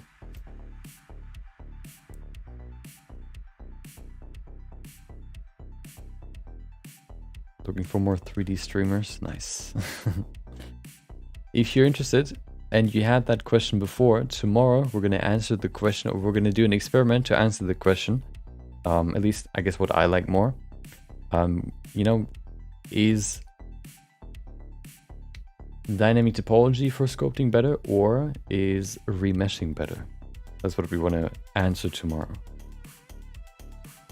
Or I want to do an experiment and see, maybe remeshing can, you know, can convince me that it's, you know, better than dynamic topology. I don't think so, but you never know.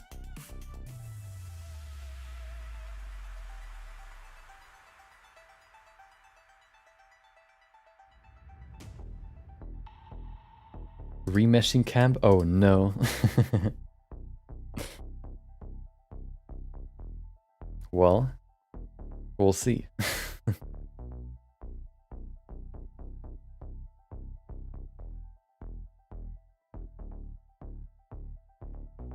Why is there nothing here? Oh, it's the wrong one, right? Brass, okay.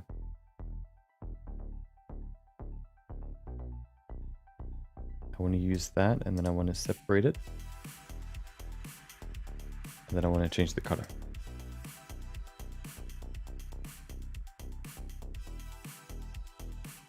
Okay, doesn't look that great, but who cares? Whatever works for people is what I say. Whatever gets you to the place you need to get to. Well, a lot of people have asked me, so I need to answer the question. And I'm actually curious myself, because maybe, you know, it can change the way I work in Blender.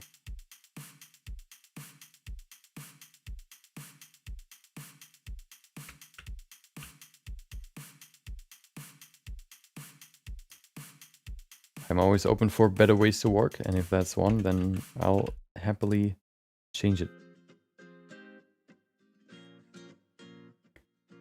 Maybe someday I can show you the beauties of remeshing. Well, we're gonna try it tomorrow, so I'll see. Or we'll see, you know.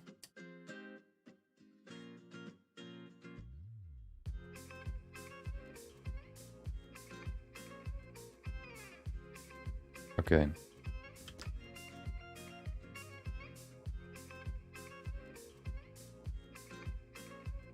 Let's do some lighting and then we're good. So let me look at a lighting reference right now. Actually, we can maybe even use the one that we have here for the splash art. I mean, maybe. Let's see.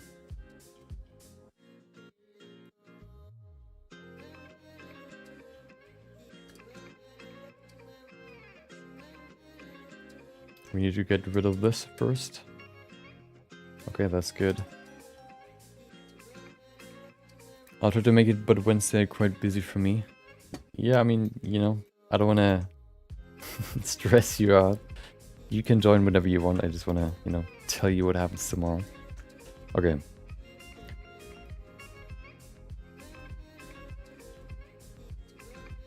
Let's begin. So this one is supposed to be quite big to kind of highlight the face. That looks pretty good already. I like that. And then let's go to this one. Use it as like a color. Actually, we can use this one as a color.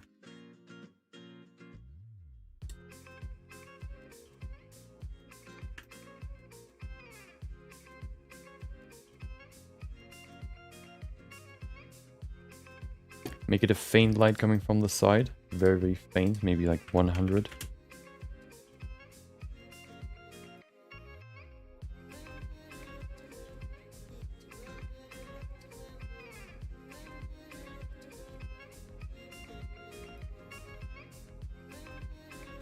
Okay.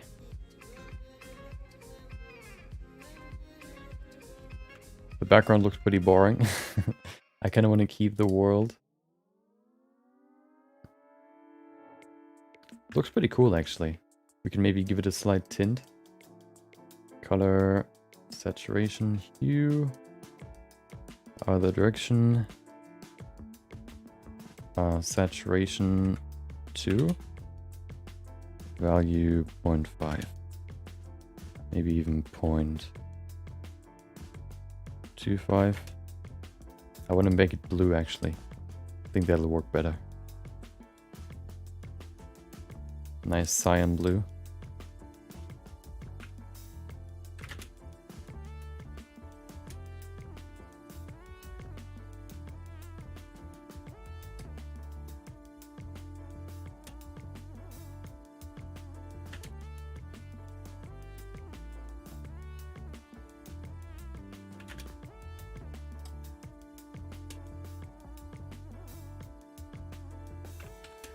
Okay. And then one more light.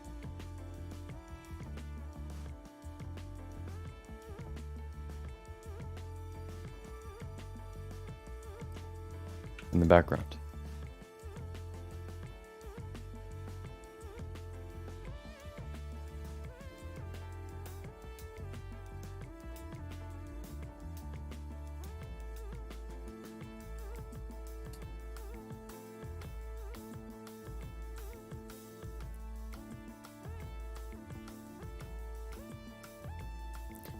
Maybe even 2, let's see. So this one we can make nice and blue. Nice faint blue like this, make it quite big.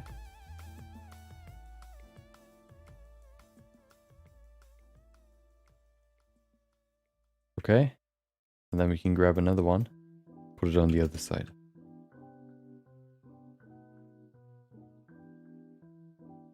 And this one can be nice and green. Look at that green. Perfect.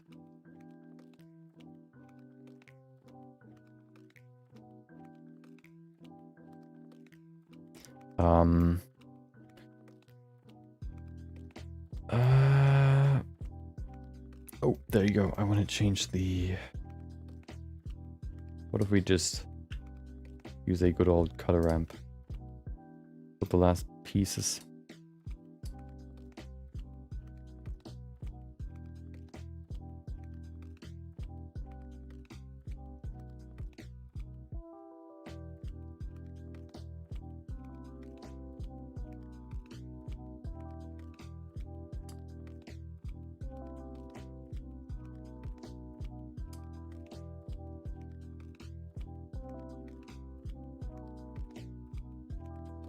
Nice darkened blue. Like that. This one can be more greenish. Or no, cyan. Add a few more here. One can be more in this direction maybe. Nope, can't. It cannot.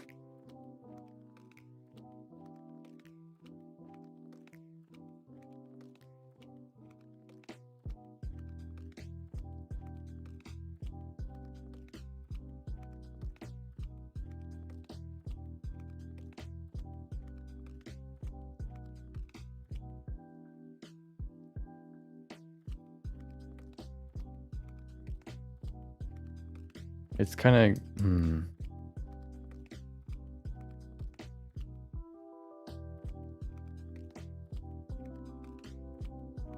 I think that's good.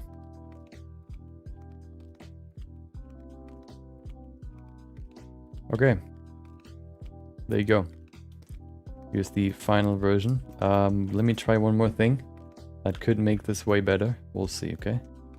If we now go back to sculpting. Hello, thank you. So here's maybe a quick sculpting trick that can help you if you have a very blurry, I guess you could say, sculpt.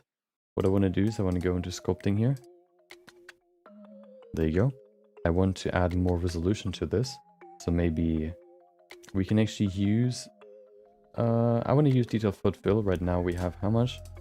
We have 70.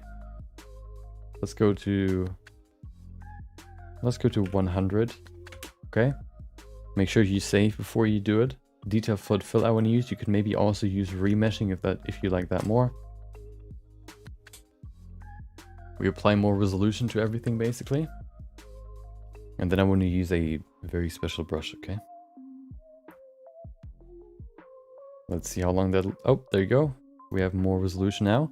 Now we go to the mesh filter brush. We set it to sharpen. And even now if we apply it, might get very laggy if you have a lot of geometry. But if we're lucky, we get something... Nope, doesn't do anything. Well, enhanced details. Maybe this one works better.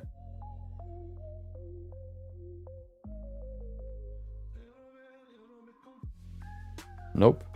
Maybe we can use, not smoothing, we can use inflate and just put it down a little bit. So the edges get a little bit sharper.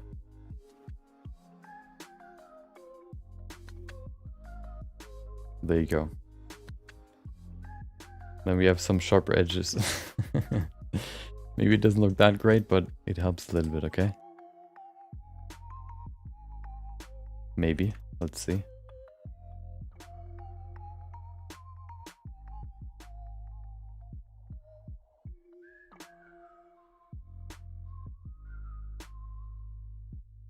Yeah, so, you know, I think that's the only thing that you could change to make it better. What happened?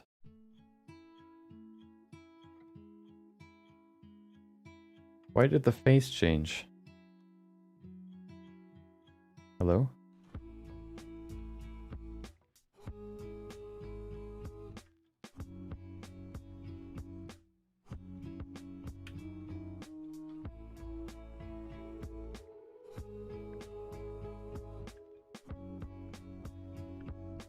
Okay, hello.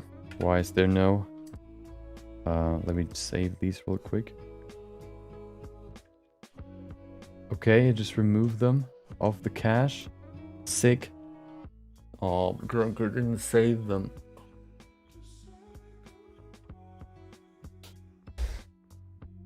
Okay, well.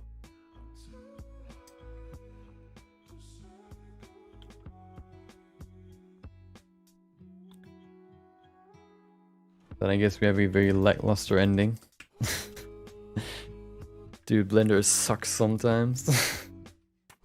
Okay, but I guess that's my bad because it doesn't save automatically and it just removes the cache, I guess, if you go into something else. Yeah, well.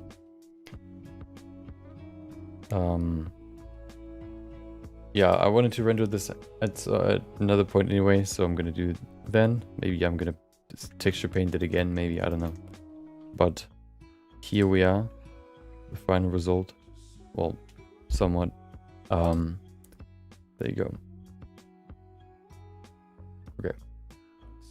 Yeah. This will conclude today's stream. I think it was pretty cool. A pretty cool stream. Pretty useful, I think. If you go back to the quick sketch section especially. But yeah. Thank you for joining. Thank you for watching. Thank you for listening. Thank you for chatting or just being here. I hope you enjoyed the rest of your day. Maybe I'll see you next time. Until then, take care.